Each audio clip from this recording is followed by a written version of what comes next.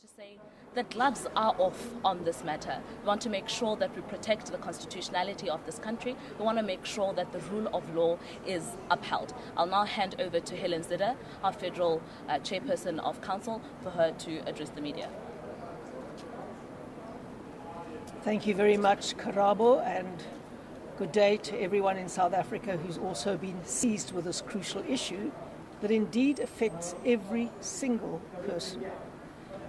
The issue here at stake is something that the writers of our Constitution could never have envisaged in their wildest dreams.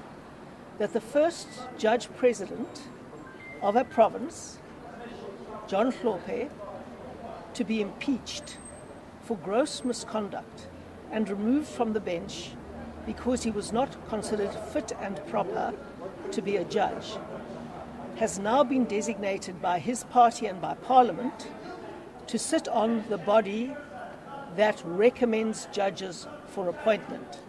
That means that someone who was impeached and dismissed by Parliament because of gross misconduct committed as a judge will now be interviewing and determining who should be judges in this and other courts of South Africa.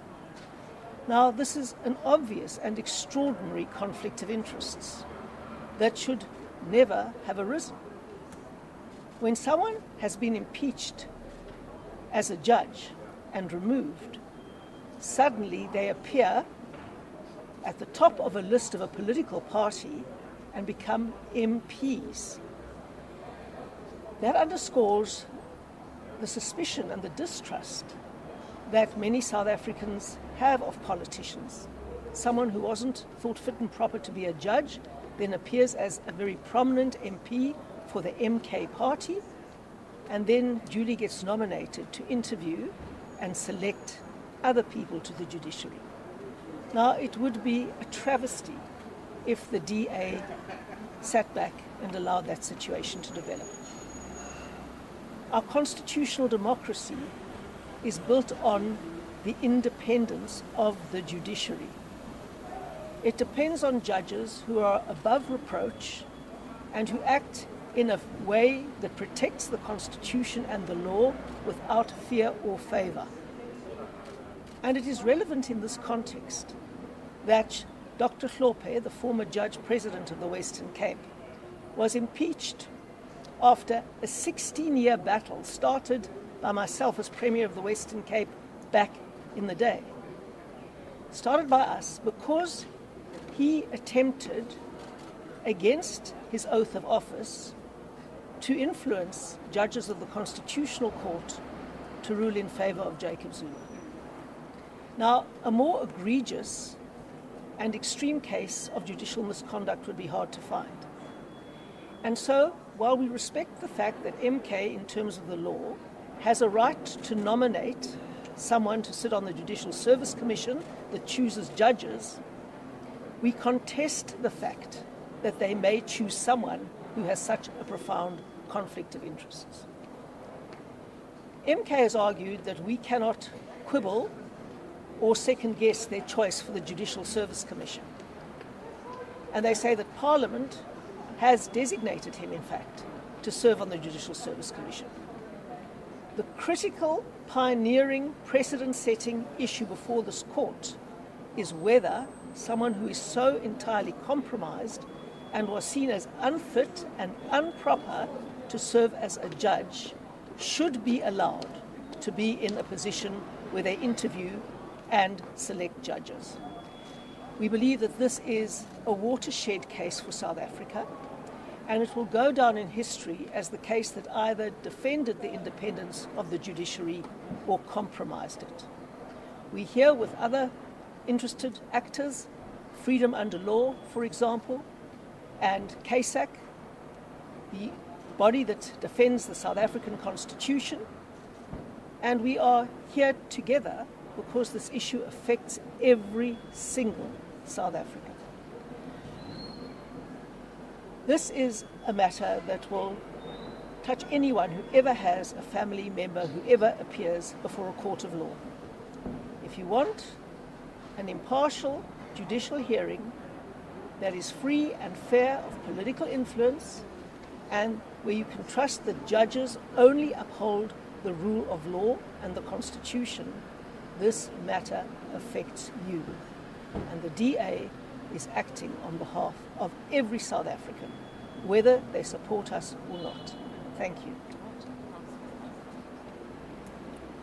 Thank you very much, Helen. Now, colleagues, I will open up for a round of Q&As.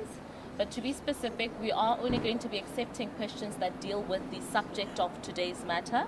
Any other questions outside of that, we will have an opportunity for one-on-ones on that.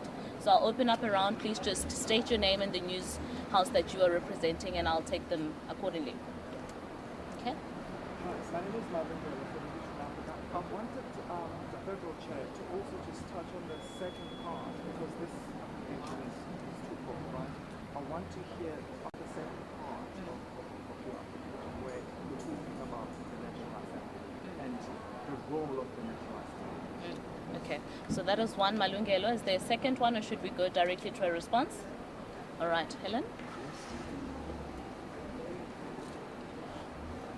In terms of our Constitution and the law, the National Assembly has the right to confirm party appointments for designation to the Judicial Service Commission. We're saying that Parliament has that right, but it cannot be an unfettered right. They have to consider the fitness and propriety of the persons that are nominated. So we're saying that if MK nominated Dr. Hlophe, does not mean automatically that Parliament is bound to send him and designate him. Parliament must still apply its mind.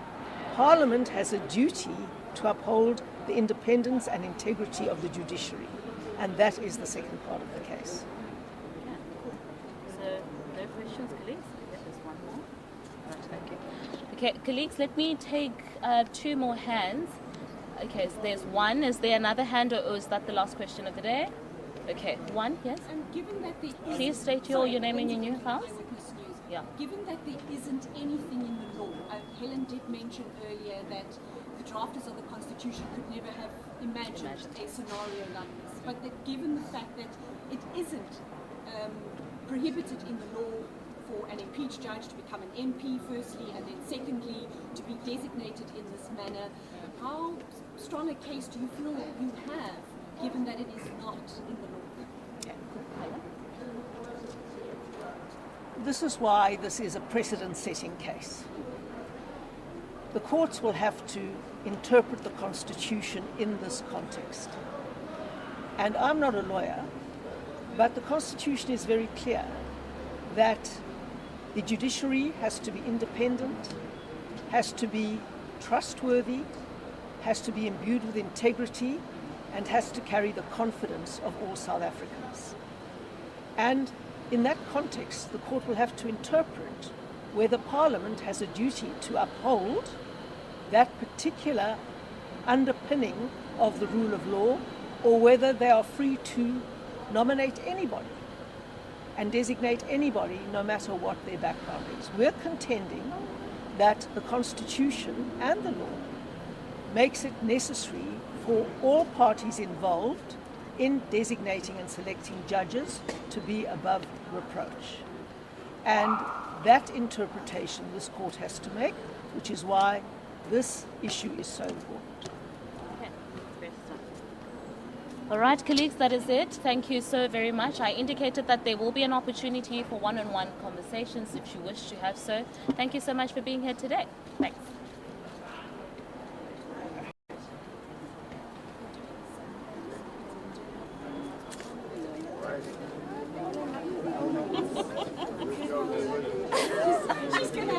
I just gave you a look. Thank you. Happy New Year. Hi,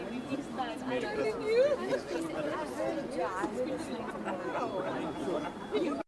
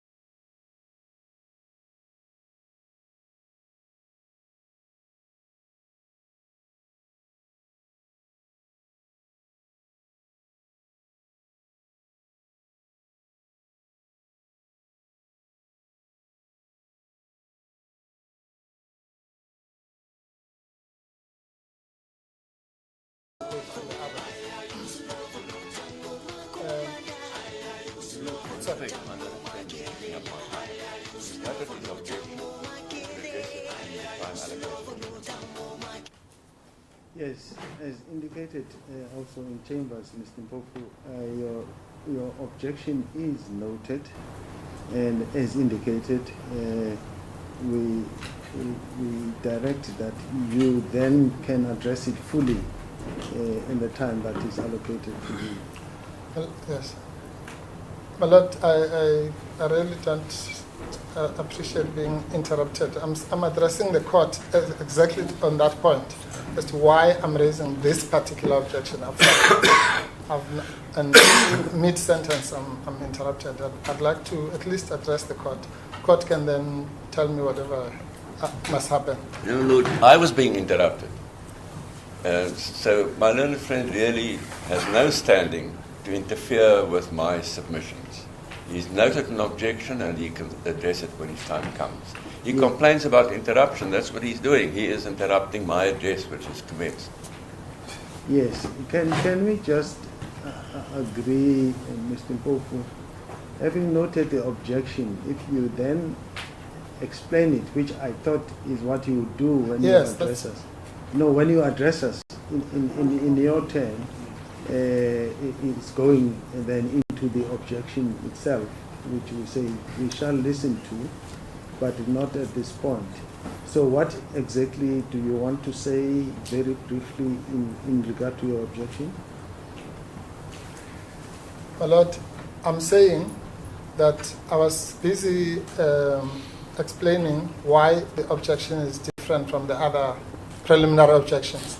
And I'm saying that this... Well, pardon me for interrupting you. In this sense, we accept that it is different, and this is why we have allowed you to note the objection now. Apart from you. So that is accepted, and it's because it's different, and you'll explain to us why it is different. So on the basis that you are accepting that it is different, and we shall allow you to expand on that, do you have anything for it? Yes, I do, my Lord, with respect. And I don't want us, I really didn't want us to spend too much time on this. Please, yes. Yes. But the court has to allow me to place my objection on the record. Yes, you have. Yes. Okay. Yes, you have. Now, no, not just to say I object and I sit down. I'm explaining why this objection has to be raised up front, Yes. if I may. Can you do so very briefly? Yes. I would have Please finished proceed. by now. Yeah. Please proceed. Yeah. All right. Now, yes, I was saying that it will be cold comfort to raise this particular objection tomorrow when we have to address the court, because by then the horse would have bolted. What would be the point of saying on Friday that we object to what has happened on Thursday? The point we are making is a simple one, my Lord, that these proceedings were set down on the basis of the interim relief that was sought by the DA. That is why this date, let's assume it's the 3rd of September now, the date was changed for practical purposes. That is why the date was nominated, and that is why any other party that became a participant in these proceedings, including us for that matter, then was, as it were, enlisted on that invitation, let me put it that way. The DA invited us here for this Part A proceedings, all of us, and we came in our different guises. Now, what we're saying, my Lord, is that it has never happened that the application for interim relief is heard. In fact, this is even worse. The application for Part B is heard before even the parties in the interim relief who brought us here are heard. It just does not, it cannot happen like that. And secondly, it also does not happen that on the same day, the same court is going to hear Part A and Part B, particularly when the matter has been pleaded the way it has been pleaded here. And my Lord, if the court just bears with me, because this is a very important point, also there's no point in wasting time in order to save time, as it were, because that seems to be what we are doing. We want to save time, because if we're going to waste an hour or two to save 5 minutes to disallow me from talking, then that also doesn't make sense. So if the court will bear with me. The point I want to make is simply this, Madam, that to waste the time of the court on an application that is clearly not ripe for hearing in these proceedings, but obviously we can't deny them the right to raise their Part B application in the correct proceedings. I don't have to tell this court about the whole question of saying you must raise the right relief in the right proceedings. These are not the right proceedings for the Part B application. Because I don't think I have to explain to the court the absurdity of the notion that you have a Part B application being heard, as I say, even now, which is worse, before the Part A. Because yes. Part A is pending. Yes. Pending Part B. Is that your explanation of the objection, Mr. Hlophe? No, not just. Let me just make one last point, my lord, if you allow me. The court, maybe the court is not interested in saving time or... No. Let me explain why. Yes. As you know, we have raised this point as the court with the parties, to the parties, indicated to them that there is that situation. Yes. And they expected a response to that. Yeah. There was none. And when this case was managed, this panel at the beginning, yes, my lord. This panel was not yet engaged in the matter. Yes. And but we have documentation to show that all parties, including the party you are objecting against, yes, my lord, were invited to file their papers, as indicated in the order of the court then, yes, ma'am, that they must file their papers, yes, ma'am, which they have done. And to boot, you yourselves, I'm referring to MK, yes, have responded to those papers. So, no, we haven't. For all intents and purposes, well, you've responded in the sense that you've alluded to some of the objections that you're talking about. Oh, yes, of course. Yes. So I'm saying now, so if you go back to the history of the court, to what happened before this panel got engaged, involved, they are here as parties duly invited by the court. And this court cannot now come and say, you are not a party here. I could make the example, for instance, of what has just happened about the amicus curiae, who was not a party, who's been trying to join. That could be dealt with by this panel because they've applied to this court. But now to come and suggest to this court that when all these parties, including FUL, having been parties from the very beginning, the points that you are raising are points that the court itself reiterated in the letter or directive that was sent to the parties, that there is that issue. But then it's an issue that's got to be dealt with in these proceedings.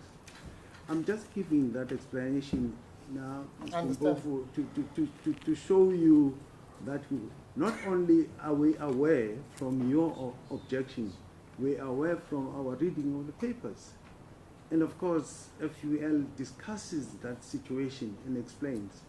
And lastly, this is a Rule 6 issue, in the sense that those parties were allowed, before this panel got engaged, were allowed into an urgent court in terms of Rule 6. And therefore, I hope that shows you that the court is alive, yes, to the matters that you are raising. Therefore, your expanding on them doesn't help. And in fact, it detracts from the proceedings in terms of the time issue, which you are also aware of.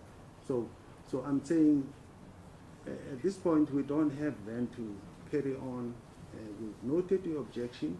We are aware in what context you are raising it, and why I'm trying to say what I've just said is to assist you to say you don't have to carry on. We are aware of that. No, we are aware I'm from not the carrying papers. on. I'm just making submissions as instructed by my client. Yeah, no, I appreciate what your Lordship is saying very much. I mean, Yes. your Lordship, that point your Lordship doesn't have to make. When Yes. Once your Lordship said we've read the papers, then I have to accept that. Yes. And I therefore accept that to mean that you are aware of because this objection was raised in our answering affidavit, in our heads, and so on. So I have no problem with that. I accept that the court is fully aware. That's not what I'm busy about now, making the court aware. I'm simply saying that it is, I'm making a simpler submission, that it is imprudent, let me put it that way, to allow at least for us, insofar as they've prejudiced us. If the court doesn't mind being prejudiced with time and so on, that's the court's, I'm not involved with that. Yeah. Yes. But as far as we are concerned, we are prejudiced by a party that's going to sit here for an hour and a half or whatever time has been allocated to them when it is not properly before this court. That's really, it's a very...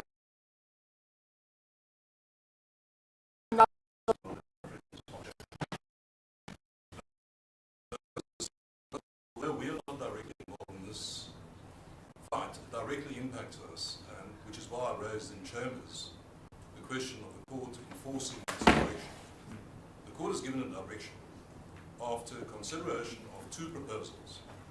My own friend proffers the excuse that he is advancing his argument in the face of the court pointing out to him that it has made a direction on this very question. There were two proposals, ours and theirs. The court gave directions as to how this man was going to proceed. With the greatest respect, my little friend, in persisting with this,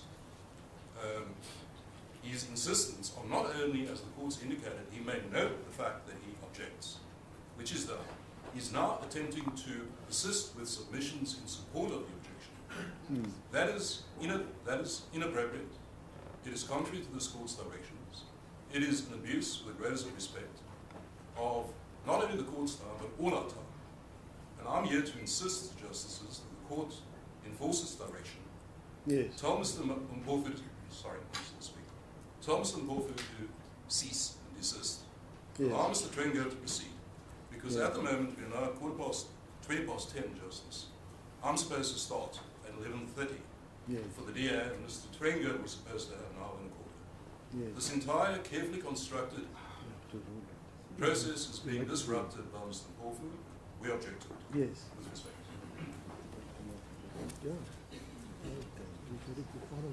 Yes.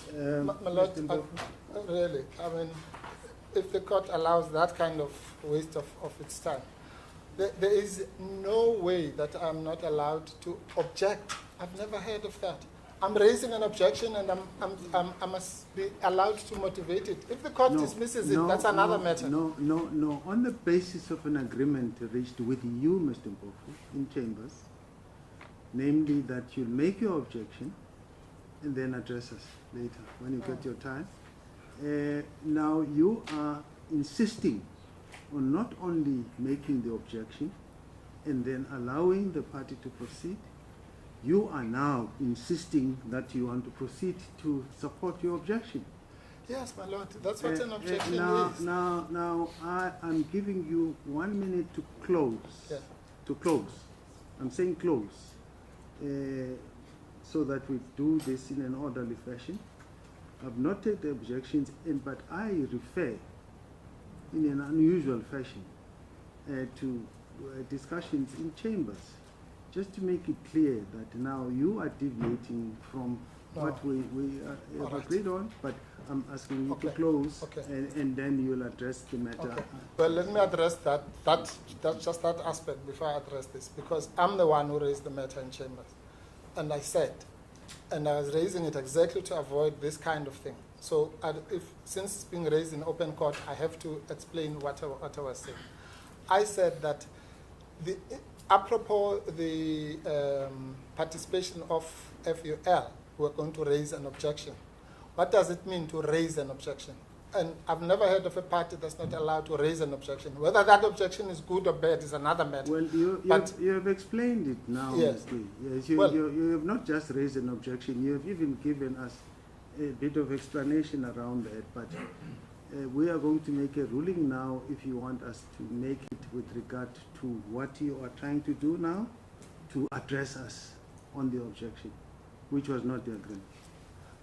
Well, if that agreement includes me, I'm not party to any agreement that says I'm going to raise an objection but not speak to it. Why would I do that? I would have just written a letter or something. When I raise an objection, if a witness stands and I say this witness is whatever, I must then say why I'm objecting. Somebody who disagrees with me, like Mr. Jamie. Mr. Mpofu, can you please close now? Otherwise, I'm going to make an order. Yes, in other words, I'm not allowed to raise the objection. No. You have raised it. No, I have not raised it, my lord. No, Mr. Jamie has correctly put it about noting an objection. That's one thing. I've asked you in chambers and here to raise an objection, not to note it. And that means I raise my objection and it's responded to, if it's responded to, and then the court makes a ruling. If the ruling is against me, there's nothing I can do. But I cannot be disallowed from raising an objection. Mr. Masuku, you're on, sorry, there's Mr. Masuku on his feet. Oh, I'm sorry, ma'am. My Lord, and Honourable Justices, I appreciate the concerns that we all have with time. My client is here because there is an interdict sought against him by the DA and Corruption Watch. That is the reason why my client is here. That is why, even though we've dealt with the basis on which this interdict is sought, essentially dealing with what FUL wishes to raise, it's a procedural auditing, it's a procedural absurdity. To have a final order, an application to have a final order granted in circumstances where the primary litigants of the case, which was the DA and the Corruption Watch, brought to this court an interdict against my client. Now we have to listen to an argument on part B of the application. Mr. Mpofu is correct. I'm quiet because I'm thinking, well, for good order, I'm going to deal with it at the end of the case. But the more I think about it, it's important that this objection is noted. And the objection is a simple one. Why are we hearing a matter on part B, which relates to the lawfulness of the National Assembly's designation of Dr. Hlophe as a member of the JSC? First, when there's an interdict that is being sought against him, which was the very interdict on the basis on which our client came here. Yes. So and I'm not going to stand up again, my lord. This is what I would accept if the court said we should just go ahead and argue everything. But this objection is valid. It should not be poo-pooed and be regarded as a waste of time. It is not a waste of time. Yes. Thank you. Thank you. I'm going to make an order now. We've got to, because we are losing time, and that's going to derail this whole hearing, which is set down for 2 days. There is no disallowing any objection, but remember this, it's for this court to decide that issue. Yes. Yes, not anybody else. Yes.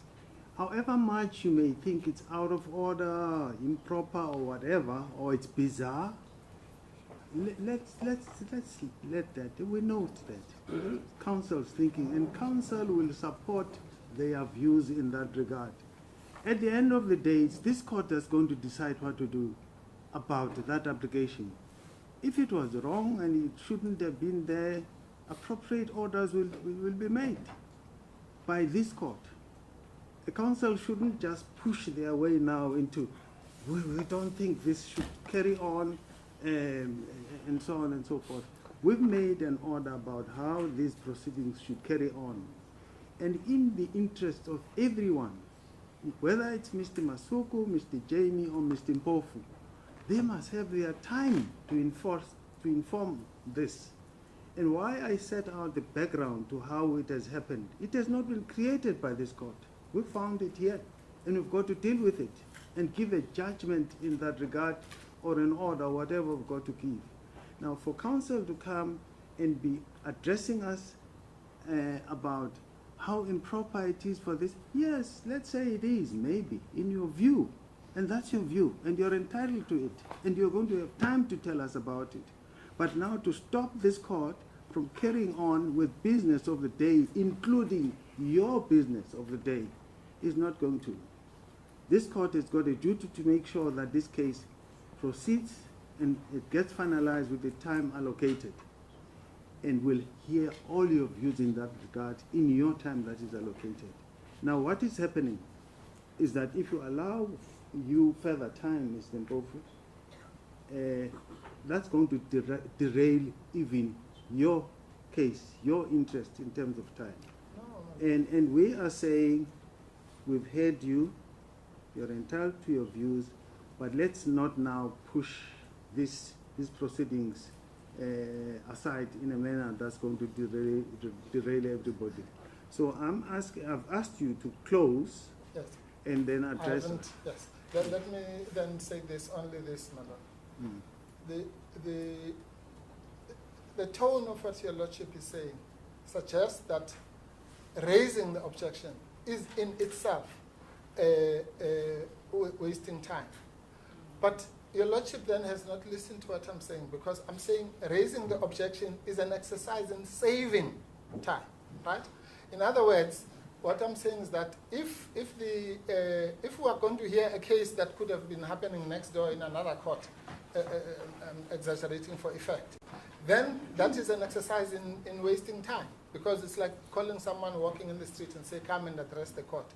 Yes. Because we're saying these parties are not before the court. That's a crucial thing, my lord. The court might take the view that that's wrong, but that's a different thing. But the court cannot disallow us, with the greatest of respect, from raising an objection and label it as all these negative things. We have clients, it's not me, and you're referring to me, it's not me. I have instructions from a client. I've got nothing to do with this. And my client has insisted that I have to say that to save the time, so that we can have enough time, all of us, to ventilate the issues. Let's not invite people walking in the street and who have raised other cases. And you're saying FUL is a party walking in the street? In terms of Part A, definitely. They have not brought a Part A application before this court. We've heard you, and the decision of this court, and the ruling of this court, Mr. Mpofu, is that we are going to hear that application, and that we've noted your objection, and yes, you know. That's a copy. May it please the court. May I note that we're starting 29 minutes late? Yes. My learned friend, Mr. Du Plessis, and I will share our submissions. The issues that I will address are the following. I will firstly look at the requirements for a designation of members of the Judicial Service Commission in terms of Section 178(1) of the Constitution. I will then address the facts of the manner in which this designation was done.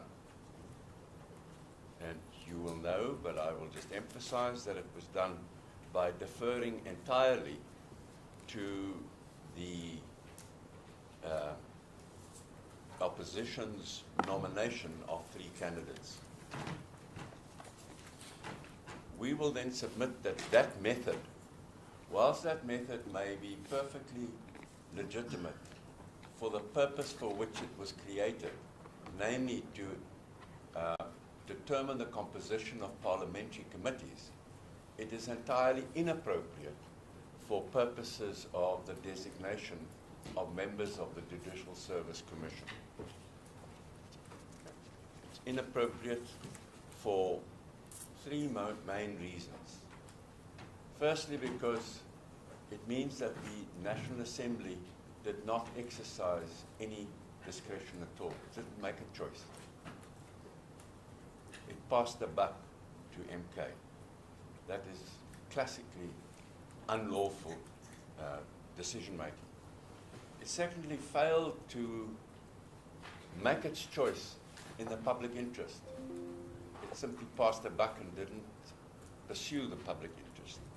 And in the third place, failed to make its choice as it is required to do in terms of Section 165(4) of the Constitution, in a way that protects the courts to ensure their independence, impartiality, and dignity. I will lastly say something about the standard of review and the court's jurisdiction. The suggestion, in other words, that this court doesn't have jurisdiction because this is a matter within the exclusive jurisdiction of the Constitutional Court. We will submit that that is not so. As for Mr. Mpofu's objection, I will address it in reply. Let me just say, we are not here participating in anybody else's application. We are here with our own application for a final order. It so happens that it's been convenient and agreed by all that this application be heard together with other applications of other people who seek interim relief. But our application is a freestanding application for final relief. It's a stock standard conventional application for final relief, and the suggestion to the contrary is completely unfounded. Let me then start with the requirements for designation under Section 178(1). Now, it's important to note that it is not only Parliament that designates, but there are a number of other functionaries under Section 178 who are given the power and responsibility of the designation of members of the Judicial Service Commission. May I just go through them very briefly? It's firstly 178(1)(c), designation of one judge president by the judge's president. And then 1G, designation of a teacher of law by the South African universities. And then follows the National Assembly in H, designation of 6 persons designated by the National Assembly from among its members, at least 3 of whom must be members of opposition parties represented in the National Assembly. I emphasize that it's not a nomination by opposition parties. It is a nomination by the National Assembly, of whom 3 of the 6 must be members of opposition parties. And then lastly, J, designation by the President of 4 persons designated by the President as head of the National Executive, with the leaders of all the parties in the National Assembly. Now, we submit with respect that it is clear as daylight that what the Constitution does is not only to give these people a power of designation, but it's also a responsibility of designation.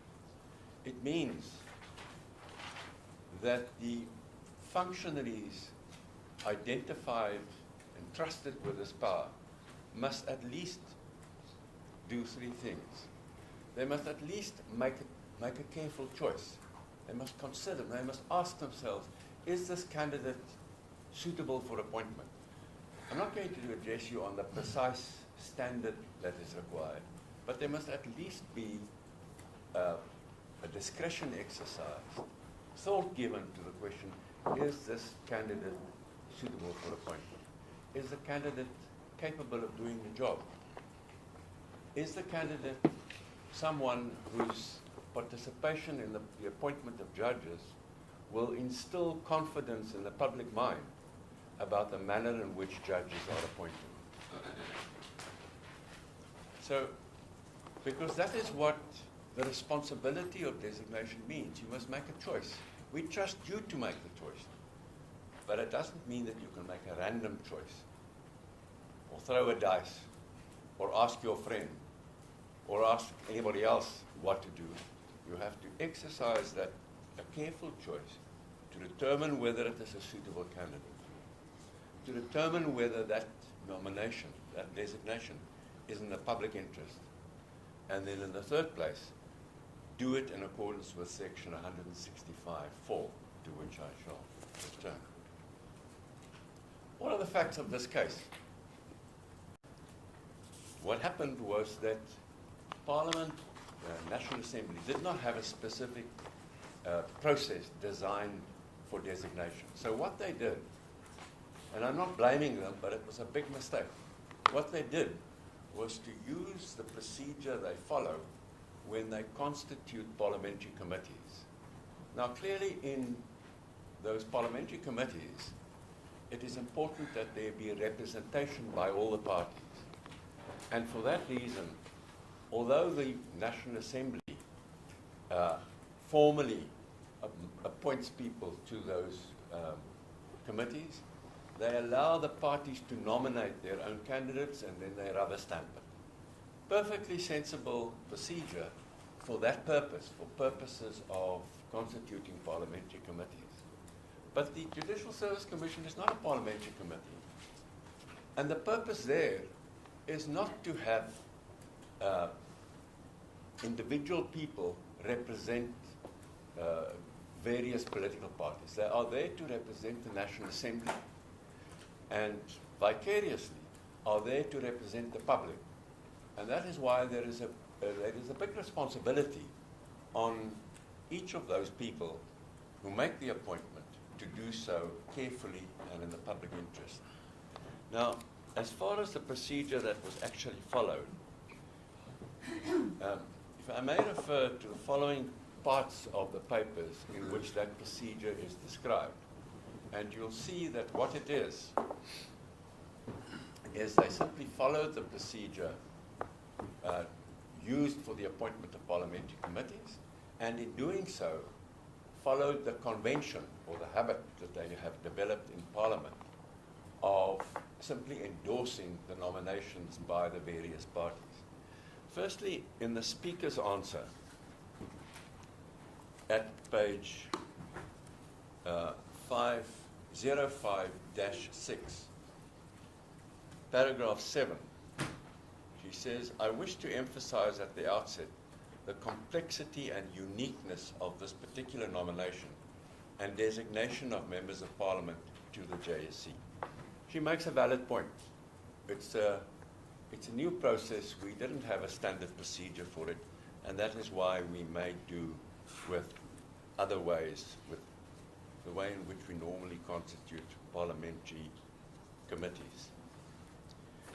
There followed a debate, and Mr. Shabambu of the EFF, then of the EFF, spoke at 05-24 in paragraph 48.3.3.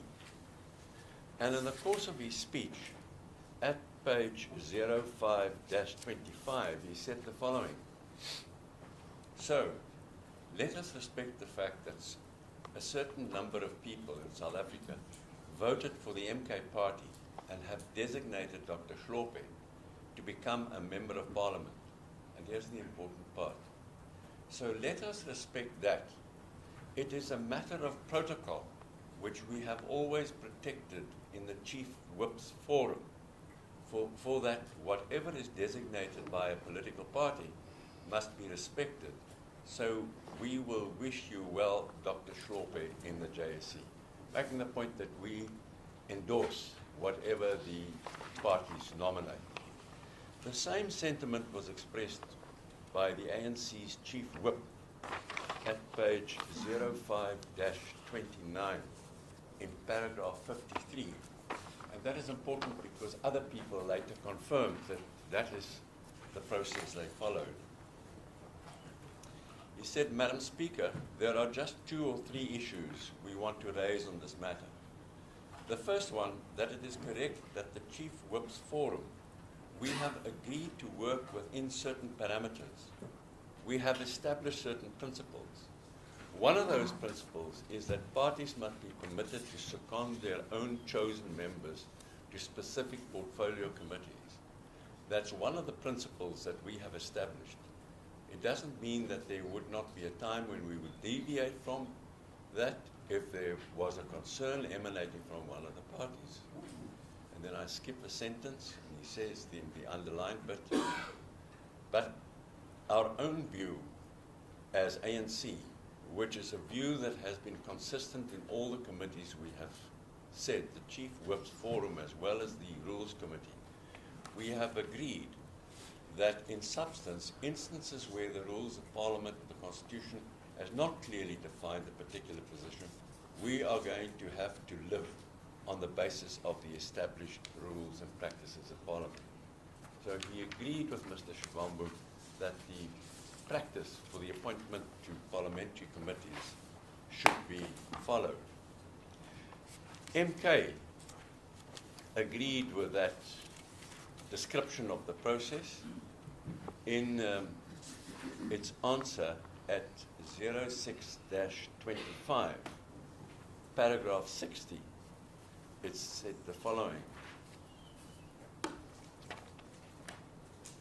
The applicants themselves have conceded that there is a convention, custom, and or long-standing practice which freely permits a political party to designate any of its members to any outside forum such as the JSC. No valid reason has been advanced for deviating from this salutary practice in the case of the JSC.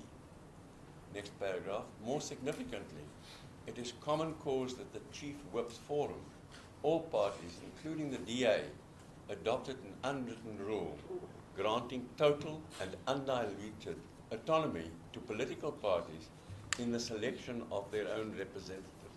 Just listen to this. This is now a function that is meant to be performed by the National Assembly. But what they did was to adopt or apply a rule granting total and undiluted autonomy to political parties in the selection of their own representatives. And then over the page at 06-26, paragraph 66, second sentence. Firstly, the rule granting political party autonomy is perfectly rational, unassailed, and well established. And then at page 0641, paragraph 141, he endorses the description of the Chief Whip of the ANC of the process they followed. So it's clear, it's common cause that the process they followed was to allow MK to nominate 3 people, which the National Assembly then endorsed. And they endorsed it not because they agreed that those 3 people were good candidates. They endorsed it because they have a convention in the appointment, in a different process, in the appointment of parliamentary committees. They have a convention of recognizing what MK calls party autonomy in making those nominations. So in the absence of procedure that was in place at the time, what were they required to do? Well, they were required to consider whether the people nominated are suitable and the best candidates for the job. And milady, one shouldn't assume that they have to have a set procedure for making these nominations. If they didn't have a set procedure, then they should have followed an ad hoc procedure.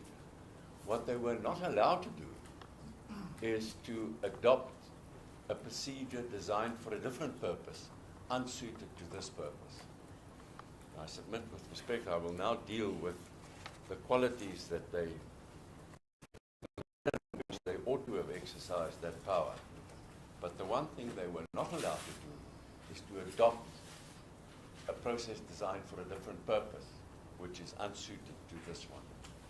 Let me turn to what we submit they were required to do. Each person, each entity empowered to make a designation must in the first place exercise its own discretion. It's easier to understand if I use the example, for instance, of the President. the President is empowered to designate 4 people. Now, the law requires that choice to be made by the President. It would be unlawful for the President to ask someone else, his PA, or his friend, or a cabinet colleague, to give him 4 names and simply to rubber stamp. The President must exercise a careful and responsible discretion to assess whether the candidate is suitable and appropriate for appointment. If the President exercises that discretion, the courts will obviously show a great deal of respect for that discretion and wouldn't readily overturn it if it is properly exercised. But the first requirement for the exercise of any public power is that the holder of that power must exercise their own discretion. And in this case, it means must themselves think about it, ask themselves whether this is an appropriate nomination. If I may refer in this regard to... Before you make that reference, Mr. Trenko, this is not the first time that Parliament was designating people to the JSC. That is common cause. Yes. And I suppose in that practice, which is common cause, a precedent had been set of applying the same procedure, let's call it the portfolio committee procedure, to the designation procedure. And it has happened without incident. And of course, one doesn't have to think hard as to why it has happened without incident. We have a first-time situation of an impeached judge sitting and falling into the category of 6. Now, when people follow precedent, as we do in our law, can they then be said to be acting wrongly, or unlawfully, or improperly, or irrationally, and all those? Let me just say, I'm not clear about the manner in which the National Assembly had previously exercised this designation power. I suspect that you are correct, but what they tell us is that they didn't have a procedure, they didn't have a set procedure for purposes of this function. And the Speaker tells us that this was a unique occasion.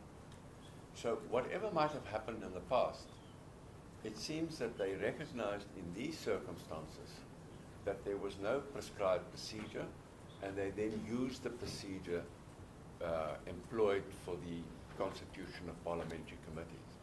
But let me accept for the moment that they probably did so, that they've probably always done so. Well, then they have always acted unlawfully. An unlawful exercise of a public power doesn't become lawful because you've done it many times. It might make it humanly understandable, but it doesn't make it lawful. And take the very first requirement for the exercise of a public power. The holder of the power must herself or himself exercise that power. You can't defer to anybody else. You can't pass the buck. And that is the principle to which I propose to refer you. In the case of Minister of Environmental Affairs, the Cinematic 14, it's 2005, Volume 6, SA, 182, SCA, paragraph 20, where the court said, in paragraph 20, a functionary in whom a discretionary power is vested must himself exercise that power. And then they cited with approval from the case of Hofmeyr, the Minister of Justice, where it was said, it is well established that a discretionary power vested in one official must be exercised by that official or his lawful delegate, and that although where appropriate he may consult others and obtain their advice, He must exercise his own discretion and not abdicate in favor of someone else. He must not, in the words of Baxter, quote, pass the buck. And then further on in the same paragraph, what the functionary may not do, of course, is adopt the role of a rubber stamp and so rely on the advice of others that it cannot be said that it was he who exercised the power. In making a decision, he would, if in making a decision he was simply to rely on the advice of another without knowing the grounds on which that advice was given, the decision would clearly not be his. And that's exactly what happened here. It's precisely the way in which the courts have held a decision may not be taken was the one adopted here. So the first fatal flaw is that the National Assembly did not exercise its discretion at all. It acted as the President would when he asks a friend to give him 4 names. That is what they did. And it doesn't matter whether they understandably did so. Maybe they did. It doesn't matter that they might in the past have done so. Maybe they did. But it is blatantly illegal. The second requirement for the exercise of any public power is that it be exercised in the public interest. And that really speaks for itself, but if I may just in this regard refer to the case of Helen Suzman Foundation v. Judicial Service Commission, 2018, Volume 4, SA 1, Constitutional Court, in paragraph 37, where Justice Matlanga said the following: I do not think it unreasonable to expect that those that bear the responsibility of nominating, designating, or electing individuals for membership of the JSC will take their responsibility seriously and identify people who are suitably qualified for the position. Well, that is what the NA didn't do. They didn't apply their minds.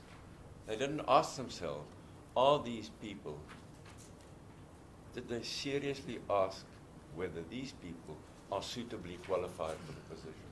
They didn't do that. They said, well, these are nominated by MK, and according to our convention, we will simply rubber stamp the MK nomination without considering whether it's a good idea.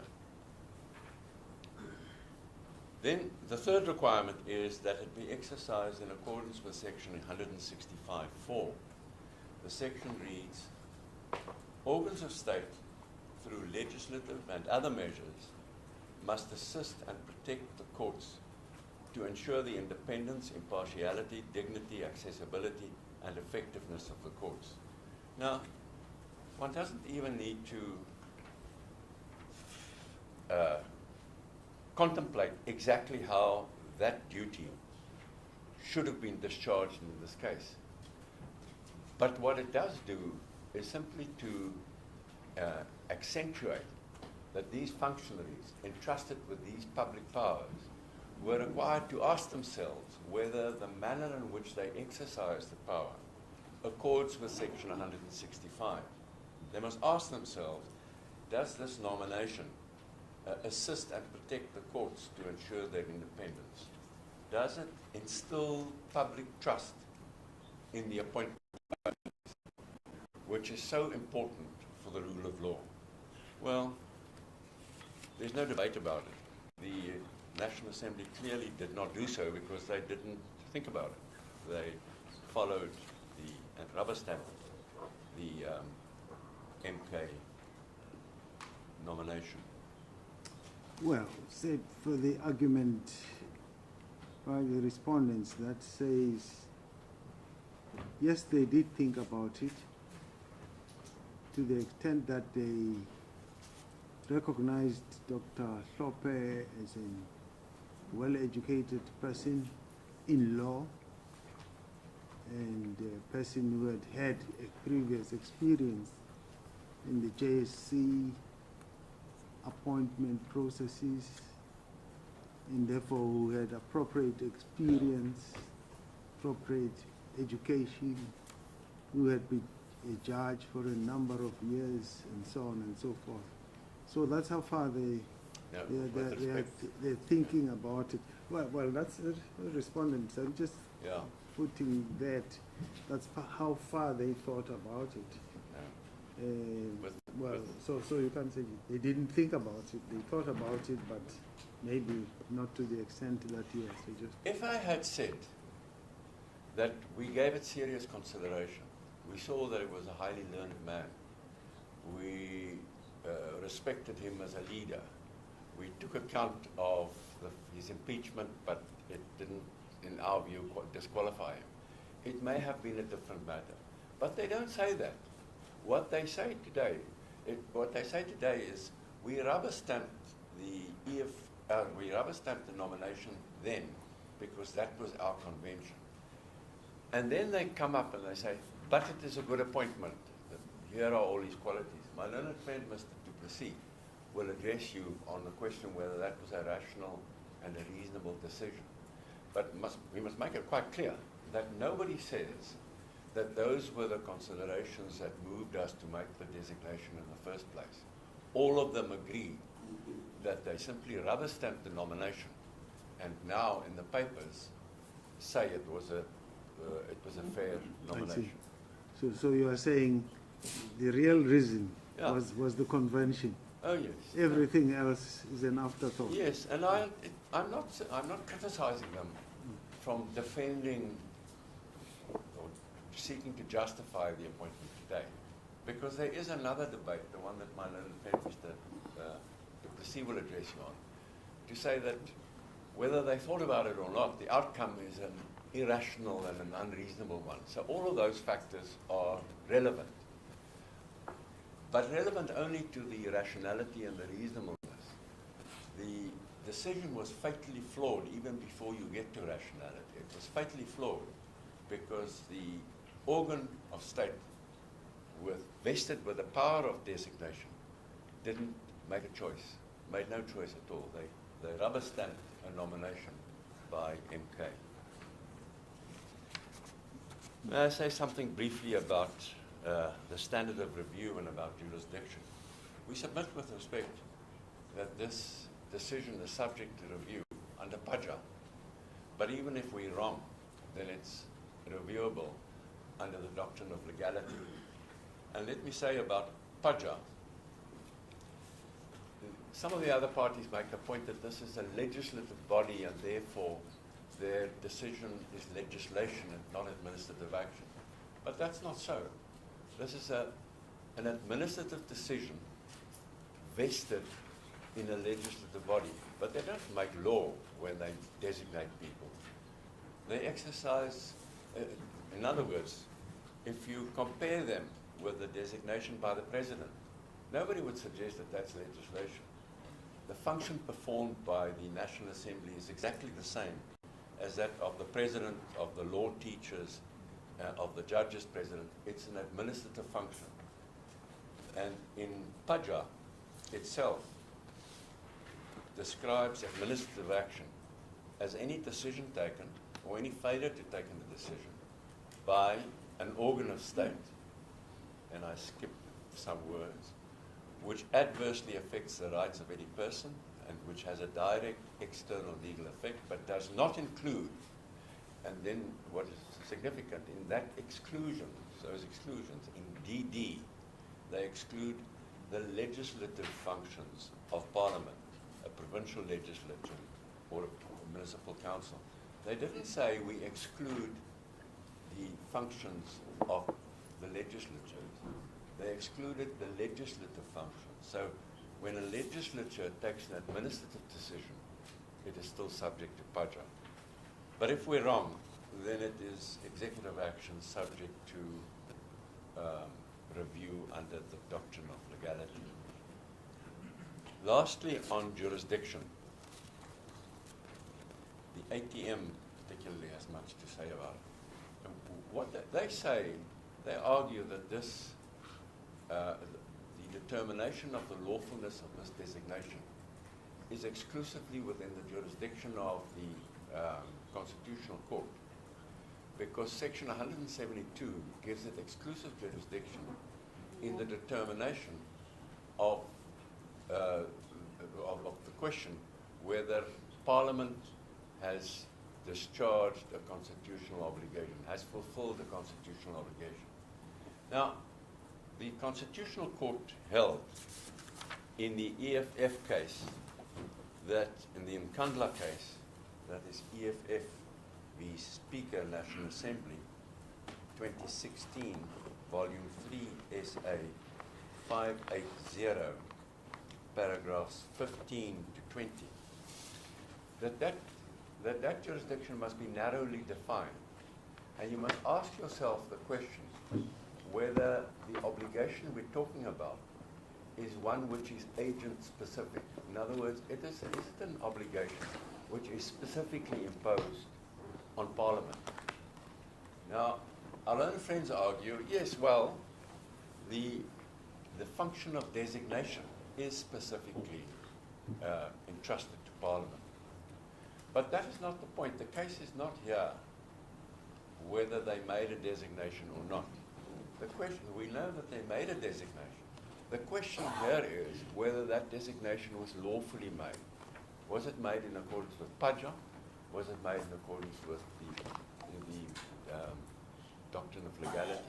Those are stock standard generic obligations. There's nothing agent-specific about it. And let me give this example. If Parliament enacts a piece of legislation, an act, which is unconstitutional, it is discriminatory or whatever, Parliament enacts legislation, the legislation is discriminatory. It is a stock standard application for an applicant then to come to the High Court to attack the legislation. It is true that the function of making legislation is a function exclusively entrusted to Parliament. But the duty which was not fulfilled, the obligation that was not fulfilled in this case, is the generic obligation to exercise administrative and executive powers lawfully and not irrationally and reasonably. So that while it is true that this case concerns designation by the National Assembly, the obligation which the National Assembly failed to fulfill was the obligation to take its decisions in accordance with the standards of administrative law. And that is a generic obligation and not one specifically imposed on Parliament. Thank you, my lords, my lady. Those are my submissions. My learned friend, Mr. C, will take over from me.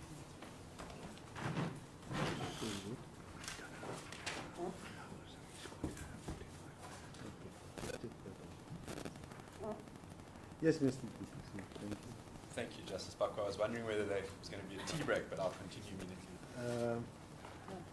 Rather no, because we've lost time. We're very happy.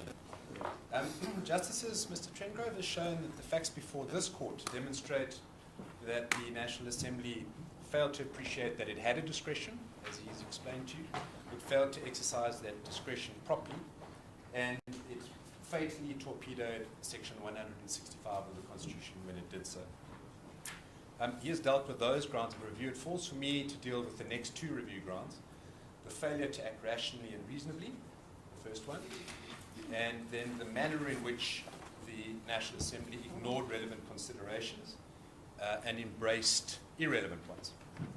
But if I might start, with your leave, Justices, just highlighting what we respectfully submit are governing and clarifying principles of review, because they keep the case, we say with great respect, simple. And for all of the plethora of defences that have been raised by Dr. Hlophe and Mr. Zuma for the MK, the case, we say, remains simple because of those critical principles of judicial review, and each of them, as you will see in a moment, have been stressed by the Constitutional Court and the Supreme Court of Appeal. I don't need to go into them in any great detail. We've raised them in our heads. But I highlight that we've not heard a word from our learned friends in response to these principles in their heads of argument. They've not contested with them. They've not grappled with them. And that is, with great respect, telling, because they don't have an answer to those principles. Three principles stand out. The first principle is this, and for shorthand, I'm going to call it the Similane principle. It dealt with the decision by the President to appoint Mr. Similane as the National Director of Public Prosecutions. It's in our heads of argument in the Democratic Alliance case versus the President of the RSA. And that principle is the following. It says that for a decision maker, particularly in an appointment process, to act rationally, then the decision maker must do two things. Firstly, it must consider properly all the relevant considerations, precisely to ensure that the purpose of the statute is met. And secondly, and critically, it must explain with proper reasons why it overlooked critical principles that are material to its decision. And the principle works like this in this case, Justices. The decision-making process adopted can render the entire decision irrational if it ignores information that was obviously relevant to the fulfillment of the legitimate government purpose in issue here, which was appointment of people to the JSC. And here we say with great respect that the National Assembly failed to consider properly the serious findings that had led to Dr. Hlophe's impeachment and would obviously have destroyed public confidence in the JSC. So we say in the first place that the Constitutional Court's decision in Similane make this court's task easy in confirming the unlawfulness, because the Constitutional Court said it clearly in Similane, dealing with an appointment process, and it did so through the lens of rationality. It said that if you fail to consider that consideration, then it has a fatal effect. It colors the entire process as irrational. So it may be that there were other reasons. There may be precedent or practice or past manners in which the appointment was done. That's an irrelevance if there is a failure to consider a serious and proper consideration in the form, for instance, of Section 165.4. So that would render the entire process unlawful. And with respect, the Similane judgment is important for another reason. We have heard references to separation of powers, and Dr. Hlophe and Mr. Zuma tried to argue that the decision by the National Assembly has to be respected because of some form of deference that the court owes to the National Assembly. But with respect, deference doesn't enter into the picture. The Constitutional Court has shut that line of argument down, and it did so again in the Similane judgment. You'll recall there it faced the same contentions. There the argument was, but Mr. Zuma's decision to appoint Mr. Similane should be respected, and the court should show deference to that decision. But the Constitutional Court said that that argument was entirely misconceived. It did so at paragraph 44 of the Similane judgment. Judges, I'm assuming you have all of those cases available. I don't need to take you to the case lines reference. But at paragraph 44 of Similane, this is what Justice Jacob said. He said their argument was entirely misconceived. Rationality, which is what I'm dealing with, does not conceive of differing thresholds. The separation of powers, said Justice Jacob, has nothing to do with whether a decision is rational. In these circumstances, the principle of separation of powers is not of particular import in this case. Either, he said, the decision is rational or it is not. And that has been further confirmed in a judgment, or referenced, I should rather say, in a judgment. I think Her Ladyship Justice Collis was in the matter. It was dealing with Zimbabwean exemption permits.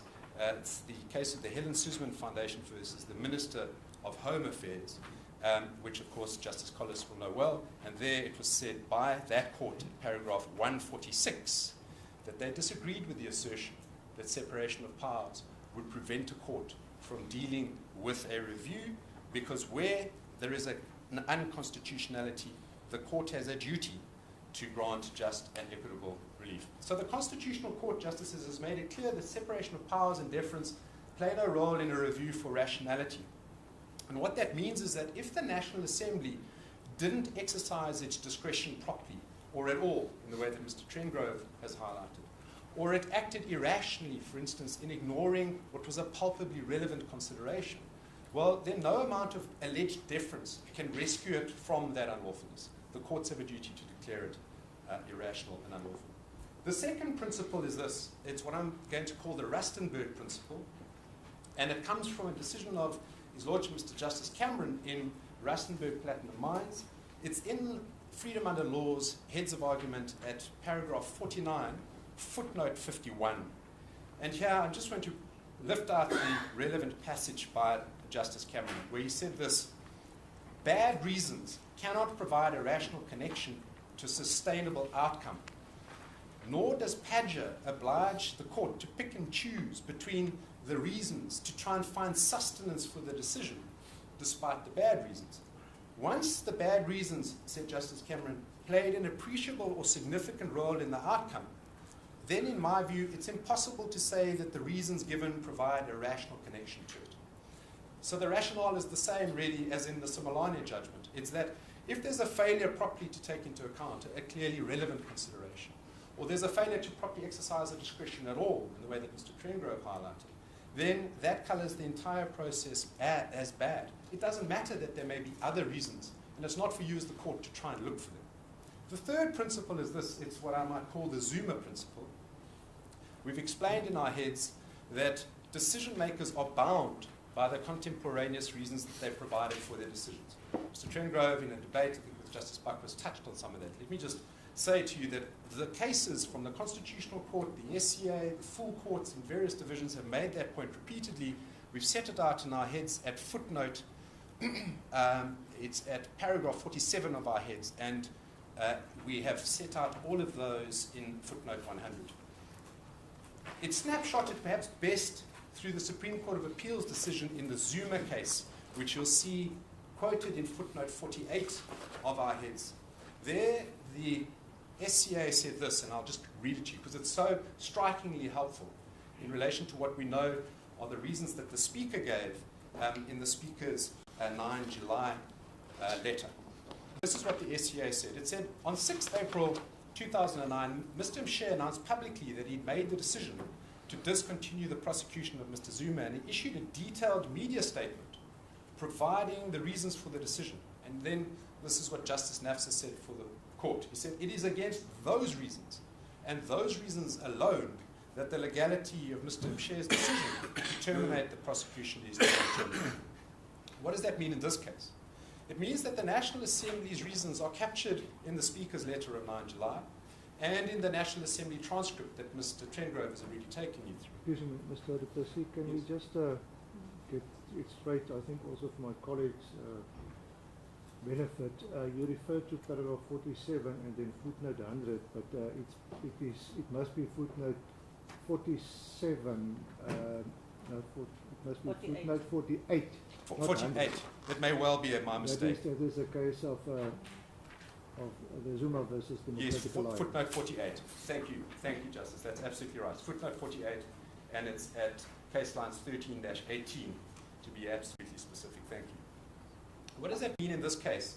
As I'm saying, it means that the National Assembly's reasons are captured in that letter that the Speaker issued of the 9th of July, and in the transcript of the debates that Mr. Trengrove has really highlighted in the National Assembly.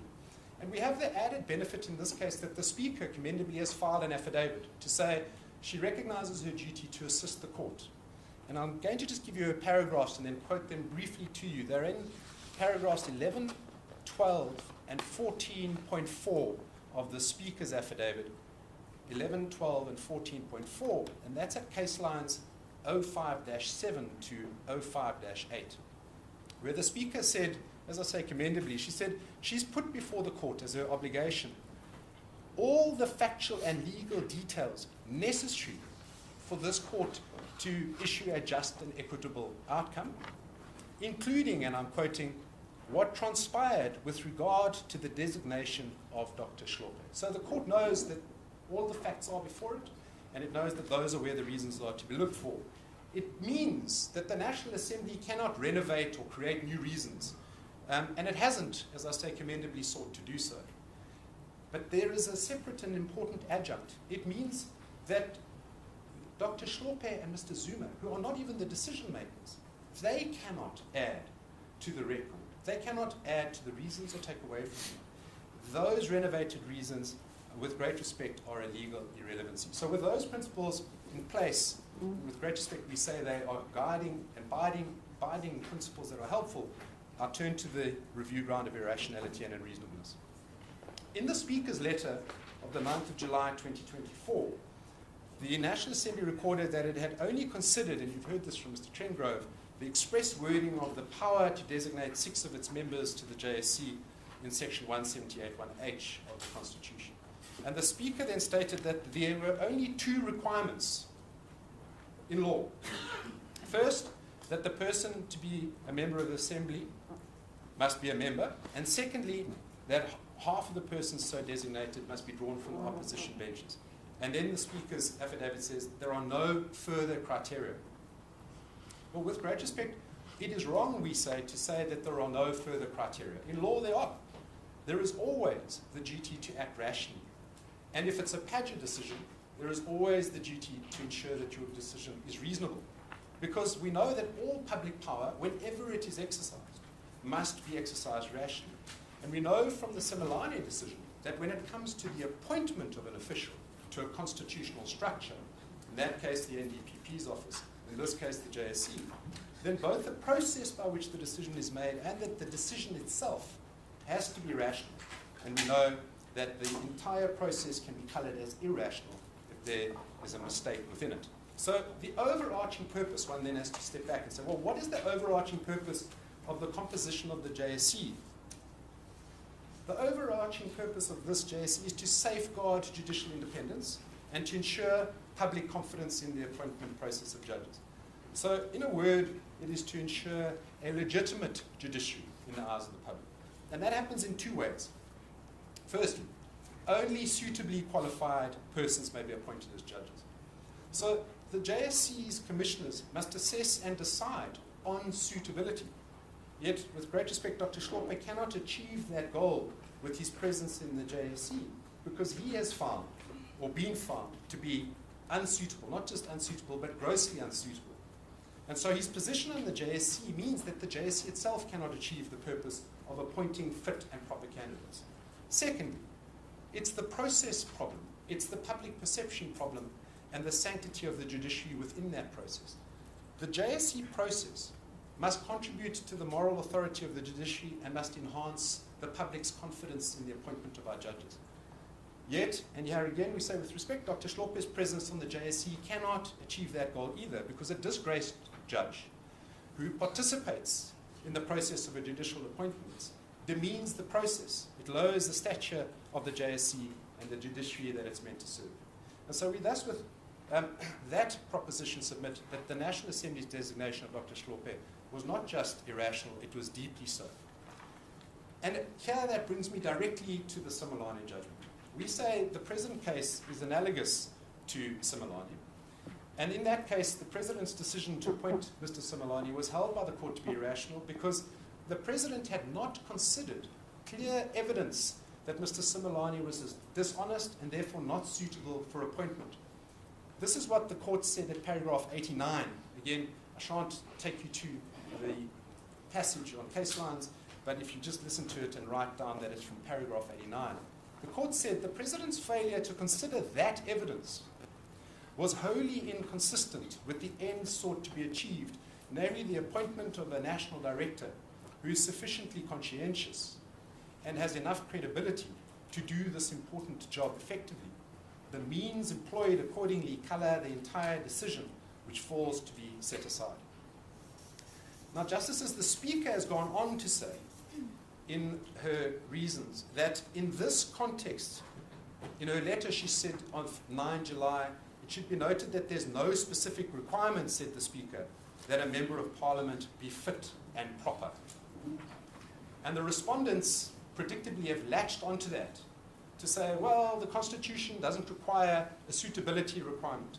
But with great respect, that is flat wrong for 2 Constitutional Court decisions making it so. The first is the decision that my learned leader, Mr. Trengrove, referenced. It's the Helen Suzman Foundation decision of the Constitutional Court, and he read to you from it where the Constitutional Court made it clear that when we talk about appointment of candidates to the Judicial Service Commission, given its critical role in the appointment of judges, it is expected that suitable, that's the word that the Constitutional Court used, suitable candidates will carefully be selected for that particular body. The second decision that puts paid to this idea that there is no... Excuse me, Yes. Mr. Kupesi, are you still referring to that paragraph 37 of... Yes. Can you go to that paragraph? Yes. You say that suit the... I'm not sure whether the wording that you've just referred to is stated in that paragraph. The suitability is clearly expressed. So it says this, bearing in mind the importance of this function, Justice, in other words, the function that the JSC plays, where the court had said just previously it plays a crucial role in our constitutional democracy. It said, I do not think it unreasonable to expect that those that bear the responsibility of nominating, designating, or electing individuals for membership of the JSC, in other words, the National Assembly, will take their responsibility seriously and identify people who are suitably qualified for the position. The next judgment that makes it clear that suitability here means appropriately qualified is again the Similani judgment. In Similani, the argument was that the Constitution doesn't expressly say, when it talks about Section 179, that the National Director must be somebody that is suitably qualified or fit and proper. And this is what the Constitutional Court said in Similani at paragraph 13b. The Constitutional Court said, Section 179 obliges national legislation to ensure that DPPs are appropriately qualified. There was some suggestion on the basis that Section 179 makes a continuous distinction between national directors and other directors that the Constitution does not require the national director to be appropriately qualified. Said the court, I'm prepared to accept that the reference to directors being appropriately qualified may be construed as a reference to directors of public prosecutions and not the national director. But then here's the critical paragraph. The court said, all this means is that the requirement that the national director must be appropriately qualified is not expressly stated in Section 179. This cannot mean, said the court, that the Constitution does not require the national director to be appropriately qualified.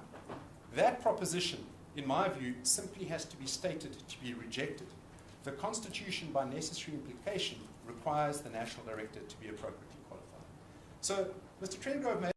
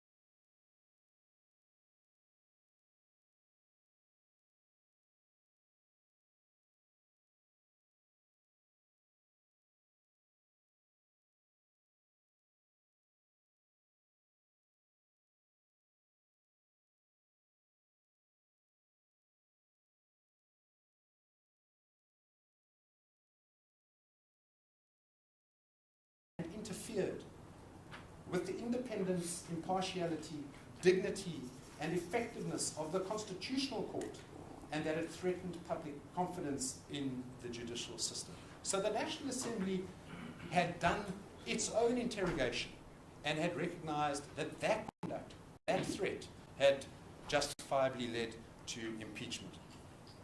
And here then is the third and final red light that ignored. It comes from two judgments of the Constitutional Court, and I can end with these. The first, again, is Similane. In the Constitutional Court's decision, it explained that in an appointment context, the body doing the appointment, or the designating in our case, has to give proper reasons why it has chosen to ignore its own previous impeachment decision, and even if it was in a differently constituted way. The impeachment decision of the National Assembly has to explain it. Justices, Mr. Trengrove already made the point to you that there may have been multiple reasons, but if there was a particularly important feature of it, in this case, there was the important feature of impeachment, it needed to be properly dealt with and explained. And in the reasons, you'll see no discussion of this in the National Assembly. You'll see no reference of this in the 9 July letter of the Speaker. There's none of it. There's no grappling with that important relevant consideration. And by that light, then Similane is really the end of the case. Because have a listen to what the Constitutional Court said at paragraph 69 of Similane. It said this: on the face of it, the contradictions reflect on Mr. Similane's credibility, integrity, and conscientiousness. Here's the quote: they were and remain material. Any decision by any person aware of this evidence, and here the National Assembly in our case had to be aware of this evidence, any decision by any person aware of this evidence to ignore it in a decision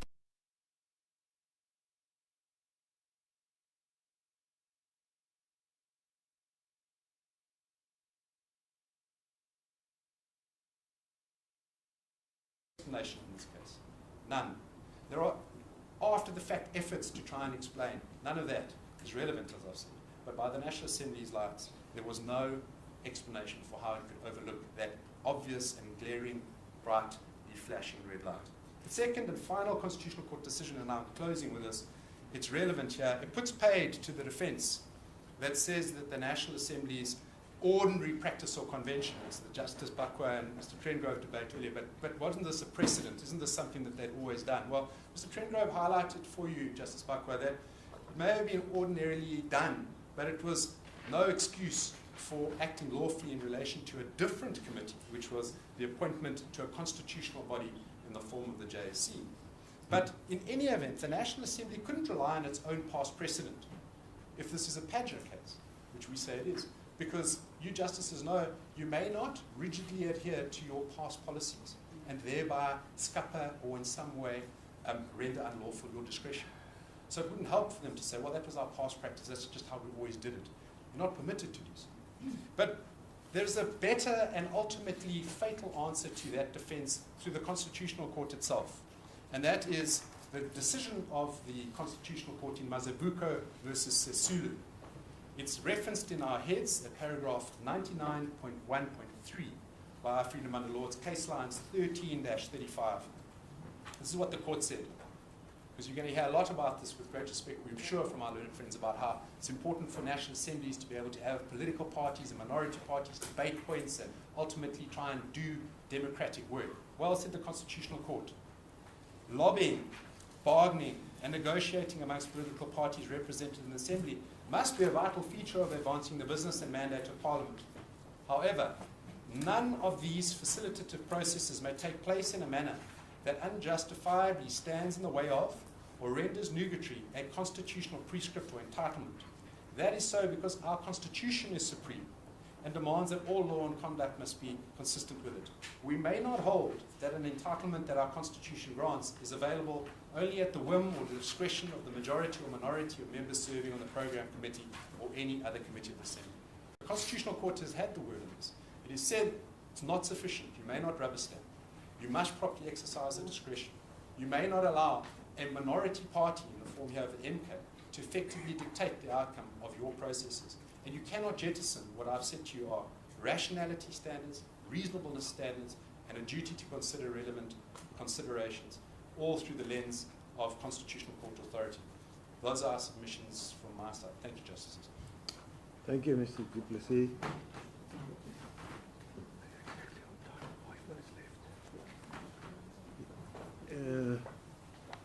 We appreciate your being on time.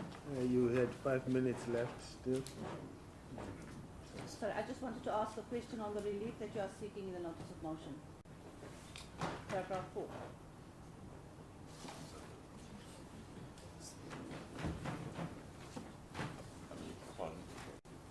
Paragraph 4 of the notice of motion.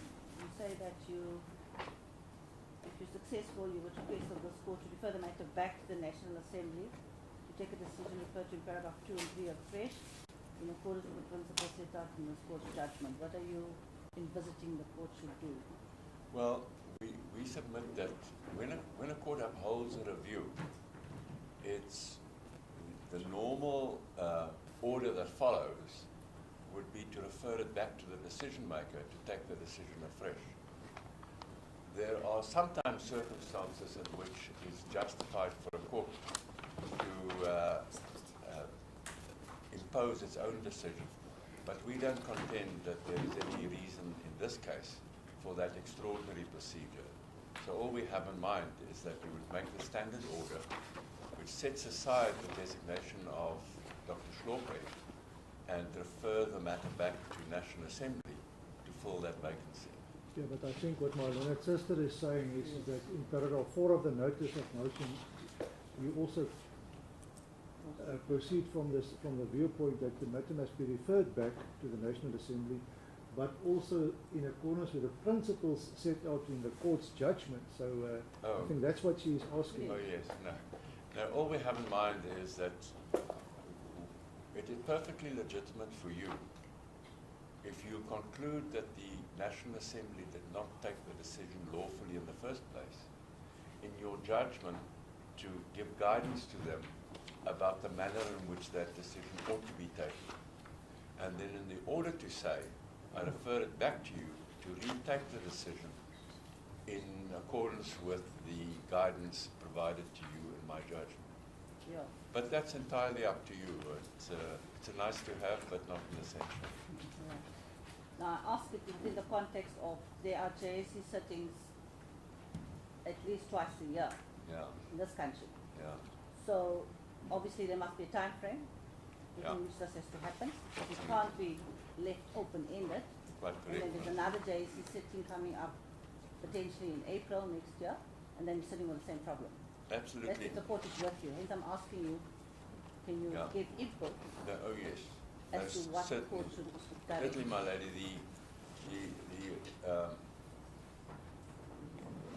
new designation must be done in time for the next Judicial Service Commission. I'm not sure that date appears from the papers, but we will, I believe it's October, but we will certainly let you have that date, because the purpose would be defeated if the process, if there isn't a lawful designation in place in time for that meeting.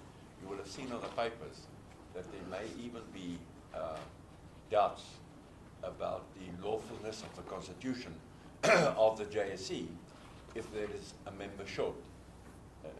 We don't want to get into that risk. So it would be important for the vacancy to be filled before the JSC convenes again. Well, and if we're not prepared to consider and give a judgment on your application, bearing in mind the 2 other applicants merely asking for interim relief, what must we do then with the application? Instead of just this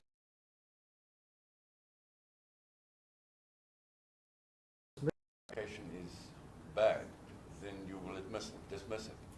But if you find that it is more appropriate to give interim relief now and consider final relief later, well, then you might postpone this application. It might even be tempting to postpone it to beyond the Constitutional Court's judgment in the pending matter before it. So those would be options open to you, but we submit with respect that we are here to persuade you that it is not necessary to go the A and B route, that there is a clear case for final relief. And if there is, then we submit with respect that the proper judicial response is to give that final order, not to prolong the process by interim and later final. And your submission in this regard is you followed the Rule 6 route. There's nothing extra to be added. The whole recordings before the NA are there, and that's the whole record. Yeah, no, entirely. Entirely so. Interim relief is an appropriate remedy only if the matter can't now be finally determined. But if we persuade you, as we hope we do, that you can now finally determine the matter, well, then the need for the more cumbersome process of interim relief falls away. Yes. On the back of my brother's question regarding what needs to be done, is the option that you've referred to in the light of the Part A applications by the DA and the Corruption Watch, is that not, I know you're trying to persuade us, but maybe I'm trying to persuade you. Is that not a better option in light of the Constitutional Court application that you've now joined, or you have applied to join by the Free AfriForum? We would submit with respect. I understand the human inclination not to want to speak on an issue which the Constitutional Court is shortly to address. But that Constitutional Court judgment might take a very long time to be given. And we submit with respect that the priority, the proper priority, not the human temptation, but the proper priority of this court is to ask itself how best to solve the problem of an illegal designation. And we submit with respect that given the urgency that is common cause and the problem that Justice Collison raised, appropriate and effective way to address the problem is to give a final judgment and have that vacancy filled. If you are later held to have been wrong, well, that's a risk that the judge runs every day. But your first duty is not to avoid being found wrong, but your first duty is to solve the legal problem which is presented, a national problem which must be solved in the national interest. Can you imagine if the appointment of judges were to be held up by a prolonged and time-lapse process? Well, I would still try to get you around to the question of fairness. These applicants have come appropriately so on the Part A, and we've all gone through their papers as you have. And if they make out a case, is that not a fairer? As I say, it bothers me that there is this case at the Constitutional Court, and you must now come in and make a final determination, only possibly to be found to be wrong. Is that the way to proceed legally? Do you want to create such kind of precedents where we have now finally determined the Concord says no, that does My Lord, is that not the procedurally proper and fairer way of doing things in light of the specific circumstances of this case, looking at it, including there? I mean, it is the... I'm not excluding the possibility, nor am I prejudging that you have not made out a case, but I'm just I appreciate considering the question postulates. I appreciate that. But let me say about that is of course the burden of every judge that they might be found to have been wrong on appeal. But that is a burden that you bear with fortitude, and a burden that should not dictate the manner in which you perform your judicial function. And we submit with the greatest of respect that the proper performance of your judicial function in this case is to ask yourself how best to solve the problem before you. And we would submit with respect that if a case is made for final relief, then the proper judicial response is to grant that final relief. Interim relief does not make sense if a case for final relief is made before you.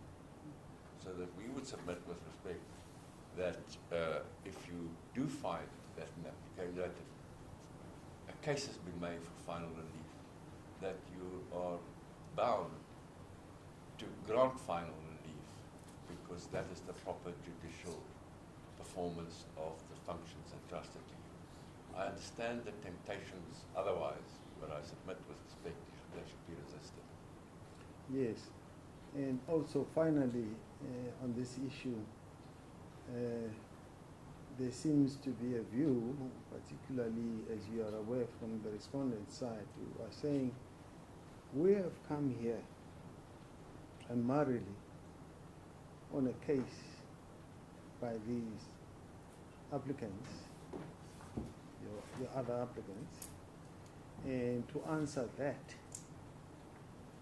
which we have done, and maybe that's the matter that we've come to answer. The other is coming in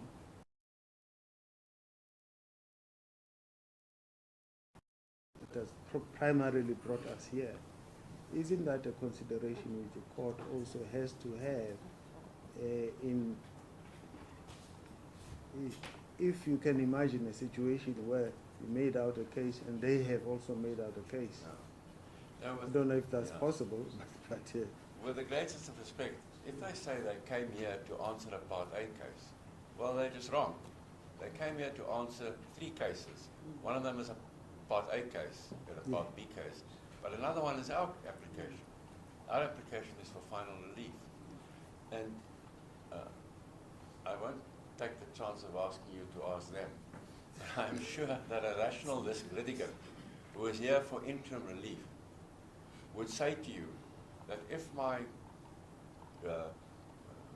partner application, the other applicant, I don't want to call it partner application. Yeah, you might want to we're not partners, not partners with a GI. But if the other application before the court today is one for final relief, and if you conclude that a case has been made for final relief, I'm sure that those people seeking interim relief would be the first to say to you, solve the case now by granting final relief rather than the more careful route that we have contemplated. Yes. No, thank you for those responses, but we don't have the chances of saying what would you prefer. No, I appreciate that. We don't have that. So we've got to just look ahead. Yeah, but you asked me what would the other parties say, and is it fair to the fellow applicants? My answer to you is that we brought our own case for final relief. It's a freestanding case, unconnected to any of the other cases. And if you were to find that final relief, a case for final relief has been made, then there really wouldn't be any good sense in not granting final relief. Yes. I've obviously no brief to what's named, but ultimately they're saying if you grant interim relief and the relief that is being sought by FUL is similar to Part B, then we have a chance then to face that case and answer it maybe more properly or have more time to deal with it. And that's the order of things, and that's the manner these Part A and B applications proceed in anyway for review. That's how it happens, and then we'll have that. They will have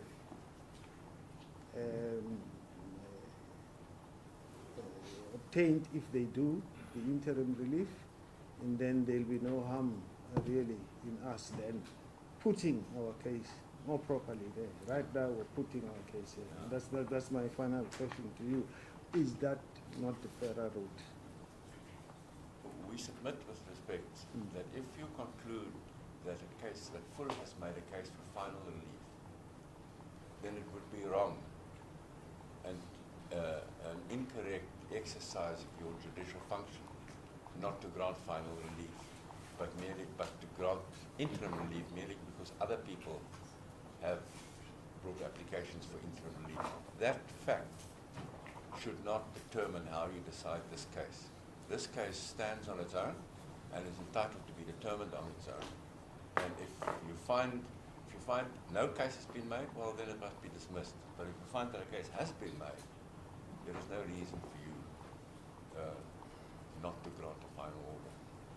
But if we do make the order, in the event of us making finding that interim order, you said the postponement to when would be an alternative?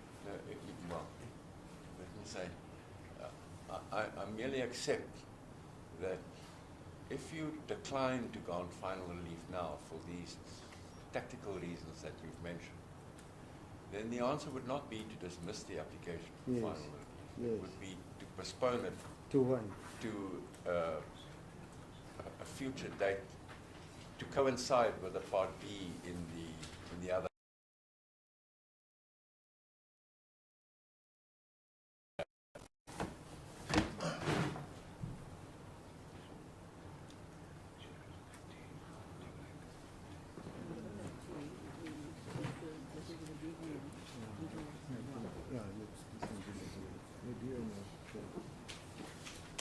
Mr. Hlophe?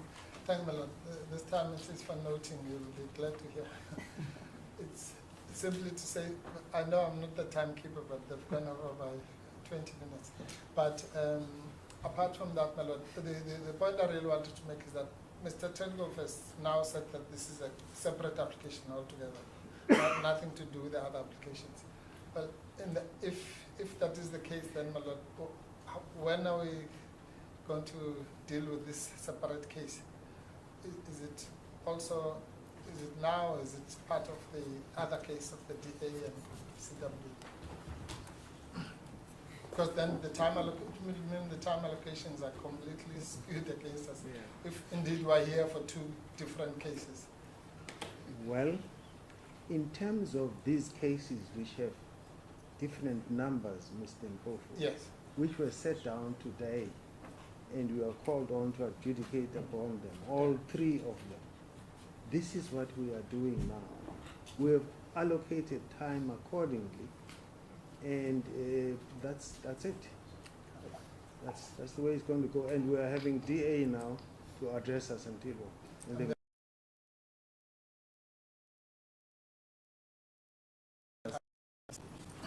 As the court pleases, justice is now almost 12 o'clock. I don't know whether the court intends taking a couple No. To solve the time issue, we're trying to adhere to that.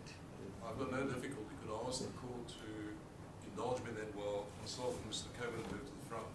We were accommodating Mr. Hlophe. Yes. The court wants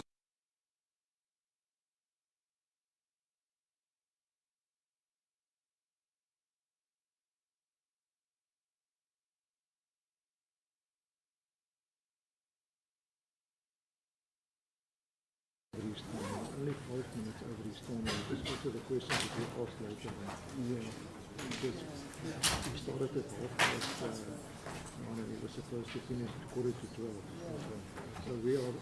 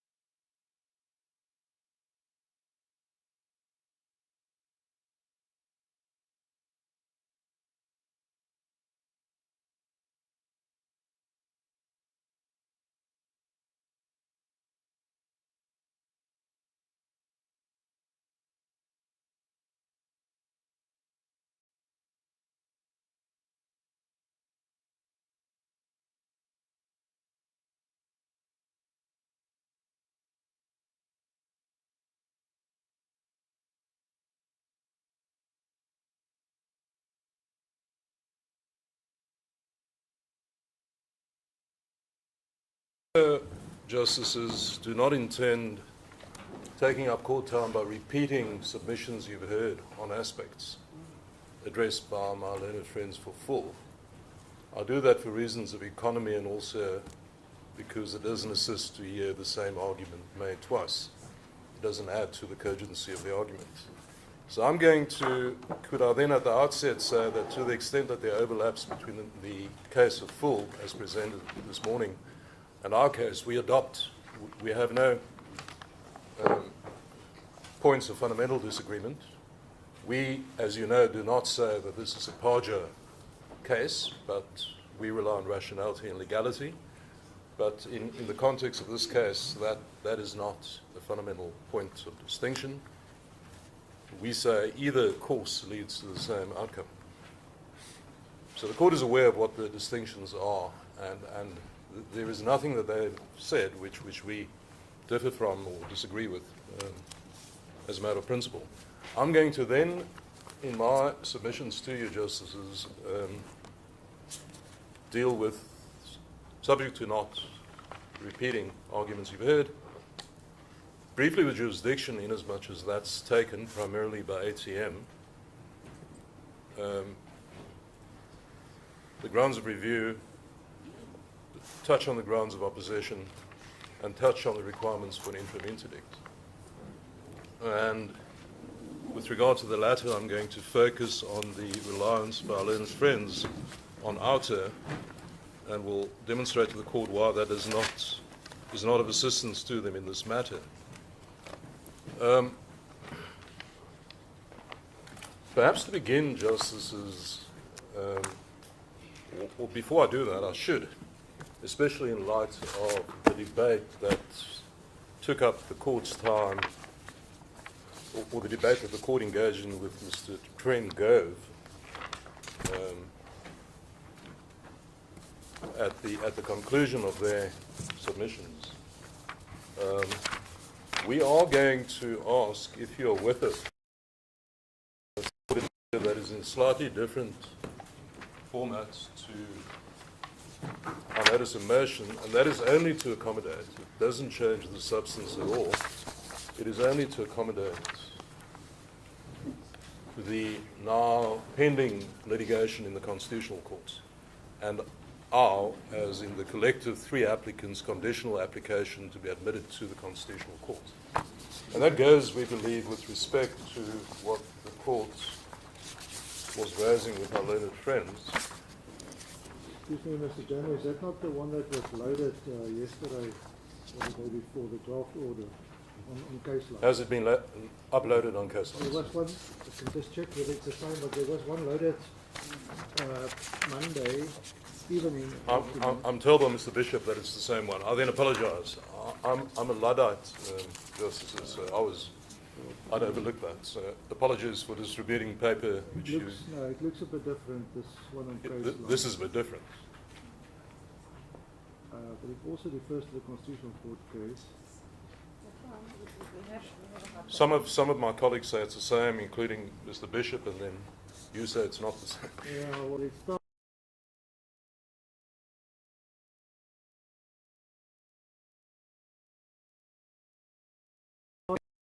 Must we work on the hard copy? You must work on what I've just handed you, Justices, if you will. I apologise for any confusion in this regard. Work on the hard copy. So the relief that we now move for, if you're with us, Justices, is that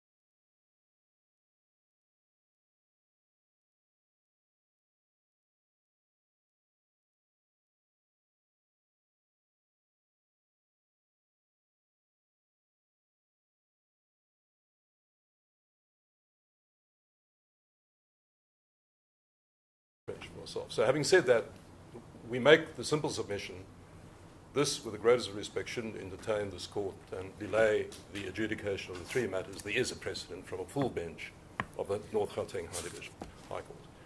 Yes. Having said that, Justices, if I can then go on to the jurisdiction issue, as we understand it, it is taken primarily by ATM, and the objection is to, as we again understand it, to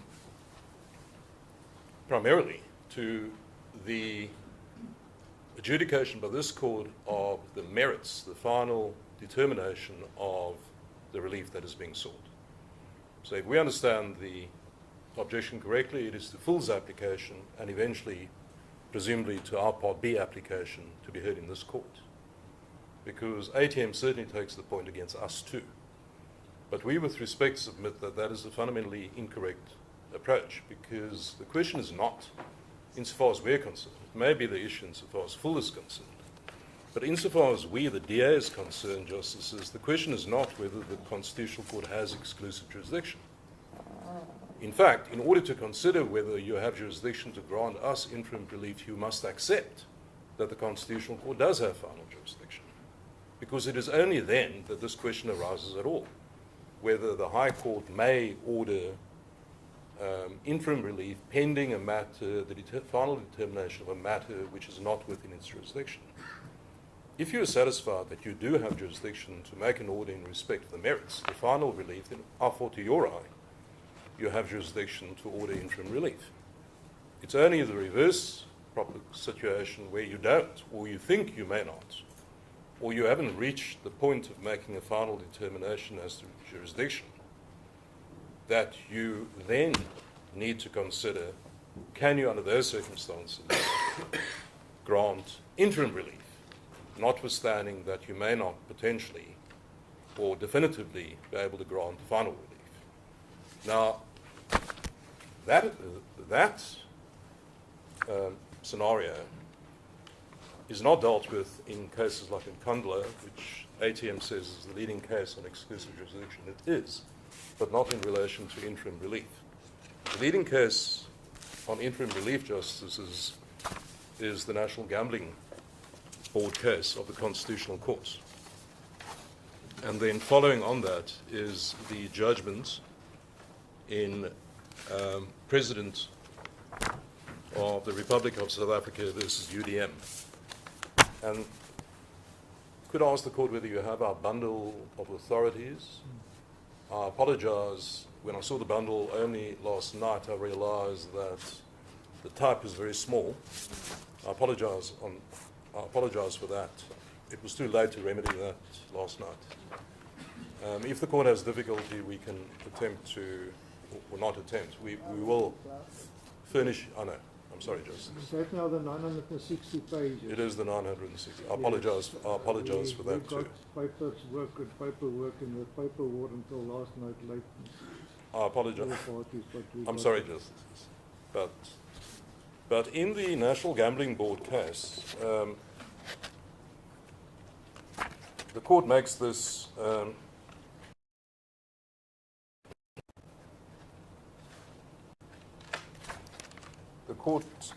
clear. You have the bundle.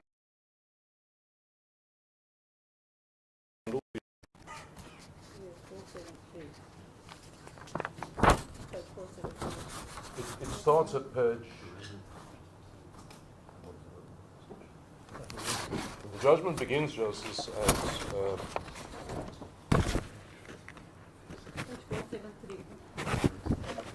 It begins at 465, Justices, and I'm going to be referring to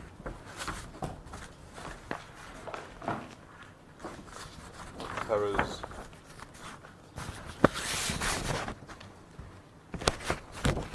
Yes.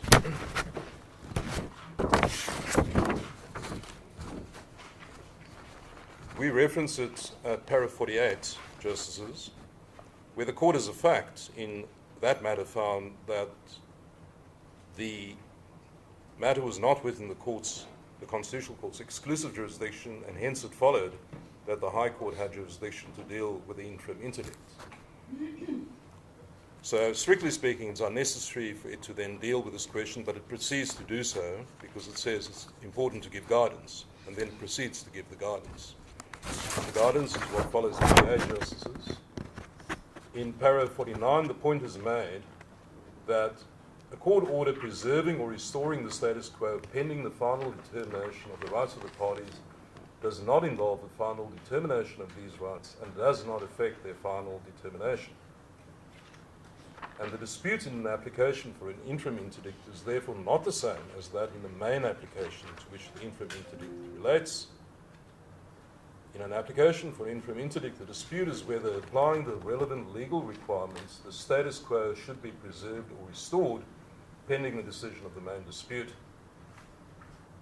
And then it concludes that common law court's jurisdiction to entertain an application for an interim interdict depends on whether it has jurisdiction to preserve or restore the status quo. It does not depend on whether it has the jurisdiction to decide the main dispute. In para 50, it then goes further and explains how that approach is to be applied.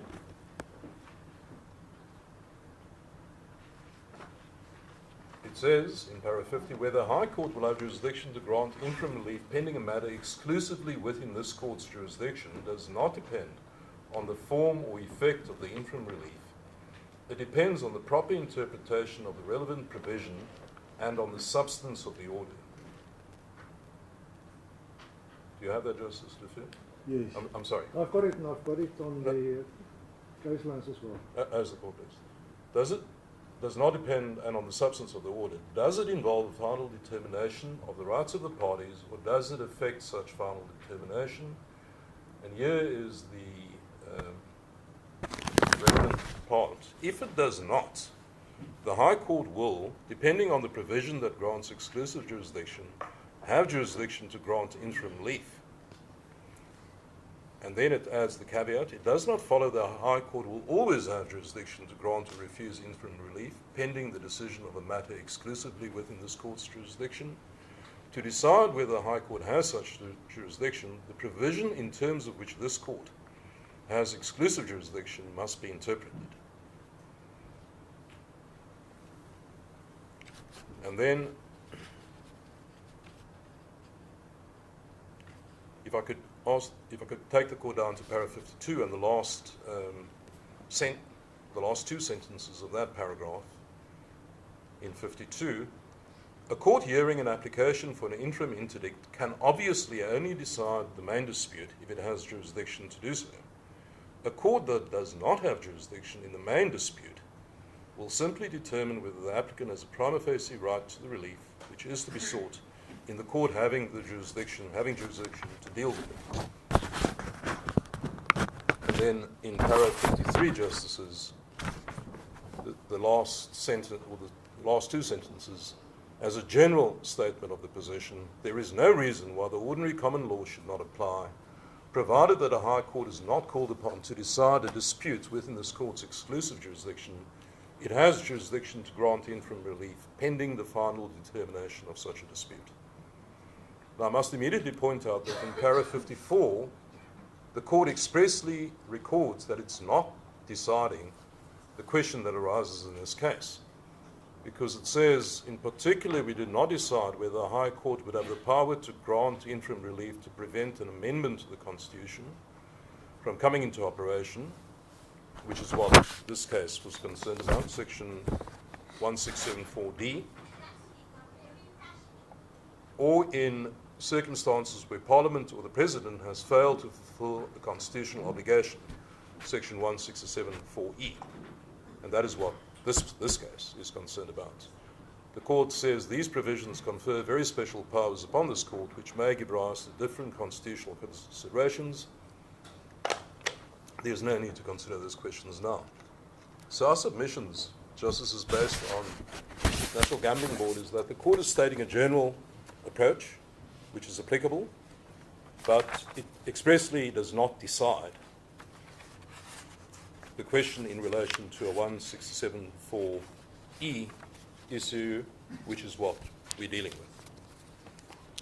In the next case, Justices, is at the end of our bundle, and it may be a second version of the bundle, which has Precedent for the Republic of South Africa versus UDM. I think it is one of a series of those cases. You see, it's at the end of this bundle. We uploaded, it's page 953, Justice. We may have uploaded two versions of the bundle, but it's on page 953. Yes. As the court pleases. That case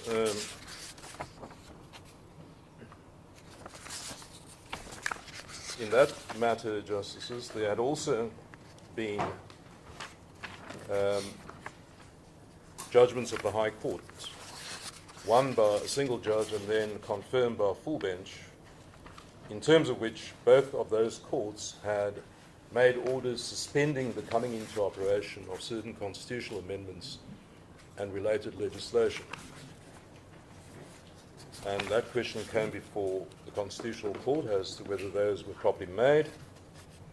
And at para 23, the court says, with reference to the National Gambling Board,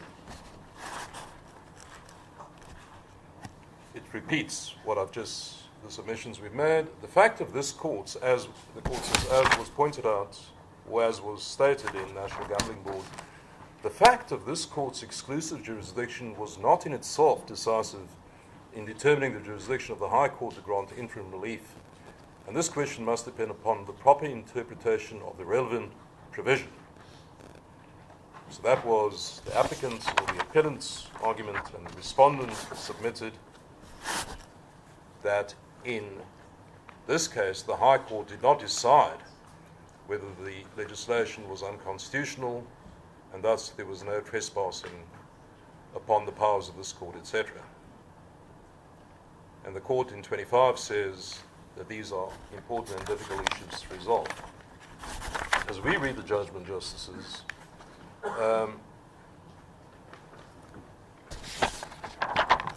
and we particularly rely on what is said in para 25, having said that the issues are both important and difficult to resolve, the court refers to the particular position of the legislature, that it has a very special role to play in a democracy, etc. And then further on in para 25 says the following: with due regard to that role and mandate, it is drastic and far-reaching for any court, directly or indirectly, to suspend the commencement. Now, it's talking specifically about the commencement of the operation of an Act of Parliament, which obviously goes to the heart of what Parliament does. And especially, so even in the very heartland of what Parliament does, or this is a reference to the heartland of what Parliament does, the court says, it is drastic and far-reaching for any court, directly or indirectly, to suspend the commencement or operation of an Act of Parliament, and especially one amending the Constitution, which is the supreme law. Drastic and far-reaching. But then it goes on, and this is the part we rely on, Justices. On the other hand, the Constitution as the supreme law is binding on all branches of government, and no less on the legislature and the executive. The Constitution requires the courts to ensure that all branches of government act within the law. The three branches of government are indeed partners in upholding the supremacy of the Constitution and the rule of law. Now, that is the passage we commend to the court as providing the proper approach, not only to jurisdiction, Justices, but to the substance of the challenge that we raise. Because even Parliament, when, as referenced in this passage, is acting within the very heartland of what the Constitution requires of it to make laws, including laws amending the Constitution, it is still not given a free pass. It must still comply with the constitutional obligations, which include, Justices, the obligation to act rationally, lawfully, and it is subject to ultimate control by the courts. No one in this country, we have no free pass, Justices, for any organ of state, from the President, from the highest to the lowest, includes Parliament. This is an unusual and difficult and hard case, potentially, but it still does not give anyone a carve-out from the ultimate control by the courts of their conduct and an assessment of their conduct. So we commend that passage to you in that context, as well as the context of jurisdiction. And then the court goes on in 26 to say, the answers to the questions must be found in terms of the Constitution itself. Then it does an analysis as to why, and it concludes at the end of that long paragraph by saying, on an analysis of the relevant provisions, sections 79 and 121, it finds that on a proper reading of the Constitution, because having said that you must look at the Constitution, it says in a proper reading of the Constitution, no court may, save as provided in sections 79 and 121, consider the constitutionality of a bill before the National Assembly or provincial legislature. If no court may decide the constitutionality of a bill, no court could grant interim relief. And those are the provisions, as the court knows, which require, or rather entitle, authorize the President or Premier, when a bill is placed before them, respectively a provincial or national bill, if they consider that it may not be constitutional, they can refer it as a bill to the Constitutional Court for a ruling as to whether it's constitutional. It's called an abstract review because, in fact, it stands totally differently to the normal requirements of locus and rights being affected and so forth.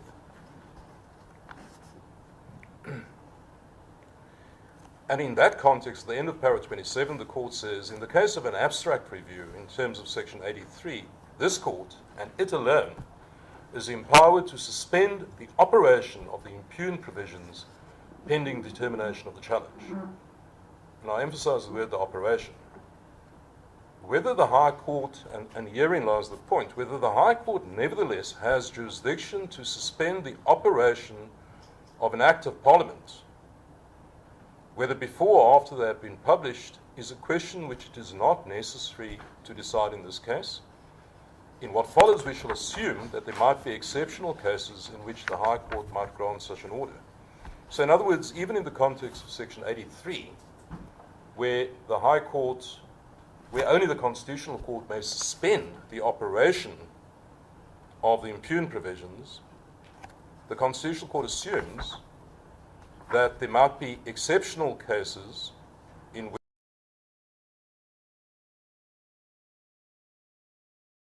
an act of 28 explains its reasoning, justices, by making the following point, and this is relevant to the merits of our case, as also the argument that we have not sought an interdict against Parliament, but only against Dr. Hlophe. The court says legislation, and especially legislation which amends the Constitution, does not usually have an immediate effect on persons or their rights. More often than not, it establishes a framework in terms of which public officials or individuals take action or modify their conduct. When such, and this is the important passage, where such legislation is impugned as unconstitutional, and this is the part we emphasize, it appears that action pursuant to its terms is imminent and is likely to cause serious and irreparable prejudice. In all but the most exceptional cases, interim relief could be designed to prevent such prejudice pending a decision by a court having jurisdiction to decide on the constitutionality of the legislation. In making such an order, a court would not have to decide on the constitutionality of the legislation. If the legislation is such that its constitutionality may be considered by the High Court under section 172(2), the order could be made pending such consideration, and if found unconstitutional, pending an application for confirmation by this court. The jurisdiction to make such an order would be consistent with the approach enunciated by this court in the national gambling case. I would emphasize that such an order would not have the effect of suspending the coming into force of the impugned legislation. And that is the essential distinction, justices, that's relevant in this case. Even under those circumstances where exclusive jurisdiction vests in the Constitutional Court, the court is saying, while the High Court may have no jurisdiction to suspend the operation of the legislation coming into effect, it can still grant an order in relation to interdicting actions and the consequences of actions that are taken pursuant to the impugned legislation. In other words, it draws a distinction, a common sense, practical distinction. This court, the High Court, may not have jurisdiction to either make an order finally, because the Constitutional Court has exclusive jurisdiction, and also because of the separation of powers and the important role of Parliament, not even have the power to make an order suspending the coming into operation of the legislation. But even under those circumstances, it would still potentially have the power to make an order that interdicts or affects actions taken pursuant to the impugned legislation. Mr. Jamie, you have now taken a lot of time to deal with that judgment, but is the conclusion of the court not in paragraph 32? I have taken some time, and in paragraph 32 the court... the crux of the matter, where in that paragraph? It is indeed justice, the view. And we submit that in line with the National Gambling Board case and this judgment, this court definitely, we submit, has the power and the jurisdiction to grant interim relief, as we seek. If I can then, Justices, go on to the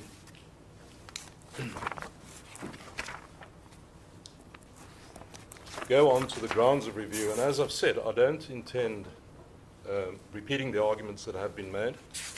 We've set out the grounds of review, and unlike FUL, we have three grounds of review, Justices. The first is that the designation by the National Assembly of Dr. Hlophe was substantively irrational.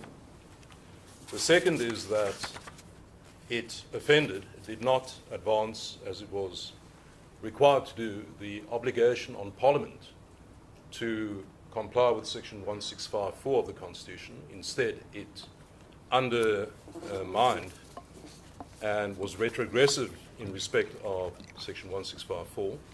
And the third is the ground, which is also common to FUL's application, that there was that there was an error of law in this matter.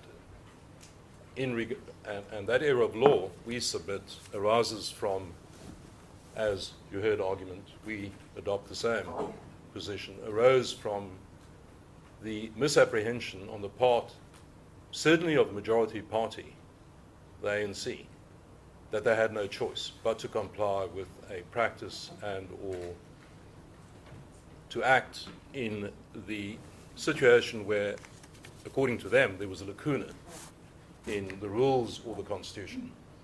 And that those assertions by them form part of the record.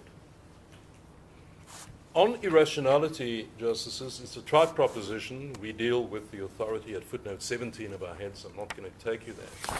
That for a decision to be rational, there must be a rational connection between means and ends. That's, in essence, the requirement. And in looking at means, the court looks both, and the court can also consider the process arriving at the election of the means to achieve the end. Now, in that context, we have made submissions about the purpose of the designation by the National Assembly of its component of the members of the JSC. And we agree with our learned friends for FUL that that purpose is to foster respect for the judiciary and to reinforce the moral authority of the judiciary. I just want to emphasize one aspect, and that is the judgment. It's in our bundle of authorities, State versus Mamabolo. I'll give the court the reference right now.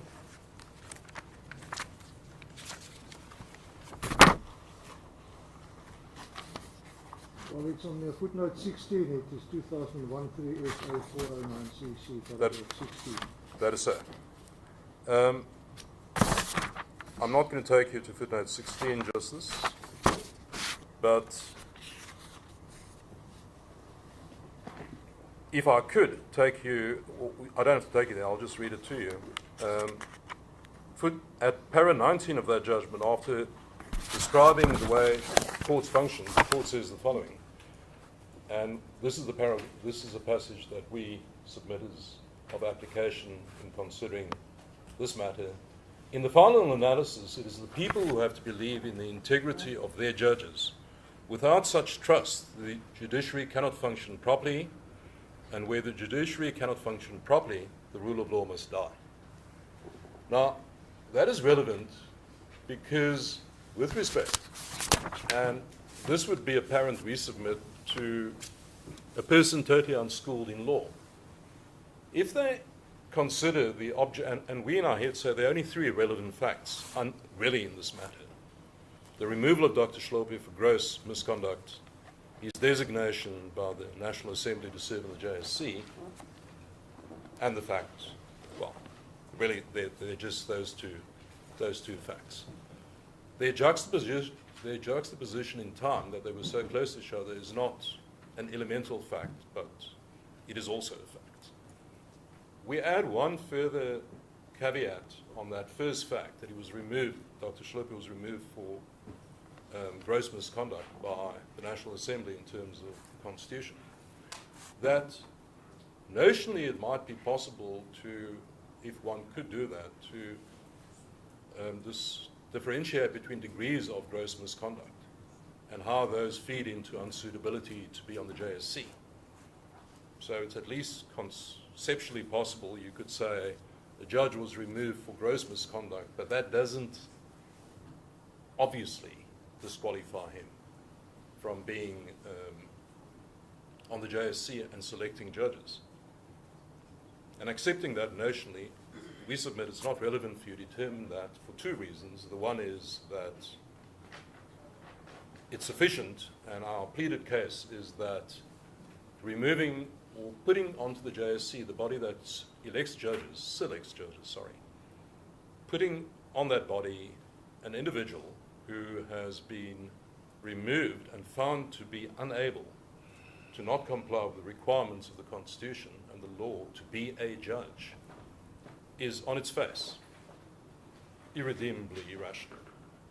It would make no sense to anyone who looks at the process and says, well, if you're not able to be one of the people that are being selected, how on earth can you be in a position to select those people?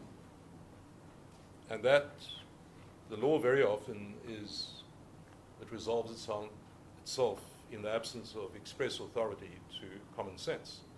Here there is no express authority or precedent for the situation that we face in this case, precisely because it's unprecedented. But the fact that it's unprecedented factually doesn't, with respect, justices, mean that it's untethered from legal principle and in particular common sense. And the legal principle, we've said on our heads, our learned friends have made the same points, we've referred to the authority, but the common sense position is the one I've just put to you. How can someone, and this just offends, it offends on the most basic of levels, and accepting rationality is a low standard. How can someone who's not fit to exercise an office be fit to appoint people to such office? And in fact, further, not only not fit to occupy the office, but was in occupation of the office and was removed for being unfit. And then the second submission I want to make in that regard is the peculiar nature of the misconduct. And it's on the papers, I'm not going to, it's in DA 1 is the transcript of the Judicial Conduct Tribunal proceedings. And from reading that, DA 1, you have the references in our heads, justices, you will see. And in fact, if I may be permitted, I don't want to unnecessarily take up the court's time, but can I just refer you to what Dr. Hlophe was actually found guilty of? This will be found on the final page at at 174 of the record in volume 1. I don't know whether your volumes are divided into numbers, but it's case lines 174. 174. 174. Sorry, 1/74. Volume 1, 74.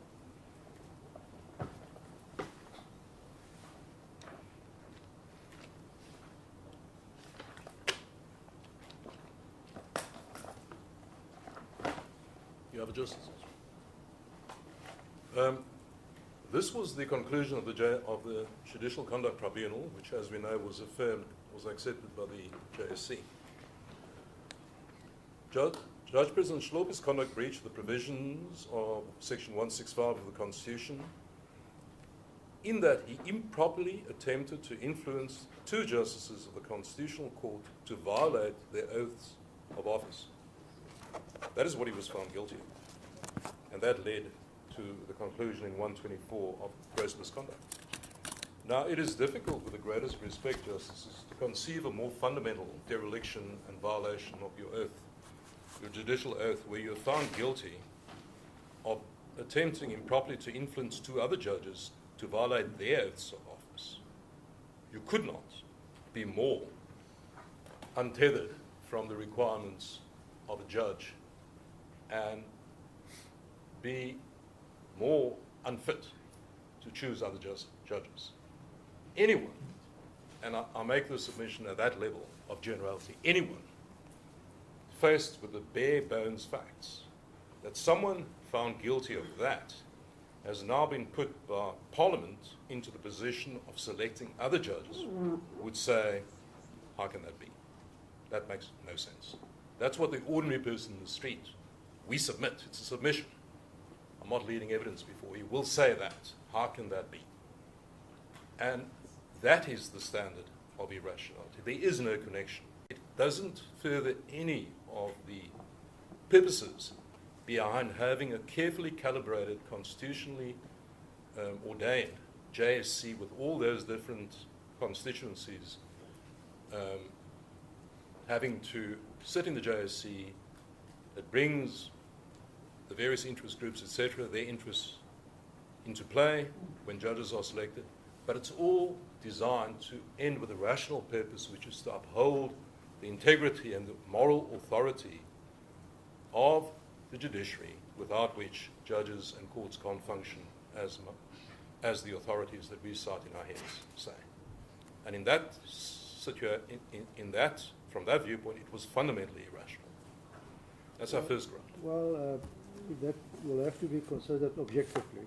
Yes. Because you're referring to the man in the street, but what we know here is that the MK party obtained 15.4% of the voters, and they were that party nominated their MP, Dr. Hlophe. So from their point of view, there was nothing irrational about it. From the MK viewpoint or their voters? Well, the MK that were people that were voted into Parliament. Oh, I see. Yes, no. We know that, but that of course can't be. I'm talking about the standard Justice Defoe, not the. Sorry, rationality is an objective. That's the point that I want to make. It's an objective. It's an objective criterion it must be, and my submission to you is that objectively. So it's quite apart from what MK thought, because we accept that MPs may vote.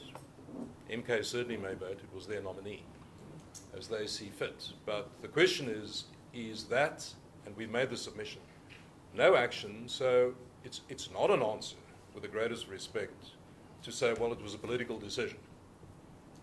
It's different if it was a pure political matter which had no constitutional implications, ramifications. Here, and of course you're aware that the designation power was not given to any particular party.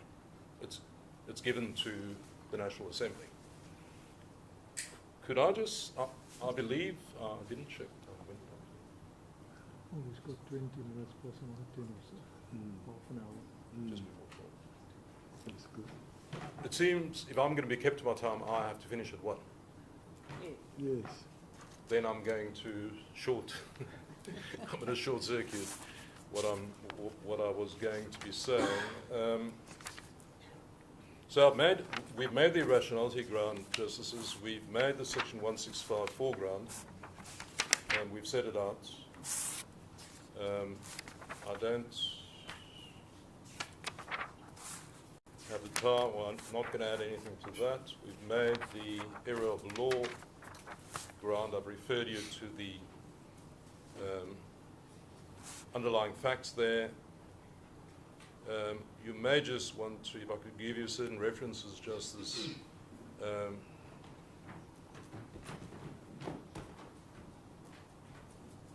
514 and 532 of the, sorry,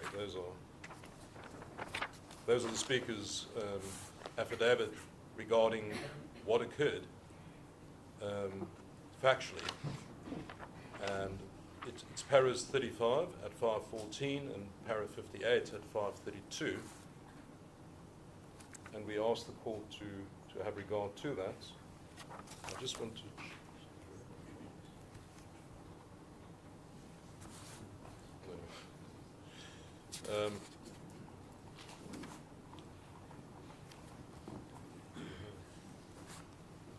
could I just ask one thing?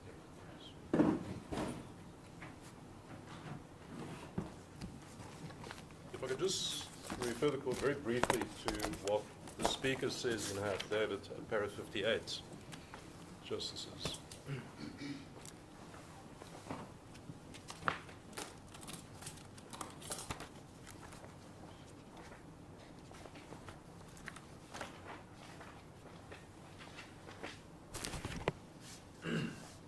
And I do just want to make brief submissions on this. At para 58 of her affidavit, the Speaker, and it's to be found at 5/32, where the Speaker says in para 58.1, as a general proposition, courts are not concerned with the motives of members of the National Assembly who vote in favour or against a particular motion or legislation. We agree that as a general proposition that is the case, but here of course we know why at least the ANC voted as they did. I'm not going to take you to that again, but the passages in the record which my learned friend Mr. Trengove took you to earlier make it very clear that the ANC thought they had no option, that they had to vote because there was either lacuna in, as they put it, the rules or the Constitution, capital C Constitution, or they said, well, there's this practice and we can't go against the practice.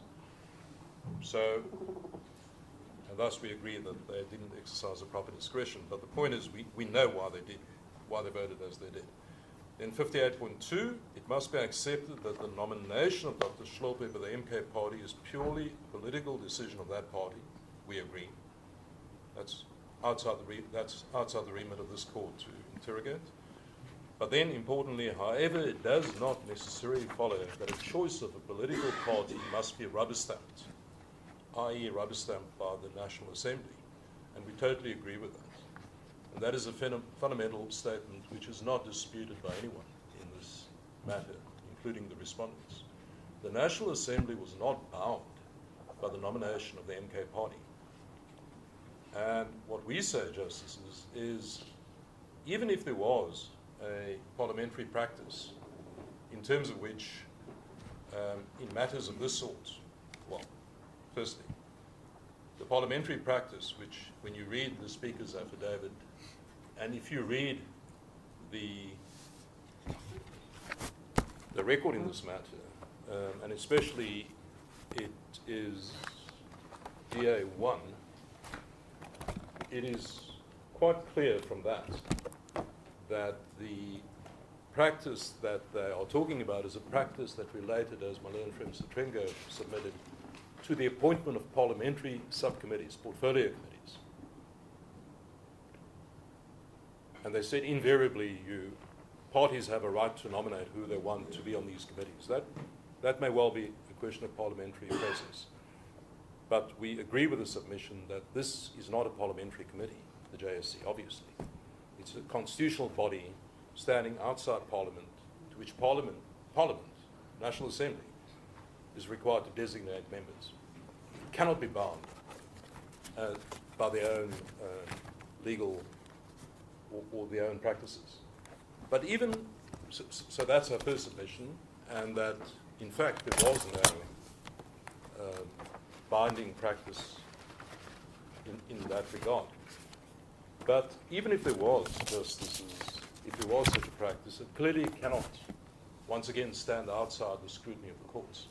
And if that practice led to an irrational result, as we say it did, for all the reasons that we and the other applicants say it did, then that is the end of the matter. It wouldn't withstand scrutiny.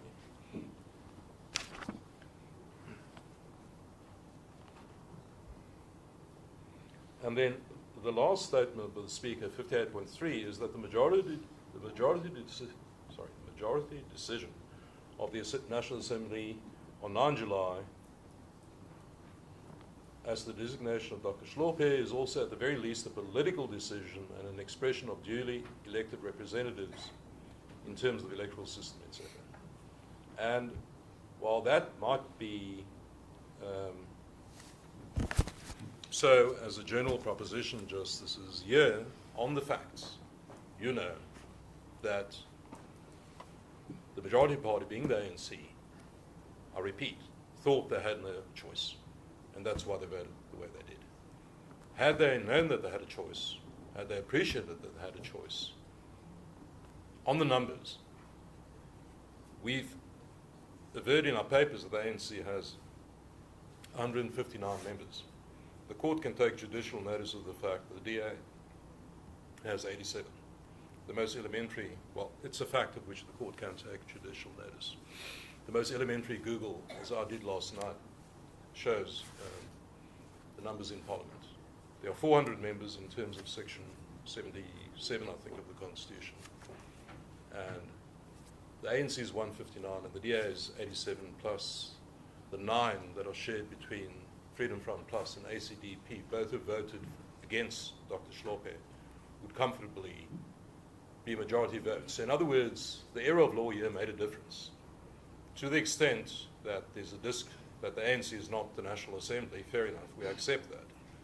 But the error under which the ANC acted when it took the decision here, when it decided to vote, made a difference.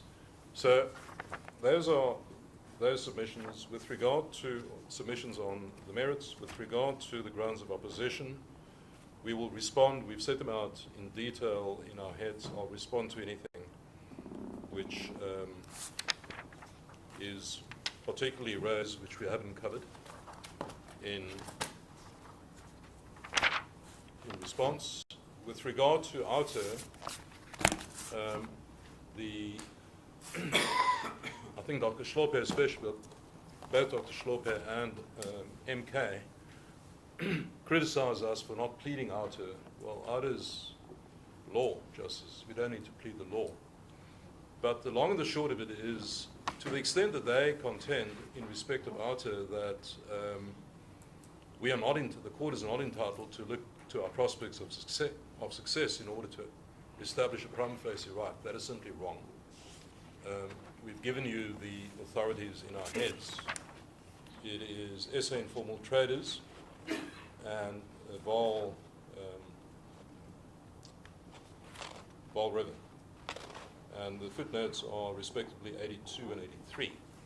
And there the court, especially in Vaal River, found unequivocally that strong prospects, I think it was Justice Motlanga in that, strong prospects of success in the ultimate review proceedings could establish a prima facie right. However, our learned friends are also fundamentally wrong, and they share that error with lots of people, government respondents, who attempt to use outer as a shield against scrutiny by our courts. And they jump up and down and they trot out like a formula, like a magic spell, which is going to keep the wicked witch away from them. They talk about clearest of cases and exceptional circumstances, the outer formulation.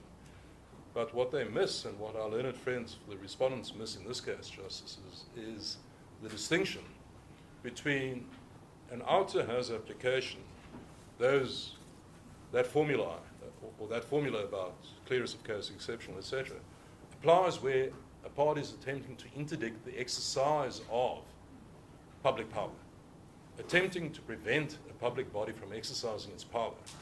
And the more policy-laden and polycentric that power, the less keen a court would be to do that, to intervene and prevent a public body, especially a body like Parliament, from exercising its power. But here, those are not the facts. Parliament has exercised its power. It designated Dr. Hlophe. And that is done and dusted. Parliament is not going to do anything further in the matter. And hence I referred to the distinction and went to some length, and I apologize for that, Justice Defoe, to some length in the UDM case to demonstrate that there's a distinction between the power and or the initial power and conduct flowing therefrom. Here, what we seek to interdict is Dr. Hlophe acting in terms of the designation by the NA. But we can't interdict the NA because there's nothing to interdict. The NA has acted. It's not going to act any further. What we are seeking to interdict is Dr. Hlophe. We do target, or not target, that's the wrong word, we name Dr. Hlophe in our Part A, whereas in Part B we name the NA. But that is understandable and entirely logical because of the facts. It is Dr. Hlophe who, in going to the JSC, in pursuant to what the NA has done in the past, which we can no longer interdict, it is that that gives rise to the harm, not the NA's designation per se. Had Dr. Hlophe in his wisdom said, I see what you've bestowed on me as the National Assembly, but I feel I cannot take it up for all the reasons that we've raised, then of course there would be no harm. But he has taken it up, and that is what causes harm, and that's why we want to interdict that, which addresses one of the major issues raised by Dr. Hlophe, but more importantly, on the question of the stage at which you seek an interdict, the authority pursuant to ARTA is EFF v. Gordon, 2020, Volume 6, SA 325, Constitutional Court at Paris 60, where the Constitutional Court makes it clear that the ARTA standard, the formula that I've referred to, only arises, or sorry, does not apply where the exercise of power has already occurred and only its implementation is being interdicted, sought to be interdicted. And that is the case here. Can you just give me that citation? EFF, Justice Defoe versus Gordon. Oh, yeah, the Gordon case. 20, do you have it? 2020. So we say ARTAs are no assistance there. Can I just check something?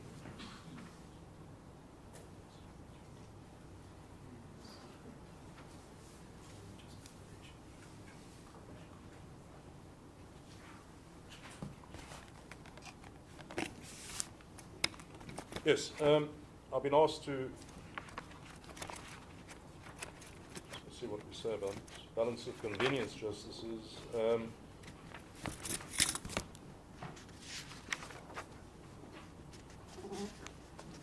We've made our submissions on balance of convenience, and to the extent that that is something that Dr. Hlophe especially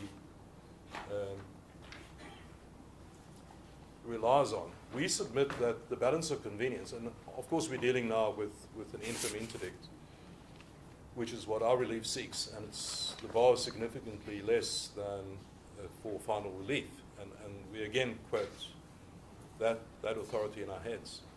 But one of the aspects the court will consider is balance of convenience. Now, the balance of convenience we submit clearly favors the applicant, the Democratic Alliance.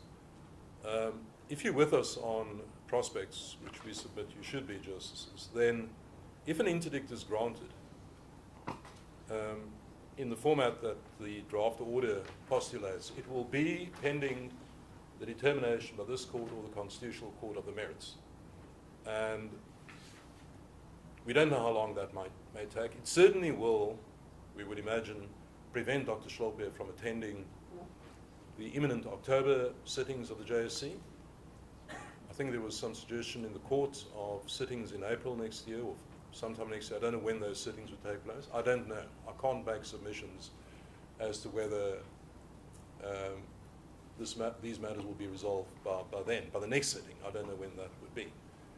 But it would involve practically Dr. Hlophe missing certainly the October sittings and perhaps another sitting. And that would be the harm, the inconvenience, if we ultimately lose, but we get an interdict now. That pales into insignificance compared to the harm that we, both in our own capacity but also as representative of our voters, and perhaps, sorry, that's something I didn't emphasize enough, to the extent that MK makes a very big deal of its rights representing its voters, we are entitled to make the same claim and rely on the same, make the same assertion in respect of our voters. Our voters expect us to assert principles of transparency, accountability, judicial integrity, etc. So we clearly, to the extent that there's some suggestion that we may not have locus, we submit with respect that is a risible suggestion. We clearly have locus, both to act in our own interests and in the interests of the voters we represent and in the broader public interest. So, to get back to the issue, Justices, of balance of convenience, as compared to the inconvenience of Dr. Hlophe, the inconvenience that we would suffer if we do not get an interdict but are ultimately successful in the review, in whichever court, is that Dr. Hlophe would have sat in matters where his presence and participation fundamentally taints the selection process in those sessions, where there's always going to be, without any, through no fault of their own, those judges who have been appointed by JSC, including Dr. Hlophe, will, with respect, forever go through office or occupy their offices with a bit of a question mark as to, well, was this entirely above board? Were you, given that we don't know what happens, we know the JSC must now disclose their deliberations, etc., a record of deliberations, but you still don't know what happens in a closed body like that. Who influences whom, what conversations are held off the record, etc. That question mark remains. It affects the independence and the regard in which the judiciary should be held. There is no reason to impose that burden and that burden on the judges concerned, but also on the justice system. So we submit there is no comparison. To the extent that, it's just one thing I do want to emphasize, we make the submission in paragraph 53.4, to the extent that anyone, the respondents, want to rely on separation of powers harm, I've already made the submission, there is none. But as we say in that paragraph, that cuts both ways. Because if there's a separation of powers issue, given that this concerns the composition of the judiciary, which is one of the pillars, the three constituents of the separation of powers, and maintaining its integrity, arguably separation of powers demands court intervention to protect the integrity of the justice system and the judiciary, which is one of the three arms of government. So far from pointing away from relief, it supports relief.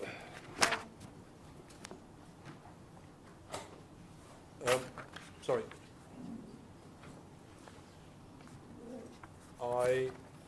And then those are submissions on the merits, Justices.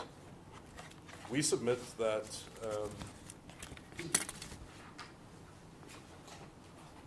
the DA, the Democratic Alliance, is entitled to the relief it seeks. We submit that relief is appropriate in the circumstances. We elected not to seek final relief at this point, and we did so for the reasons that I think we've articulated in our heads. We thought it more appropriate to ask for interim relief so as to get the benefit of the full record, to allow the parties to make their averments on full papers, and most importantly perhaps to give the court the opportunity to give proper consideration to its determination of this very important, unprecedented matter. And we make no apology for following that route. It's not that we thought our case wasn't good enough or strong enough to give us final relief. We did that, follow that course as a judgment call by the legal by the lawyers. That being said, Justice, we deal with the various scenarios at the end of our heads of argument, depending on which way the court is inclined to go. Obviously, Those are our submissions. the flip side of that submission is that that would be the fairer route as opposed to what is submitted by FUL. I wouldn't want to rain on FUL's parade, Justice. Mr. Well, Pring gave us a fearsome... Well, I'm not saying it would be fairer. I'm saying, in my case, which is yes. the only case I have to advance, we submit it entirely appropriate, really. that is an answer, Mr. Jamie, let's say. Close the door, please. Unless there's anything else, just. And then costs. I'm terribly sorry. Costs. Justices, if you're with us, then we submit the application. Our application should be granted with costs. And in that regard, I must submit to you that, in particular, given the egregious nature of the allegations made on the part of the respondents, but primarily on the part of MK, and which allegations or slurs and scurrilous attacks on the applicants, including my client, are made in the heads of arguments, and particularly paragraphs 4 and 5 of MK's heads of arguments, where there's an entirely vile reference in our submission to the abominable murders which occurred in a farm in Limpopo, where the victims were allegedly fed to pigs. The attempt to make some connection between our clients and their motives in that case is entirely unacceptable. It is conduct that should not be tolerated by any court. To the extent that the respondents complain of abuse of process, that is an abuse. And we submit the court should signify its distinct displeasure, in particular with the way MK has conducted this litigation by granting a punitive order against them. Against MK only.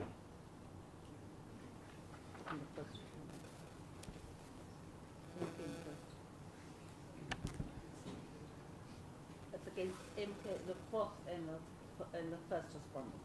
The first order you seeking. You Yes. say first and the fourth. These are the first and the fourth. Yes, I'm told that is so. My instructions are to move for such an order against first and fourth. My instructions are to move an order, such an order against first and fourth. I'll leave it in the court's discretion as to whether the first respondent has so conducted itself as to warrant such an order. But my firm submission is that fourth has. Unless there's anything else, Justices, those are our submissions. Thank you, Mr. Jamie. Appreciate it. And thank you for keeping time.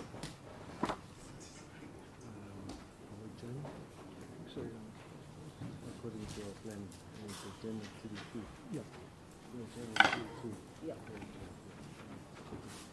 The court will adjourn until 2 o'clock sharp. We're trying to keep time.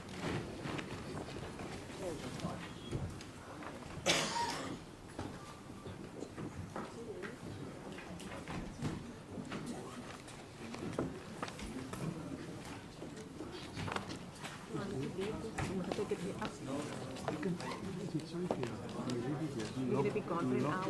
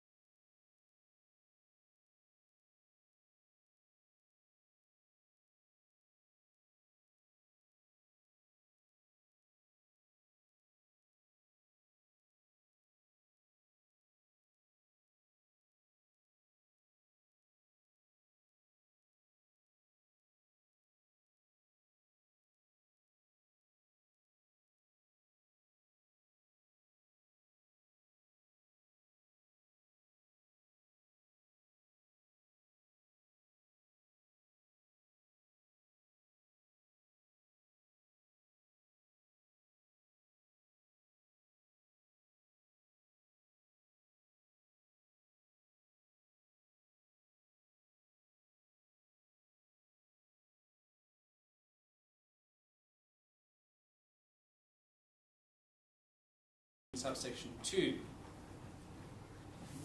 provides that we have courts that are independent and subject to the Constitution and the law. Section 34 of the Constitution gives everyone, not just citizens, but everyone in the country, the right to have their disputes that can be resolved by law, decide in a fair public hearing before a court, or where appropriate, another independent and impartial tribunal or forum.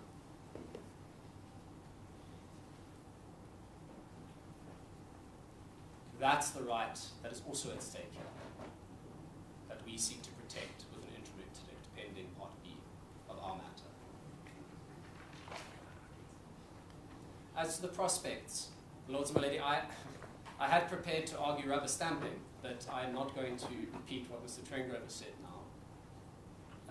Our submission is simply, and also on the aspect of rationality as well, and Section 165, all of the grounds of review have been canvassed. But our submission is this: for our purposes in our case, we have strong prospects of success in Part B of our case.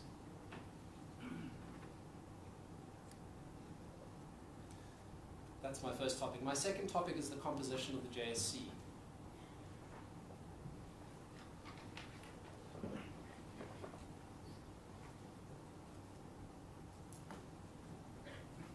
There's an argument made that if interim relief is granted, the Judicial Service Commission will not be properly constituted.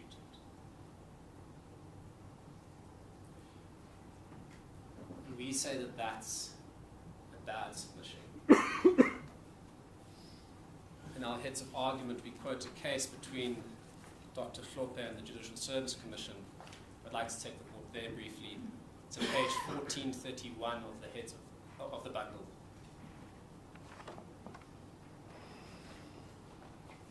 Repeat the page.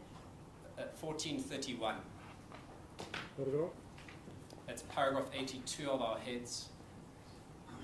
And we cite the case Hlophe versus Judicial Service Commission.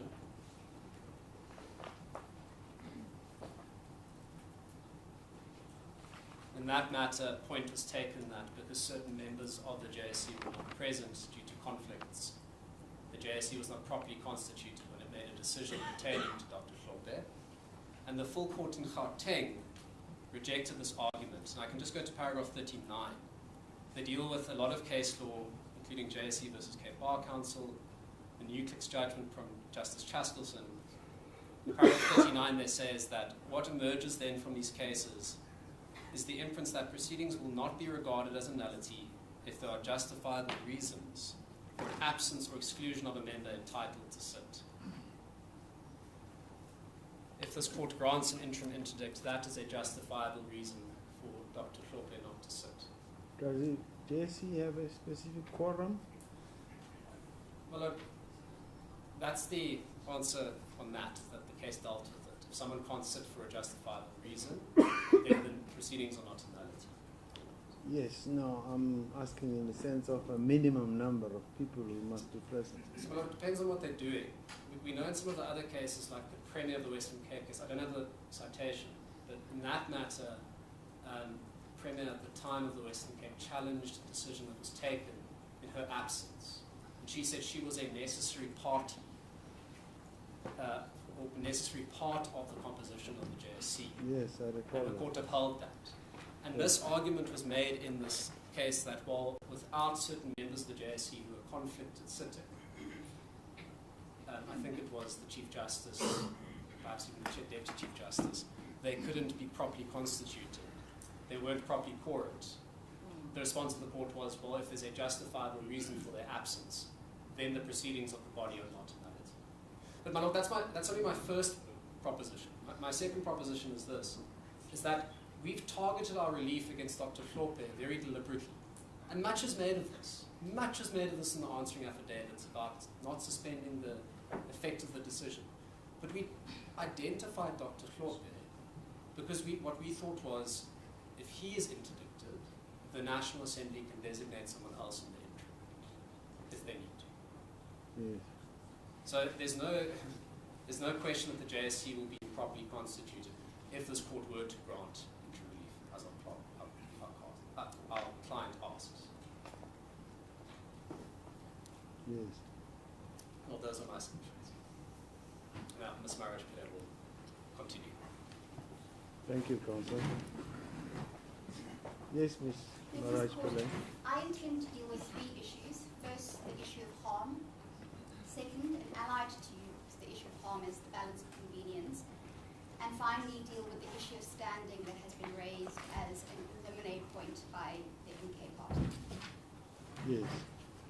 In relation to harm, we submit Corruption Watch has demonstrated the harm that will be suffered is irremediable and irreversible in character. This is an interim interdict that's being sought pending the outcome of a review.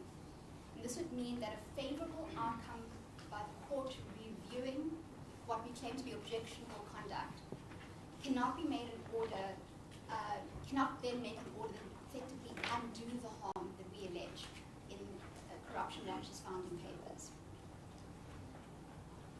Dr. Hlophe's participation in any judicial selection process will severely undermine the dignity of the JSC and the public confidence in its assessment of whether judicial candidates meet the fit and proper requirement prescribed by the Constitution. We submit that permitting him to participate in the judicial appointment process as a member of the JSC, particularly in the upcoming October 2024 interviews, would then compel other members of the JSC and judicial candidates to spend considerable time convening and participating in proceedings which may lack legality if the decision to designate him to the JSC is ultimately set aside on review in our Part B. The response to this from Dr. Hlophe and the MK party is that this harm is entirely speculative. Dr. Hlophe asks, on what facts or evidence is it alleged that he cannot be trusted to conduct himself in accordance with the oath of his office? And he claims to be incorruptible. The MK party suggests that our fears should be allayed by the fact that Dr. Hlophe is bound by the oath of office he is taken as a member of the National Assembly. And our submission is this. This does not ameliorate, but rather aggravate the well-grounded apprehension we have of harm. The current oath Dr. Hlophe has taken as a member of the National Assembly is set out in Item 4 of Schedule 2 of the Constitution, and that includes obeying, respecting, and upholding the Constitution. This isn't different from the oath that he took as a judicial officer. That's also set out in Schedule 2. He was found to have breached Section 165 of the Constitution in that he improperly attempted to influence two justices of the Constitutional Court to violate their oaths of office. His conduct was found to have seriously threatened and interfered with the independence, impartiality, dignity, and the effectiveness of the Constitutional Court. His conduct was found to have threatened public confidence in the judicial system. And what we see today is that he remains unrepentant for such conduct. He persists in criticizing the JSC and its processes. Justices, you can see that at page 1020 at paragraph 68, page 0482 at paragraphs 188 and 189, and in the written submissions filed on behalf of Dr. Hlophe at page 1547, paragraph 98, Dr. Hlophe alleges that his removal from the judicial office was unconstitutional. It was not just legally flawed, he says, but characterized by incompetence and deliberate political interference. The harm that we have and Corruption Watch has is real and well apprehended in the circumstances. The relief we seek in Part A is not final.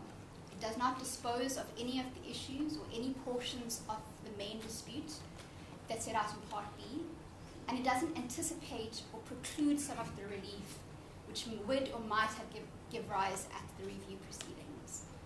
The suggestion by Dr. Hlophe that the interim relief we seek is final in nature is just unsustainable. At most, Dr. Hlophe will suffer an inconvenience or the disadvantage of missing, at this stage, one JSC sitting. This pales in comparison to the harm that I've already demonstrated. In relation to the balance of convenience, we've set out already the issues on the prima facie right and the harm. And I need to say nothing more than the high watermark of Dr. Hlophe and the MK Party's contentions about harm is that should the interim relief be granted, the JSC will be improperly constituted in his absence. Mr. De Beer has dealt with that. There is no harm alleged by the JSC or the National Assembly. There is no concern raised by them regarding the composition of the JSC, nor has the National Assembly suggested this is going to be an unwarranted intrusion into its functions. They haven't opposed the application, so they found notice to abide. Correct. Yeah. So there's no evidence to say that this is the harm that they will actually suffer. No, there isn't. So for those reasons that we submit, this is one of the clearest cases where interim relief is appropriate. The final issue I want to deal with is the issue of standing, which has been raised as an in limine point. With respect, the challenge to Corruption Watch's standing is a non-starter.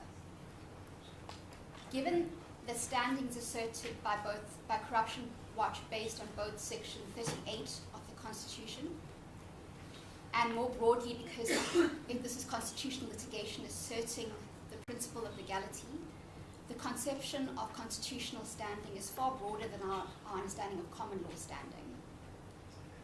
Corruption Watch did not have to show the same sufficient personal and direct interests as it would have had to do under the common law, but rather that the impugned decision affects its rights or potential rights and interests.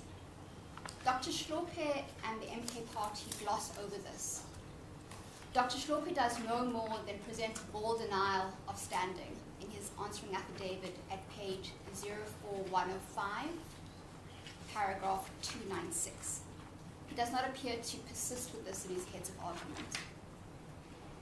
The MK Party does not make an effective denial of the assertion of standing by Corruption Watch, other than to contend that none of Corruption Watch's objectives or activities have any relationship with the present dispute.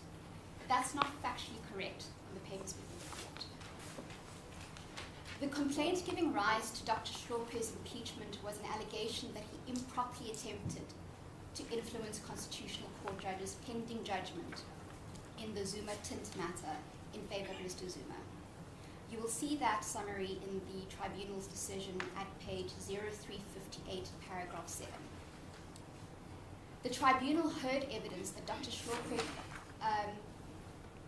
had a discussion with Justice Mxibinda by bragging about his political connections, followed by a subtle threat that people were going to lose their jobs once Mr. Zuma ascends to the presidency. You will find that at 0395, paragraph 109. The tribunal found that this points to an attempt to influence. And there was a finding that he improperly attempted to influence justices of the Constitutional Court to violate their oaths. Within months of his impeachment, he's taken up position as an MP and nominated to the JSC, but not just any political party. It is a party whose founder is the very person who stood to benefit from the influence that Dr. Hlophe sought to exert on the constitutional justices. These issues plainly implicate Corruption Watch's pleaded mandate promoting transparency, integrity, and accountability in the functions and operations in both the public and private spheres, of holding office bearers accountable, and for analyzing the erosion of good governance. We set that out clearly in our founding affidavit at page 0313, paragraphs 13 and 14. Further, one of Corruption Watch's stated objectives in its Memorandum of Incorporation is to engage in impact litigation, which includes administrative reviews, such as that set out in Part B of our application. And you will see that in the MRI that's attached to the founding affidavit at page 0340, clause 2.2.6. Corruption Watch's objectives and activities plainly have a relationship with the present dispute. It's not solely acting as an own interest litigant, it has also brought this application in the public interest in terms of Section 38D of the Constitution. And insofar as there's a denial by the MK party that Corruption Watch is acting in the public interest, it merely states that Corruption Watch hasn't explained why the public have assigned that interest to it. But respectfully, that misconstrues the test of standing constitutional litigation. Section 38 of our Constitution introduces what the Constitutional Court says is a radical departure of the common law in relation to standing. It explicitly provides that where it is alleged that a right in the Bill of Rights has been infringed or threatened, anyone acting in the public interest may approach a court for relief. As I've stated at the beginning, Corruption Watch... Sorry, can I just ask you, so which right are you relying on in terms of Section 38? Subsection D and E? In the public interest, yes, D.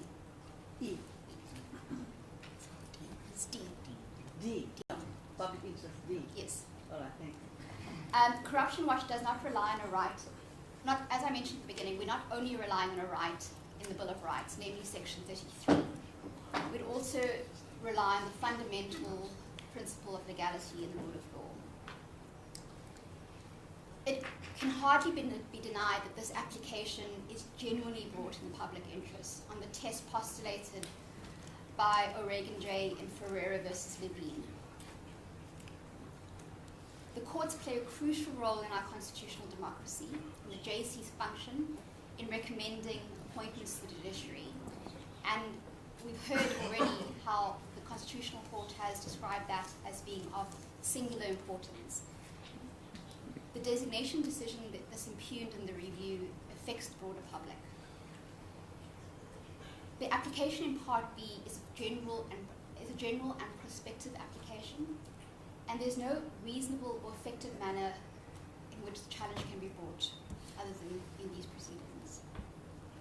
The question then is whether Corruption Watch is entitled to claim this court's time and put the opposing litigants through the trouble of this litigation, and we submit that the answer is a resounding yes. The interest asserted by Corruption Watch is neither hypothetical, it is real, it is true, it's not academic. It relates to a real and practical situation, and the injury claims to suffer is the rights to just administrative action and the undermining of the principle of legality. In any event, the court has recognized that there may be cases where the interest of justice or the public interest might compel a court to scrutinize action even if the applicant's standing is questionable. In our final submission, this is plainly an instance where the public interest cries out for the relief sought. Those are my submissions. Yes, before you sit down, Dr. Hlophe, in his papers, has continued to assert that he did nothing wrong. He followed a practice which judges do engage in, of discussing cases and so on, and that's all he did. Now, to the extent that he pursues that and alleged that I've got an application at the Constitutional Court pursuing still his innocence and an appeal at the SAA, I know that those matters may have fallen away. But he says that this whole issue about his being a judge who has been removed and therefore unfit is not closed yet. What's your views in that regard? Of course, he was using those cases, but we know the one case has lapsed and the Constitutional Court has dismissed his application for direct access. But he has made that assertion that, look, this matter is not closed yet. Can this court have then a debate about what has happened when actually it's known that he has been removed and so on? No, my lord. It remains a binding decision until it's been set aside. There are no pending applications that we are aware of that are challenging it. There's no concern regarding a possible contradiction between the finding between this court and another. And if anything, this demonstrates why there's a concern regarding Dr. Hlophe's designation to the JSC. This is a person who remains unrepentant, a person who questions the integrity of the very institution's processes. Yes.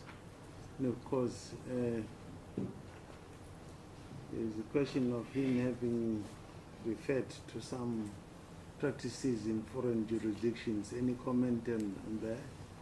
We've set that out in our heads of argument very briefly, that they provide no assistance. They are distinguishable from the facts that we're dealing with here. And I can direct your lordship to the relevant paragraphs. Yes, no, we are aware of this. You don't need... They provide no assistance. And one can't transplant simply examples, foreign examples, which one are distinguishable, without having regard to our own constitutional scheme and our constitutional values. Yes, you have addressed individually the examples he makes in the respective countries, and the answer is not applicable. Yes, sir. Yes. Just for sake of clarity, it's on page 1428 that you will find those submissions in court of our heads of argument. Yes. There's lastly a matter which I have pursued with the other counsel with regard to the other application. Do you have any comment as to which way we should go in your views? My Lord, I wouldn't want to weigh into that debate other than to say that we're dealing with separate applications. You've heard the submissions, and I don't think it would be appropriate for me to... You plead the Fifth Amendment. I do. Yes, I understand. Thank you for that.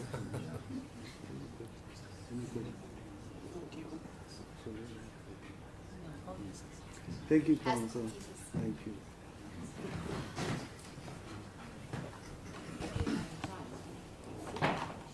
Yes, counsel. May it please the court. Thank you.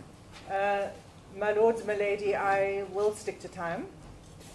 The court is well aware that the Speaker has opted to abide the outcome of this matter. And as explained in her affidavit, she does so on the basis that, first, there's no direct challenge to any specific conduct on her part. And second, she does so mindful of her function and powers and the duty to act impartially as expressed in the cases that we cite in paragraph 5 of our heads of argument. So, as we know, the Assembly was divided on the question of the designation of Dr. Hlophe to the JSC. It's not for the Speaker to defend the views of some political parties over others. But in addition to the need to maintain neutrality, the Speaker also took heed of the admonishment of the Supreme Court of Appeal in another case involving FUL and the JSC, and that's in footnote 5 of our heads of argument. And there the SCA criticized a constitutional body, the JSC, for opposing a matter through the courts where its members themselves were divided. And Justice Ponnen remarked in that case as follows. He said, the JSC chose to oppose both the application in the High Court and the appeal before this court. This, despite the evident difficulty that the matter had occasioned it, having split 8-6 with one abstention. Moreover, there had been serious dissensus within its own ranks. It is thus somewhat surprising that it resolved to defend the majority decision instead of simply abiding the decision of the courts. And the Speaker made reference to this case in her affidavit. But she doesn't merely abide without more. She has sought to assist the court by describing the events as they occurred, and has provided the court with the Hansard record relevant to the decision and the relevant parliamentary rules for the court's assistance.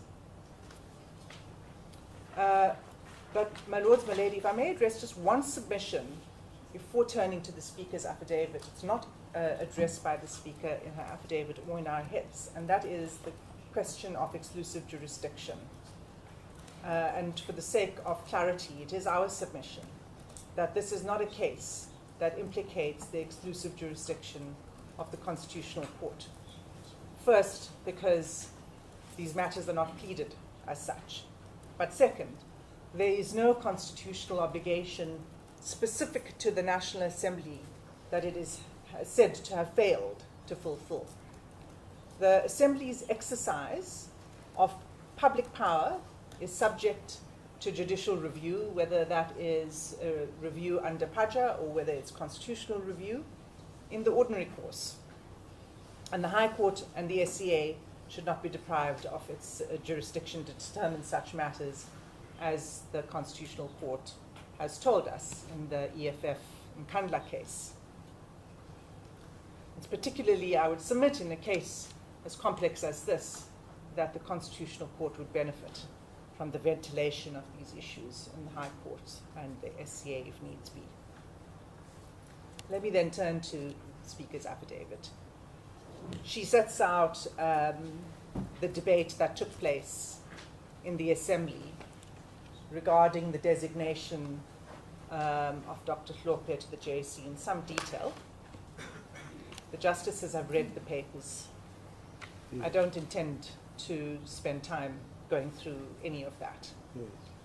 But what I would like to do is to highlight three key points that the Speaker has made in her affidavit. And the first is this. The first thing she does is to place the matter in context.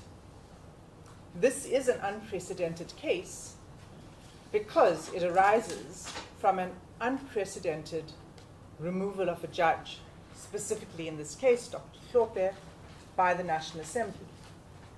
The National Assembly had no cause to exercise its powers under Section 177 prior to this. She attests to the Assembly's position of the proper process to be followed for the removal of a judge, and she asserts that the proper process was indeed followed by Parliament in the case of the removal of Dr. Hlophe, and of course, as we know, in the case of the removal of former Justice Motata. It's the Assembly's position that it acted in accordance with Section 177 of the Constitution, and it did so as follows. Firstly, by considering the JSC's finding against Dr. Hlophe of gross misconduct. That determination is a determination that is appropriately located and appropriately made by the JSC as the custodian of the mores of the judiciary and the body vested with disciplinary jurisdiction over judges. What the Assembly had to do was to consider whether that finding warranted the removal of the judges. The Assembly found that it did, and it ultimately called for the removal by a resolution adopted by 2/3 of its members. And it accordingly made a referral to the President for the removal, and on 6 March 2024, the President removed Dr. Hlophe as a judge pursuant to 177 subsection 2 of the Constitution.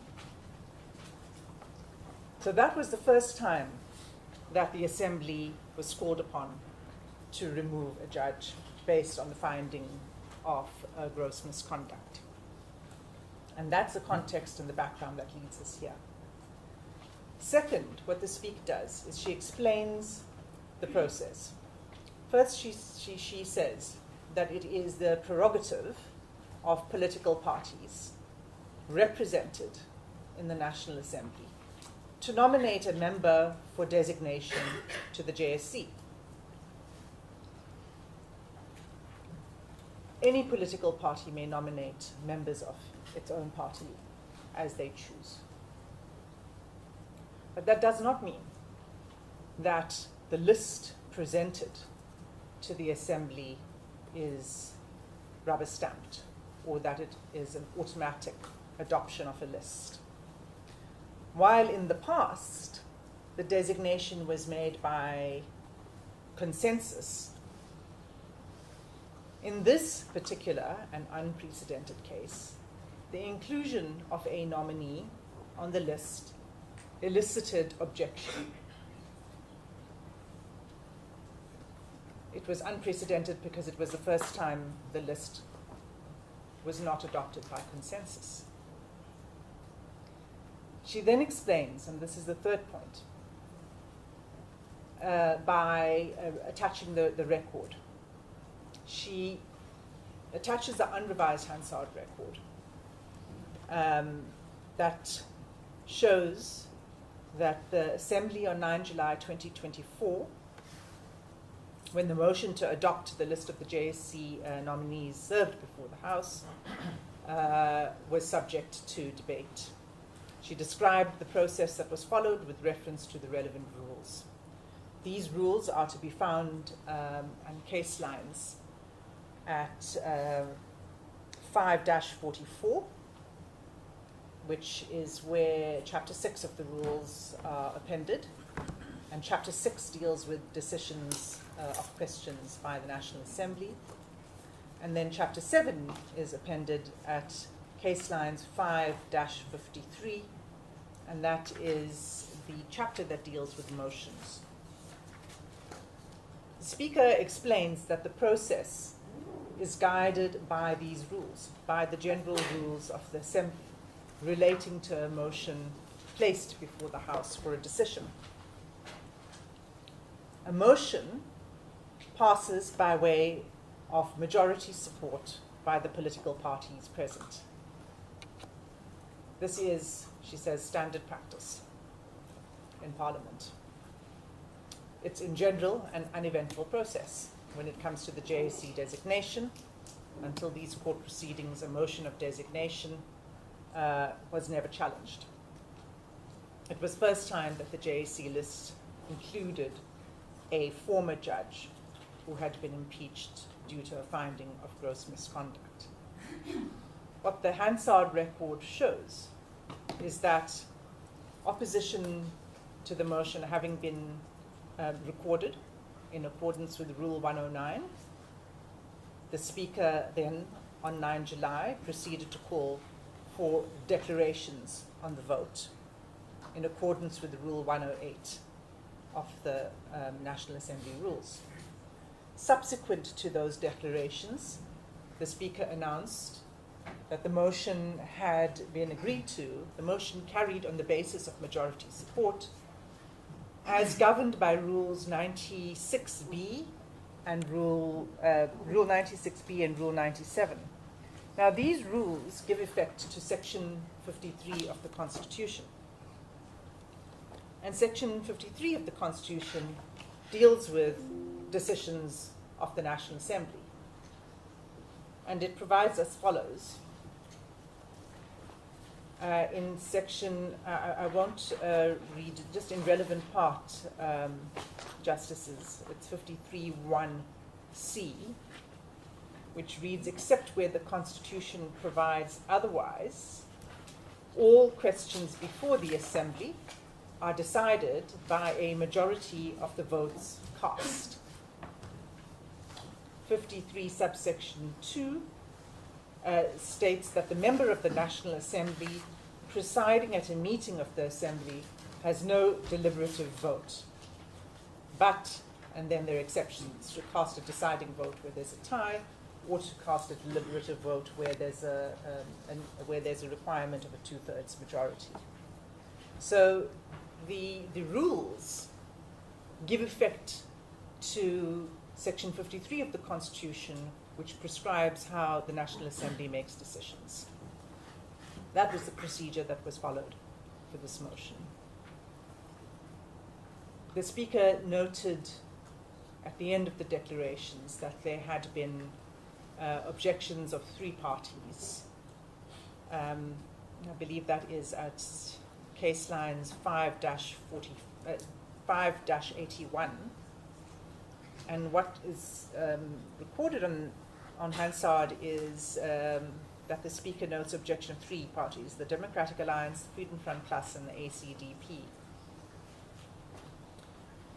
If the court looks through the transcript, it appears that there were more parties that did object. I think Action SA did, although it wasn't entirely clear, and Build 1 SA also objected. But it doesn't matter, because at the end of the day, the majority voted in favor of the list, and the list included Dr. Hlophe as a designee. That now is the decision. Ms. Hassim, you have submitted that the explanation of the Speaker, of course, as is evident from her affidavit, explained that the process for designation to the JSC does not mean that the list must be rubber stamped. Yes, correct. You confirm that. And you also state that she has no deliberative role in the discussions of the Assembly, except in the exceptional circumstances correct. you put out. Whilst we appreciate also the step that she's taken, despite abiding by the decision of filing an explanatory affidavit, which is, according to the feeling of this court, has been of great assistance just in elucidating the processes in the Assembly. The question that arises from that set of circumstances is, one would say there were 3 red lights, not to the Speaker, but to the Assembly. The letter from civil organizations that was addressed to her initially to say, do not designate Dr. Hlophe for the following reasons. It's a red light. Yes, it did not result in any positive from their side, from those organizations' side, result.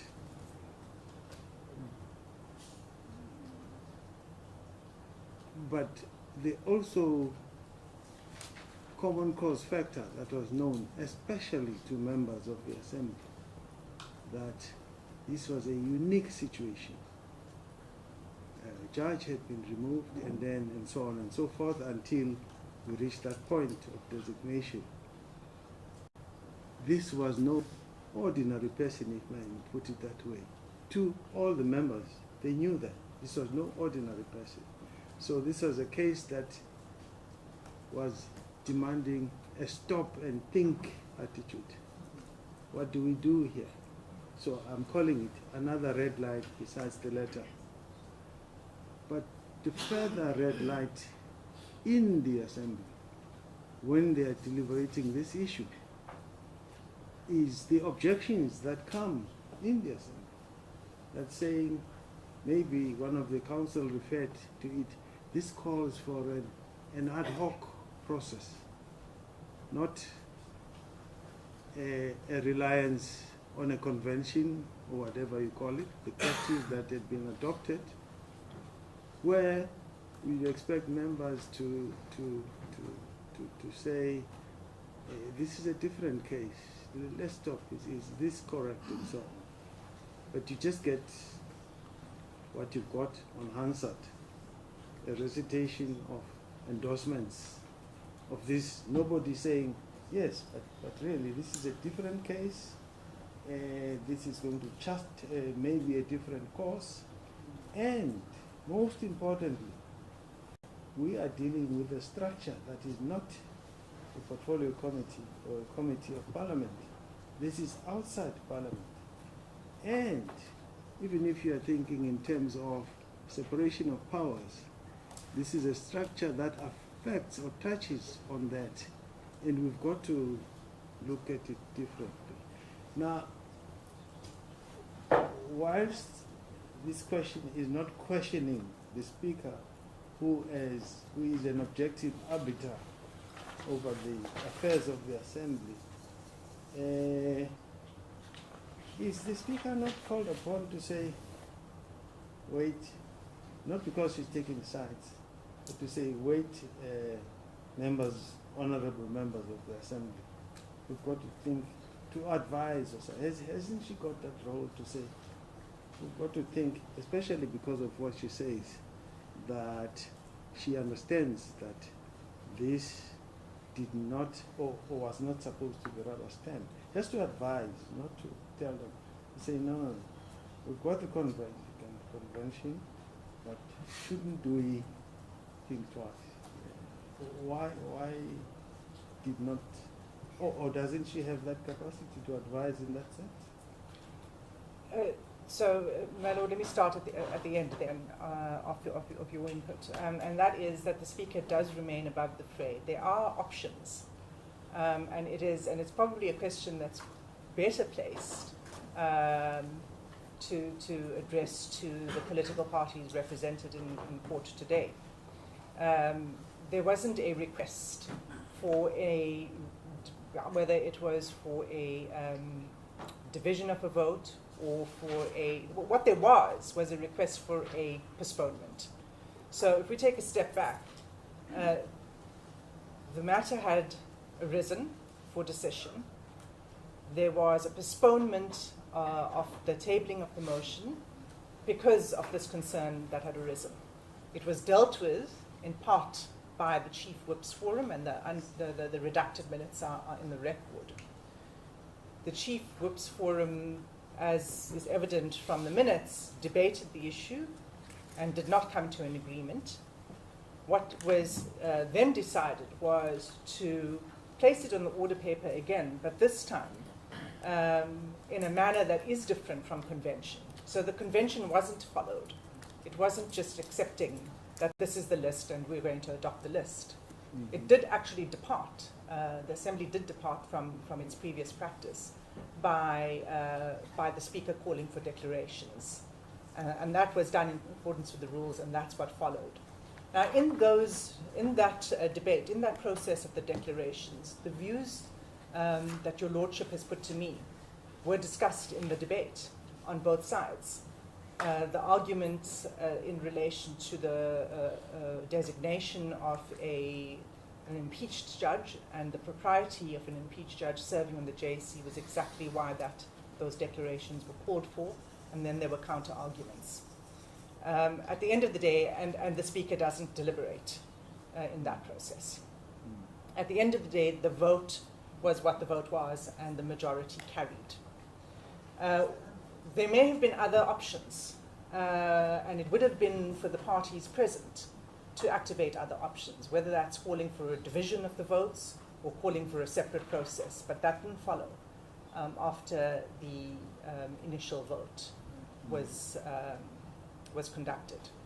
So that's what I'll say on behalf of the Speaker.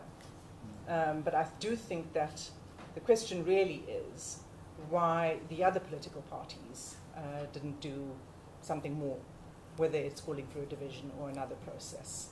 It wouldn't have been appropriate for the Speaker to halt the proceedings. As far as the letter goes from the civil society organizations, what the Speaker, and I can only say what the Speaker has explained, and that is that when she received the letter, she responded, and she took the view that it is the prerogative of political parties to nominate any member to be on the list of designees to the JSC, and that she could not prevent that. So the call was to stop the vote. And so she took the view that it would not be appropriate for her to stop the vote because anyone can be nominated. The question of who gets onto the list ultimately must be decided by the House. That was the approach that she took, and then the rest followed. That's all I can say on behalf of the Speaker with regard to that decision.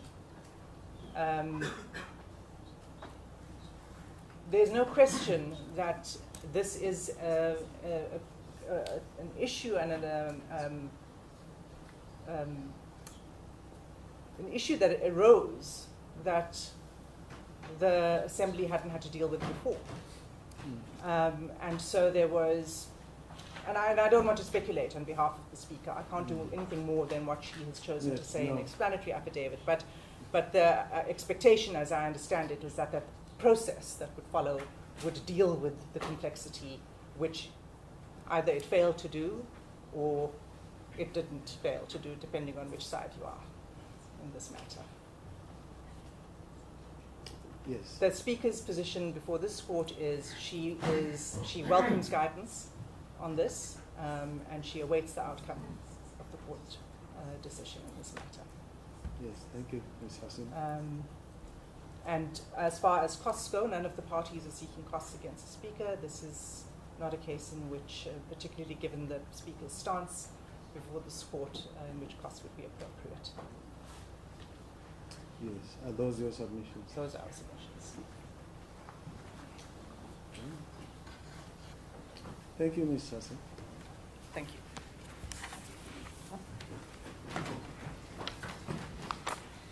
Yes, counsel. Thank you, my lords, my lady.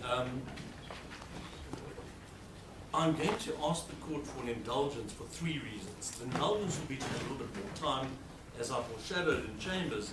And the 3 reasons are: 1, the amicus is gone, so I can have some of his time, which was allocated. I made that point to the court. 2, our learned friends have been very generous in keeping their arguments relatively shorter than expected. But 3, which is the important point, I feel quite alone here. And I don't say that with humour. Everybody, that's the DA, Corruption Watch, Fool, MK, Dr. Hlophe, the Speaker, say that this court has jurisdiction. We, in the lonely corner, say this court doesn't have jurisdiction. It's a lonely position to be. I need time to explain. Let me start off by saying the African transformation movement is here for one... Just 1 minute, counsel.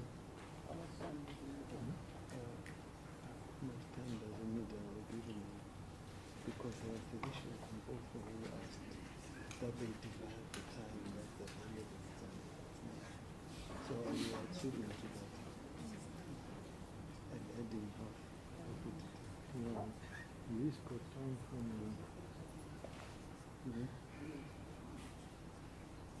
from 15:30. He gave me 45 minutes. Yes. You give him half of what? From the half from the this time. He's getting what if you give him 45 person. No, that was half of 15. No, it was we gave the other one half an hour. So we took it 15 minutes. It is 1 hour 3 minutes. Oh. 45 it was Okay. received in the initial plus of 15. Yeah. Counsel, yes, we have considered the matter. You will get half of the time that was named, which actually gives you from 45 to an hour, 45 minutes to an hour. I think you'd originally can be 45. And I was Yes. asking for an extra 50. Yes, we've given you 15. Thank you. Let me start off with why we're here. When I say we, I mean my client, the African Transformation Movement. We're here because we submit that the rule of law is dominant and there is nothing to counterbalance that.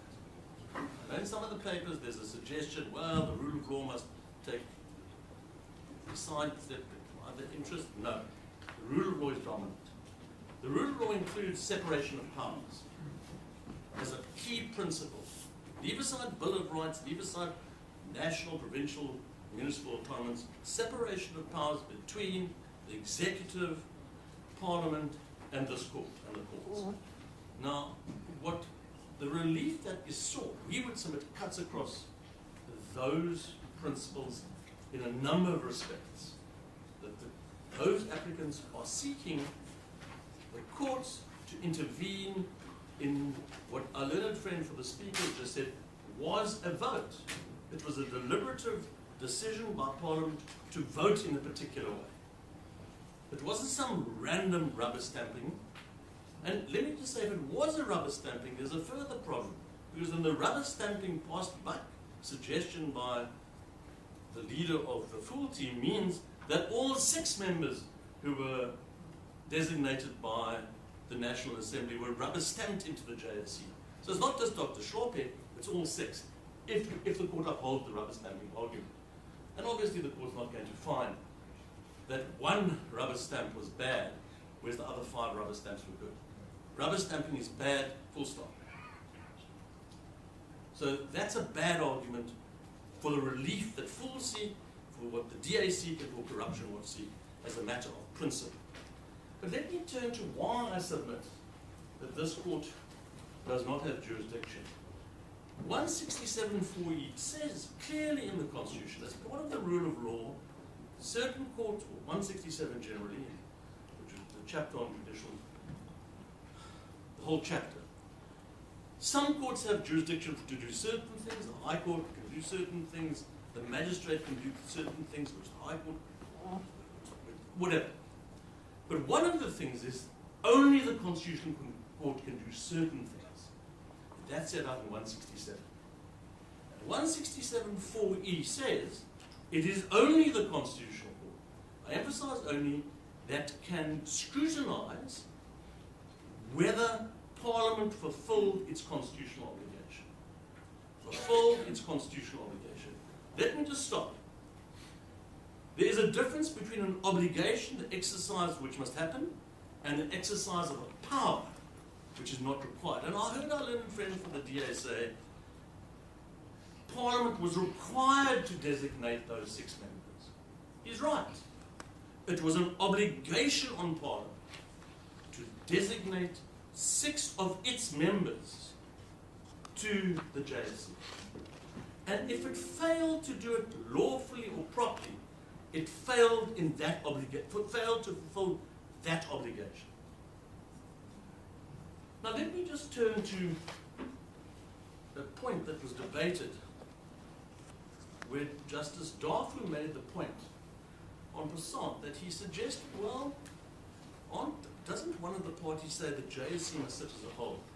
And it was us who took the point, 27135 on case lines, where in paragraph 35, the JSC, the argument by, one of the arguments by the JSC was rejected by the SCA. And what the SCA says, acceptance of counsel's argument would mean, for instance, that matters relating to a specific High Court be determined in the absence of the Judge President, etc., in the Premier. And then the important sentence for this Court's purposes goes to this interim interdict issue.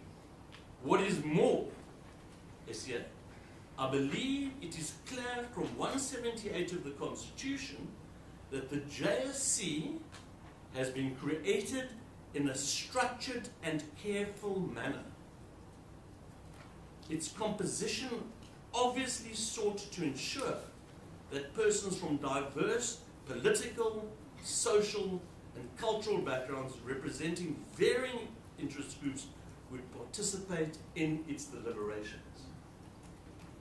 So all the members of the JSC, whether designated by the President, the law professors, the National Assemblies, must be there. And if they're not there, if they aren't there on the 7th of October, then the JSC is not properly constituted, according to the SCA. Which paragraph are you reading? 35, second sentence. That's case lines 27 and 34. Now the question then becomes, well, it's a very serious matter we're dealing with. The JSC is sitting on the 7th of October to determine, for example, who's going to be the Judge President of this division. It's a serious matter. The whole 4 judges, 4 persons are going to be maybe recommended to the President to sit in this division. Were one of the National Assembly designates, after a vote by the National Assemblies, not be there because he did whatever,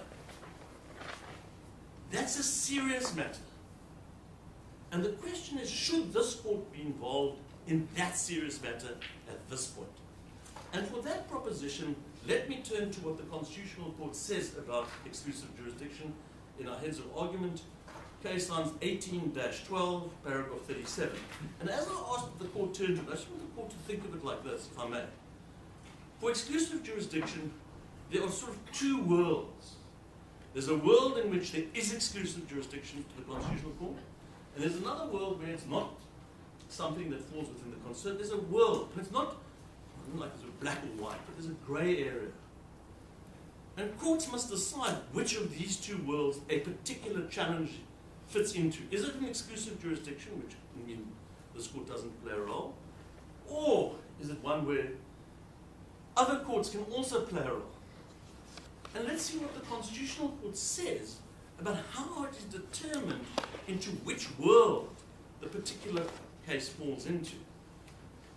1812, in Doctors for Life, the Constitutional Court says in paragraph 24, the principle underlying the exclusive jurisdiction under the section 160 is that, these are the words, disputes that involve important questions that relate to the sensitive areas of separations of powers must be decided by this court only.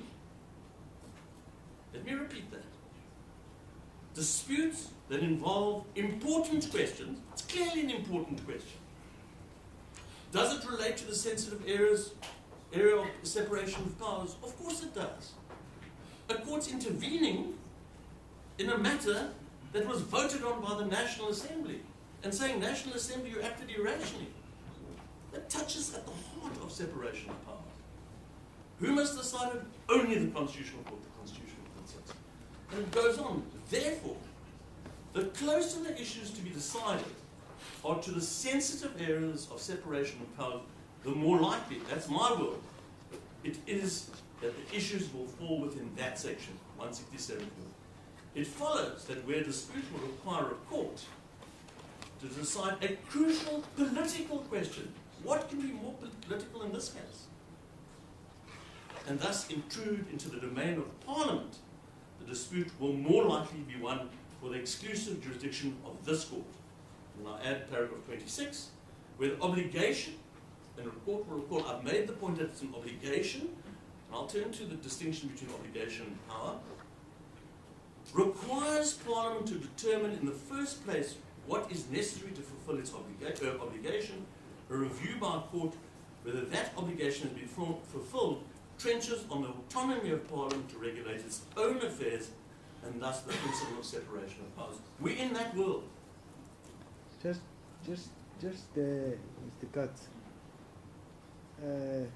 there's a view that says the nomination by the MK party of Dr. Hlophe to the Assembly was a political decision, and there seems to be no real dispute about that.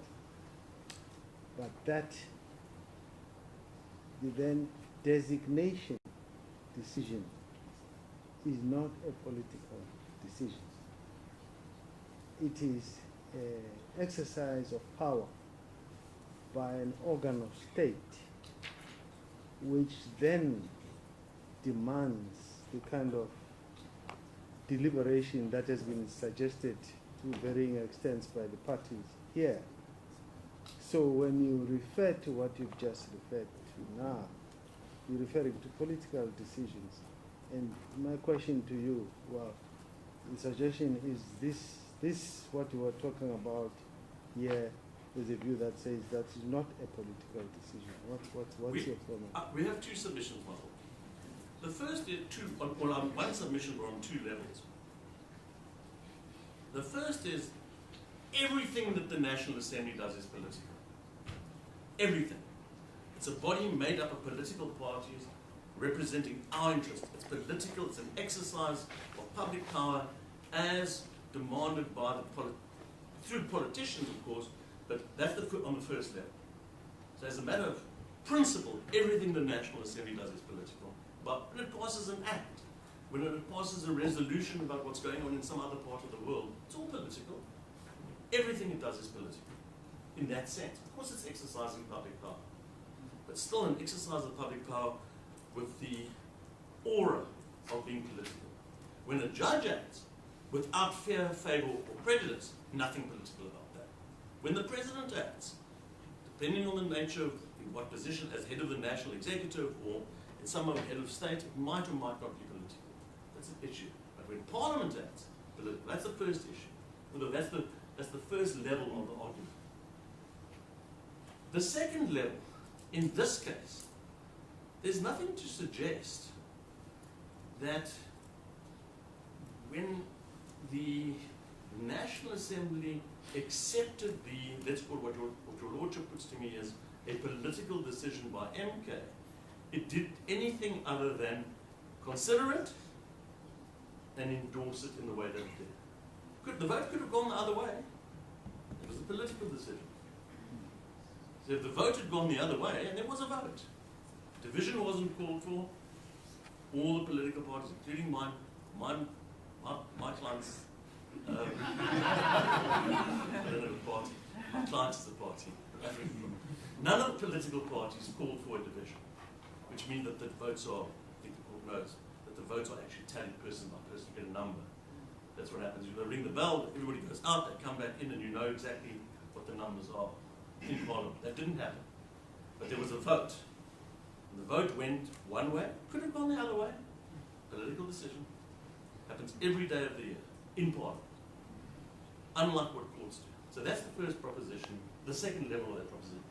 I just want to turn to another aspect of this debate. I find it ironic, and we made the point in our heads of argument. In this court, I, acting for the ATM, brought a case against the Speaker for not having a closed vote in a motion of no confidence against the President. The Speaker in this court took the point that we were in the wrong court, we should have gone to the, let's say we, Mohammed and I and Brian ATM, should have gone to the Constitutional Court, exclusive jurisdiction.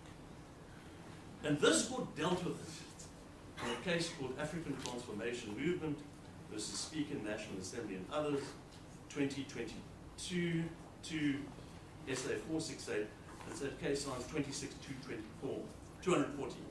And the judge is a single judge, rejects the Speaker's exclusive jurisdiction argument and upholds our argument that it wasn't an exclusive jurisdiction point. It's kind of ironic the other way around. But the important point of the case is this. In doing so, the court reasoned why this court does have jurisdiction. That reasoning, we submit, will tell this court that this court doesn't have jurisdiction. That's exclusive jurisdiction. Let me explain why. It starts on 26, and remember what happened in this case, on it's page 26241, is a preliminary issue. Let me just go, just to remind back. The court upheld my argument that the court did have jurisdiction, but it rejected me on the merits. Then the case went to the SCA, and the Speaker abandoned the exclusive jurisdiction point, and we won on the merits.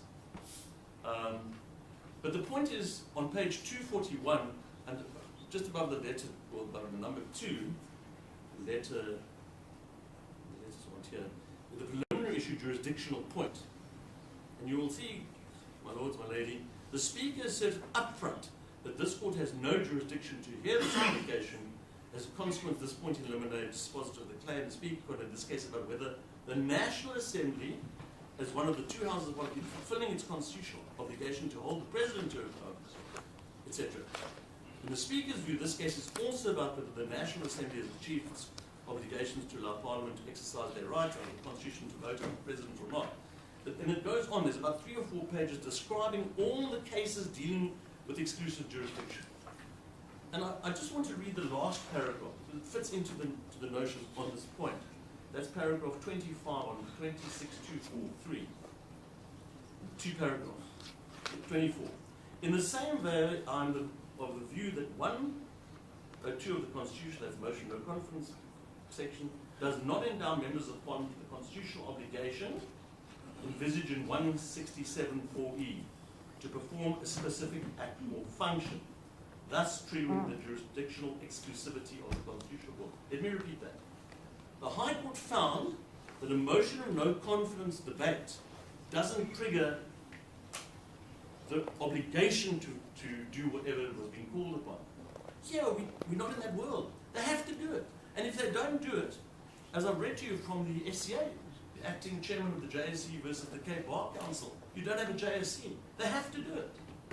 And if they don't do it, they're not fulfilling a constitutional obligation. And then it goes on to 25. To this end, I agree with the views expressed by Dr. J in his dissenting judgment in Mazibuko, that's Mazibuko versus Sisulu NO, where he stated that a 102 motion of conference does not impose a duty on the Assembly to perform a specific act or function. 102, that's the motion of no confidence. It comes if a political party raises the issue. Instead, it confers powers on the Assembly to pass a motion of no confidence in the President if the majority of its members support the motion. The learned judge found in that case the alleged failure to make rules does not give rise to a claim falling within the exclusive jurisdiction. We're in a different world. That's why I say we have these two worlds.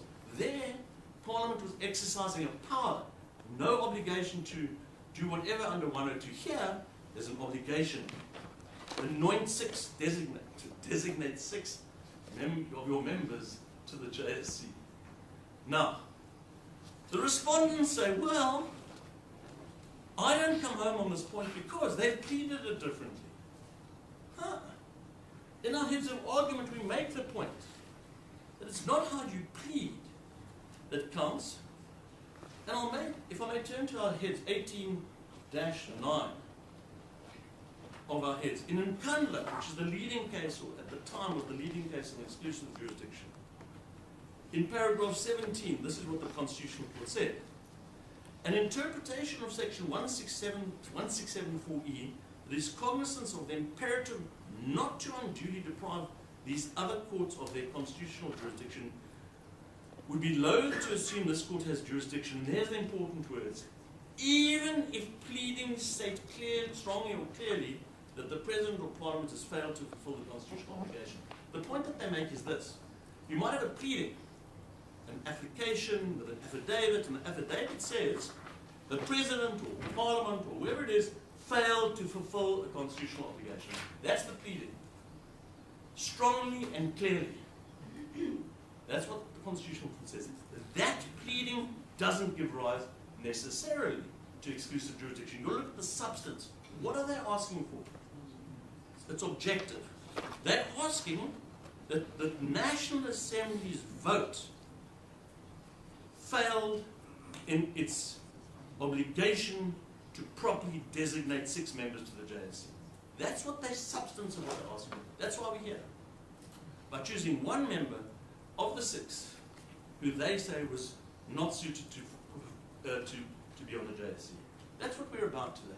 However they may couch it, however they may plead it in their notice of motion, which keeps changing, etc., etc., that's what they're here about.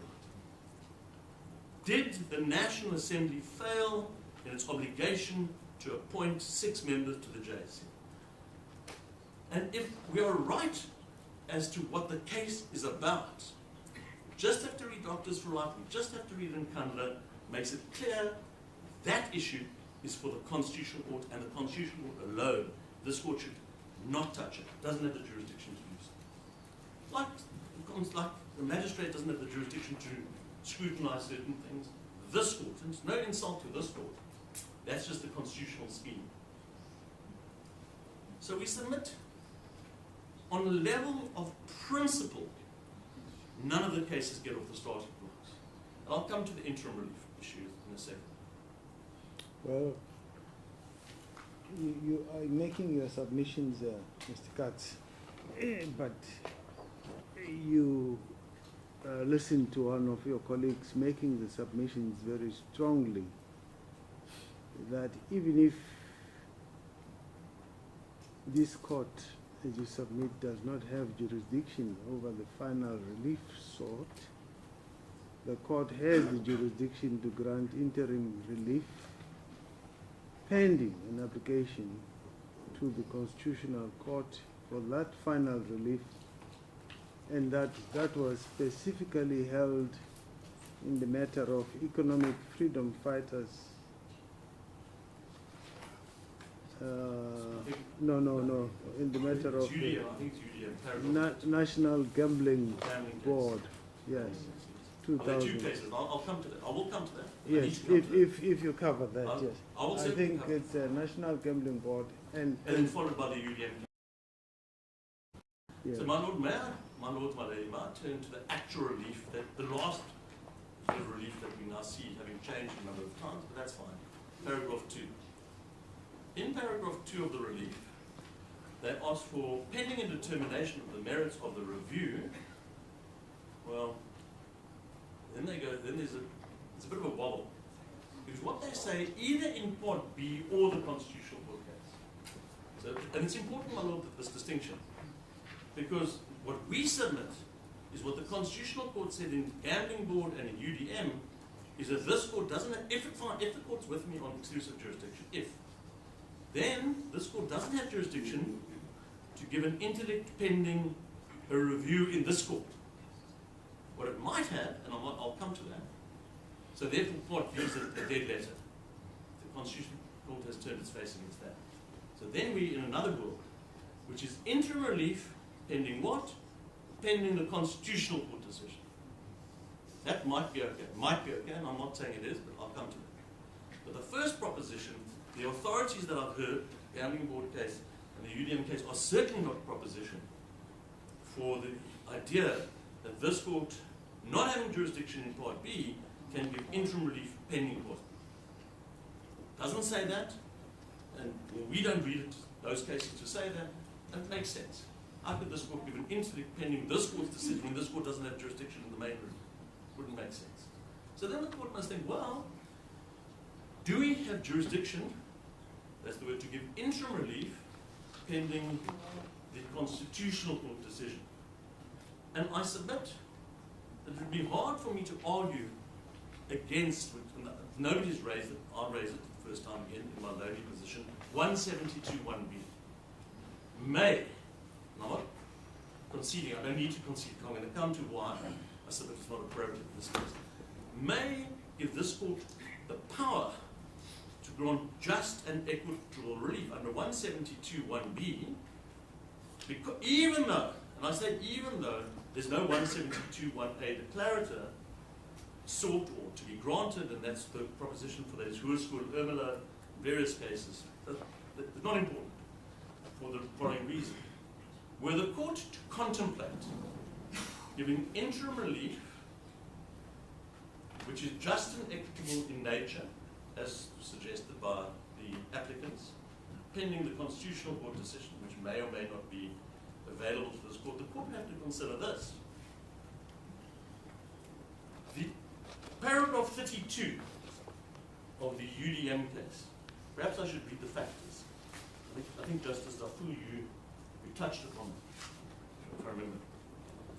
You said, Justice Hlophe, isn't that summarized in 32? Now, assuming I'm right on all of these different aspects, you would have to think, is it just and equitable in these circumstances to give an interim interdict saying one member of the 6 can't sit until the Constitutional Court gives its decision?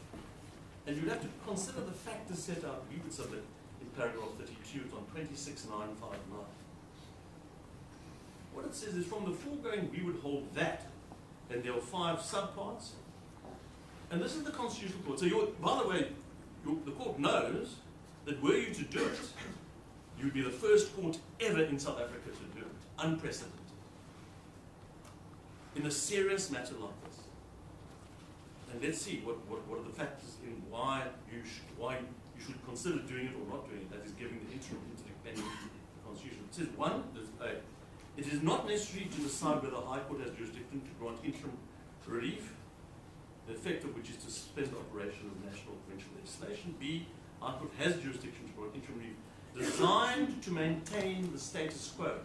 The interim relief that you would be granting would not be maintaining the status quo. On the contrary, you would be changing the status quo, and it says, or to prevent a violation of a constitutional right where legislation that is alleged to be unconstitutional in itself, or through action it is reasonably fair it might cause irreparable harm of a serious nature.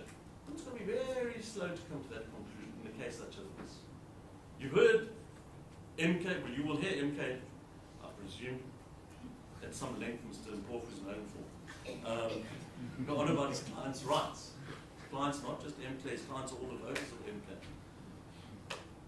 I'm pleased that we're in a court which hopefully keeps us to our time. He's not listening, so I can get away. But the point is simply this. C, such interim relief should only be granted where, and the important words, strictly necessary in the interests of justice. That is the constitutional standard provided by, and should also apply in cases such as those presently under consideration. D, in determining the interests of justice, the court must balance the interests of persons seeking the relief, that's the 3 applicants, 2 plus 1, we're not sure where full is on that, against the interests of others who might be affected by the grant of such relief. Remember, the SCA said that JSC has been carefully constructed by the Constitution to give effect to political, social, and other interests. And the court giving an interdict would be affecting those kinds of considerations. Is it strictly necessary to do so? It's a very hard question. And I would say not. Then it says the interim relief should be strictly tailored to interfere as little as possible with the operation of the legislation, and all the more so where the legislation results in it. So the principle is this. 1, this court doesn't have jurisdiction on the main case. That's Fool's case and Part B of Corruption Watch and DA. 2, you may well have power to grant interim relief pending not Part B, but power to possibly grant interim relief pending the constitutional application. But when you consider that, it's that relief, if you do grant, must be strictly necessary, narrowly tailored, and all the red lights that Mr. Du Plessis has been talking about for Parliament, we submit, should be flashing to this court. The red lights that Parliament had should be up there. Separation of powers. Am I going to, as a court, trench on a vote by Parliament, by politicians? A political decision. And the court knows our arguments on this. Let me just turn to the remedy, and I'll turn to my heads. We submit that ATM, African Transformation Movement, because we've come here as a lonely standard bearer for the rule of law, should not, whether we win, lose, or draw, be receive costs or be ordered to pay costs. We're here as a neutral party which says the rule of law is sacrosanct, there's no balancing, and the rule of law, as I've said, talks to all of the kinds of considerations that I've already mentioned. So the question then is, what do you do with these 3 applications? And it's a difficult question, and we submit that there's various options. And we'll tell you, we'll suggest to you the option that we think is the most attractive, bearing in mind the difficulty. In a sense, I say in a sense, we agree with Mr. Trengrove that were the court to find that it's a difficult case to give final relief, it's probably exclusive jurisdiction, probably not in the best idea to dismiss Fool's application. Because it might turn out that the Constitutional Court rules that it does not have exclusive jurisdiction. And then you would have dismissed Fool's application, which is problematic. So as far as Fool's application, we submit that postponing sine die. Behind me, I heard from my friends for MK. Anyway, that's the first one. As far as the interdicts are concerned, our submission, you certainly shouldn't grant them for the reasons, we call it, in our heads of argument, the red line separation of powers. This court isn't going to tell Parliament on Mr. De Beer's submission, well, take away Mr. Dr. Hlophe, put somebody else in there. It's not going to do that, because there have to be 6. So if you tell Parliament to get rid of Dr. Hlophe for October the 7th, and for April, and for whenever, you're actually telling Parliament, go and put somebody else in there. We're not going to do that. We said that's, as Fool's head say, inappropriate substitution. There have to be 6. If you take one away, somebody's got to put the extra one in there. And who is that? That's Parliament. You're not going to tell Parliament to do it. Well, if the court doesn't tell them, is in the presumption that they in any way know they have that option. They haven't got an option. There's no option. That's my point. The SCA says to the world, there must be the composition. Well, it suggests, and I've read the passage to the court. It suggests the composition of the JSC has been carefully calibrated and tailored to give power to political, social, and other groups in a particular way. And if one of them isn't there, it's not the JSC, it's something else. You have to have 6. 3 from the opposition. Can't have 5. So as soon as you say one can't be there, it means if a sick person, I've read this, it's paragraph 35 of the SCA draft. It have to be 6. What is more, it is clear from 178 that the JSC has been created in a structured and careful manner. Its composition, that 6, obviously sought to ensure that persons from diverse political, social, and cultural backgrounds representing various groups would participate in its deliberation. That means 6. Doesn't mean 5. So if your lordships, your ladyship take one away, not the JSC, it's something else. It has to be number 6.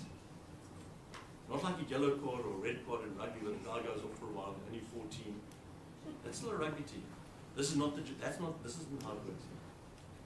So if there's a referee that starts the game and says, right, 14 against 15, not a rugby match. But if there's a yellow card, red card, no problem. Here, there have to be 6. If the court takes one of them away, it's not a yellow card or a red card. I'm not sure what it is, but it certainly falls foul of paragraph 35. So the point I was making was that were this court to take the view that there's a difficulty with Dr. Hlophe sitting, I was dealing with what was the appropriate order, bearing in mind all these difficulties that I've raised in my ATM hat. The question then becomes, we told you we submit that fools should be postponed sine die, because we don't know what the Constitutional Court will say, and if the Constitutional Court says it doesn't have exclusive jurisdiction, then fool's application should proceed. Yes, you told us. Yes, I'll just repeat. So now we come to the other 2. Yeah. That's where I was coming to, and then I got diverted, sorry.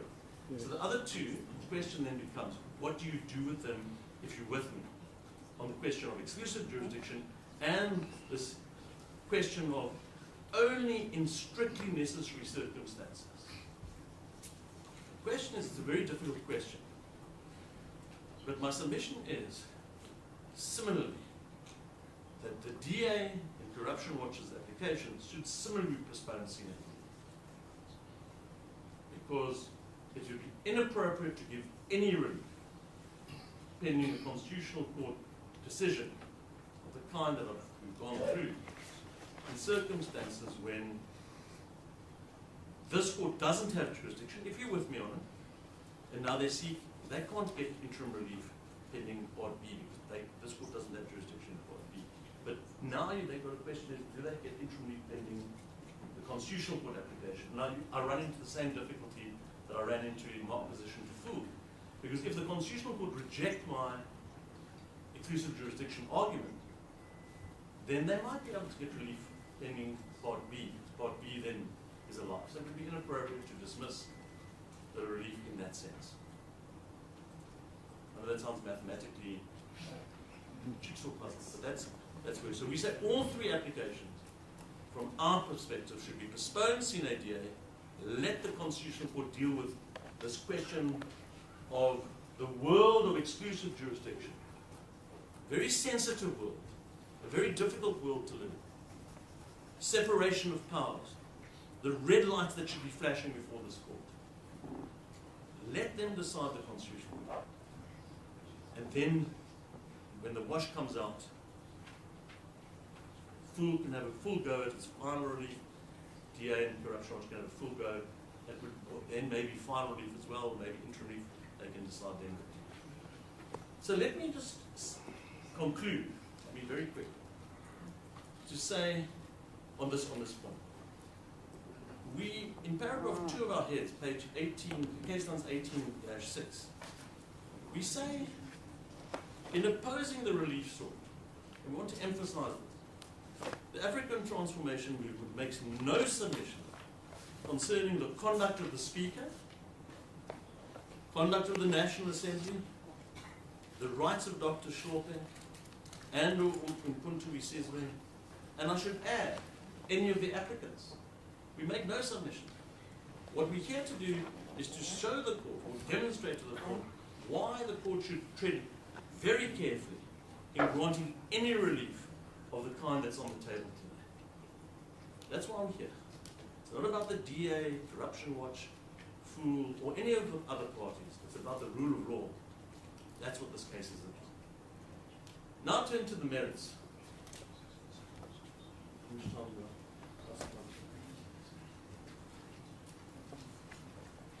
We essentially align ourselves with the other respondents who are opposed, Dr. Hlophe and NK, in this sense.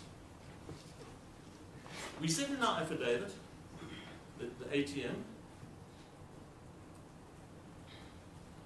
that this case isn't about what one might feel is philosophically or let's call it politically interesting. It's about the law. It might be philosophically, it might have a feeling, a vibe, as the Constitutional Court once mentioned, that Dr. Hlophe shouldn't be there on the JSC. That's not what the case is about. The case is about, he is an MP. Now some people might not like that. Too bad to say. He is an MP, he's sworn in, and once you're an MP, you have that which all MPs have. Some are not better than others. There are 400 of them. Some are men, some are women. Some belong to some political parties with particular political bents, others belong to others. Some have got different pasts to the others. We know, we've seen. Some have been kicked out of one party, gone to another party. Some have been impeached as a judge, just one. But he's equal. He's equal to others qua MP, not a judge. That's finished. That career of his is over for now. He's an MP, he's a member of Parliament. And the question is whether that member of Parliament, despite his checkered history, such as it may be, disqualifies him from that which the other 399 members of Parliament may be entitled to and may have the right to. And the answer is no. His past, whatever it may be, is in the past and remains as it was the day that he was sworn in as an MP. If there was an objection to his past, then that was the time to deal with it. And if I'm understanding you well, your submission is that his past is irrelevant. Well, his past is irrelevant. Irrelevant to his position sitting as an MP being designated by vote by the National Assembly. Yes, then you are saying it's irrelevant to these proceedings. In that sense, yes. His conduct is irrelevant. That's your submission. Yes. I don't want to make it in a blanket. I make that submission in the context of the relief that is being sought today. Yes, but it must be if it's in context of the relief, it's in context of these proceedings. Yes, no, I accept that. But let's say, for example, a party came along, and I'm just making a hypothetical. Excuse me? Hypothetical. Thank you, my lady. It's not. Let's say a party came along and said he was impeached as a judge, therefore he has no right to be an MP. I could not in those... No, nobody has argued that. No, that's my point. Yes. But if that was the argument, that would be different to what we have today. Because that ship is sailed. That's the point that I'm making. If somebody had argued that, then his past might be relevant to that case. But that's not the argument. Excuse me? But that's not the argument. That's not the argument, so therefore we don't have to worry about his past. Yeah. That's the point. His past isn't irrelevant in the broader scheme of the world, but it's irrelevant because he's a member of Parliament and he's being designated qua member of Parliament, it becomes irrelevant in that context. If there was some other case about what he could or couldn't do, whether he could be a member of Parliament, of course his past might be relevant. Depends what the challenge is. This challenge is the challenge to the National Assembly designation. And it's a vote. And the National Assembly might have been unwise, they might have been wise, they might have been for good reason or bad reason. The principle is that's what the National Assembly chose. When that happens, the court must see those red lights flashing. Should we intervene, the National Assembly, who does what we as a court think is a terrible thing. Red light. That's all.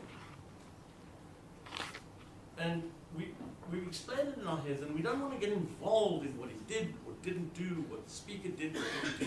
And we submit that the speaker gave a very useful and we think entirely appropriate explanatory affidavit explaining what happened. There was a vote. And this court shouldn't intervene.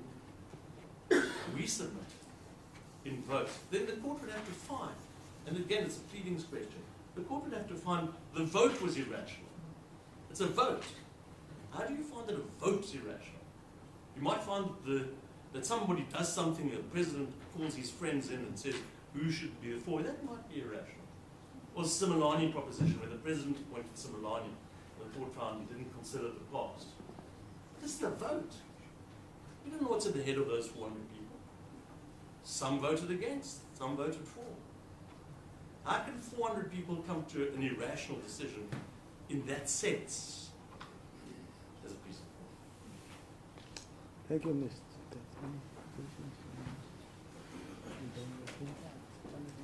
Thank you, Mr. Katz.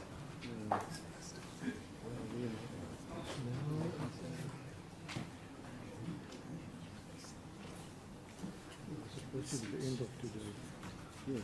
Because unless we want to hear. No. Well, in terms of how we're supposed to proceed today, that should bring us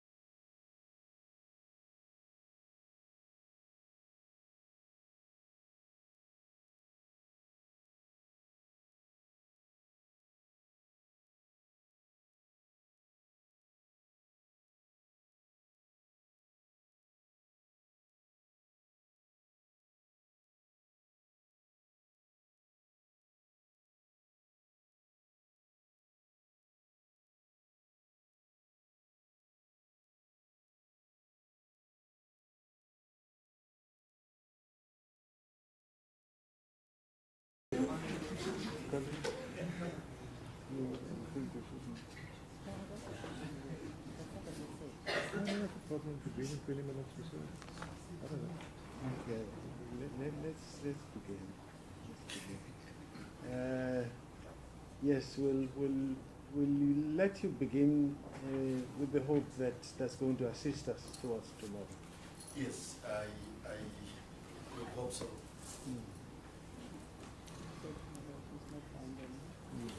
I actually don't like arguing behind my learned friend's backs.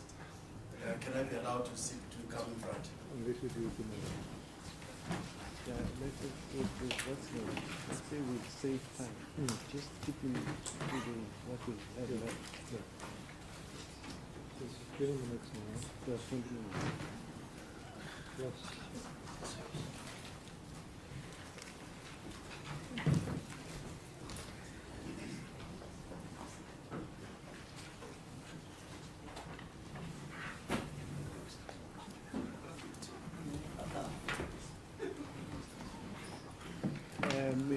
Mr. Masuku, we would have you know that you have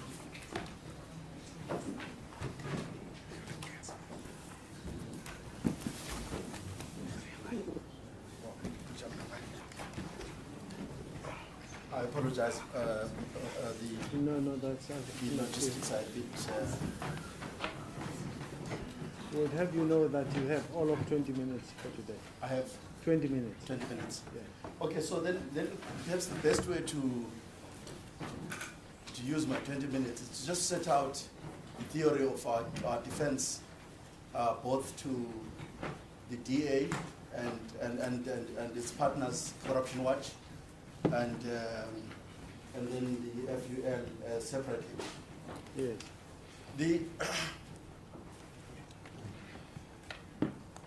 There are certain errors that have been made in suggesting that the court should moderate the thinking of parliamentarians in how they constitute the 6 members that they need to constitute. So what I'm going to do is I'm going to deal firstly with the requirements under Section 178 1H. In fact, I'll deal with the requirements under Section 178, which is what Mr. Trencroft dealt with right at the beginning.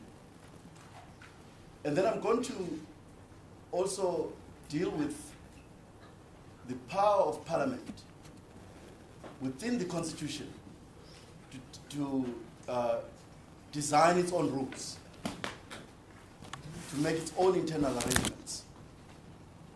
With that, to submit that there is an autonomy given to Parliament, constitutional autonomy given to Parliament or to the National Assembly to decide how to constitute the 6 members or to designate the 6 members that serve in the National Assembly. And then I will then deal with the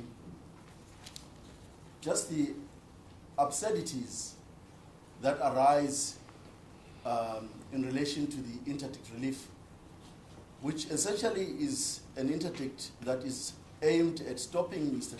Dr. Hlophe from exercising what are constitutional obligations, both as a member of the National Assembly and a member of the JSC.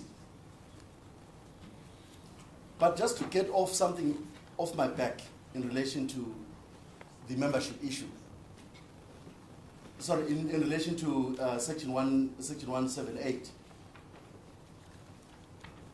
Mr. Trencroft spent some time looking at how was 178 member, designations in terms of 178 are done. But may I make this proposition, and I'll go back to the designations that are done by others.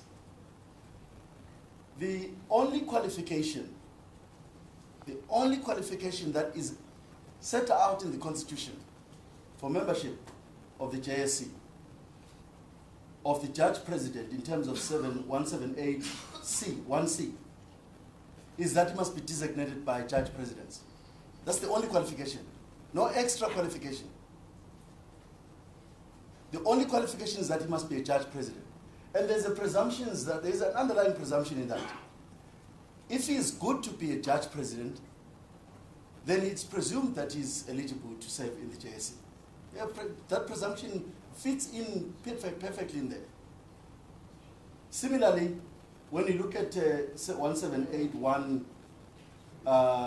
C and F for advocates and for practicing attorneys, the presumption must be that when they are designated or when they are nominated, they are fit and proper to serve in the JSC. That's an underlying presumption. You don't have an extra, you don't have a committee meeting where you try and investigate whether an interview of some sort to try and determine, as in the Simelane case, who is my learned friend on my right here. They've been talking about him a lot, but he's here. So just thought they would know that, all the things they say about him.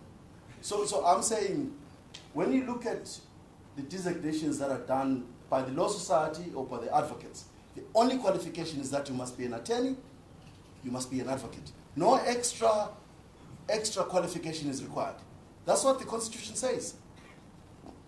You can't start reading other things that your moral turpitude to come into things about, or this attorney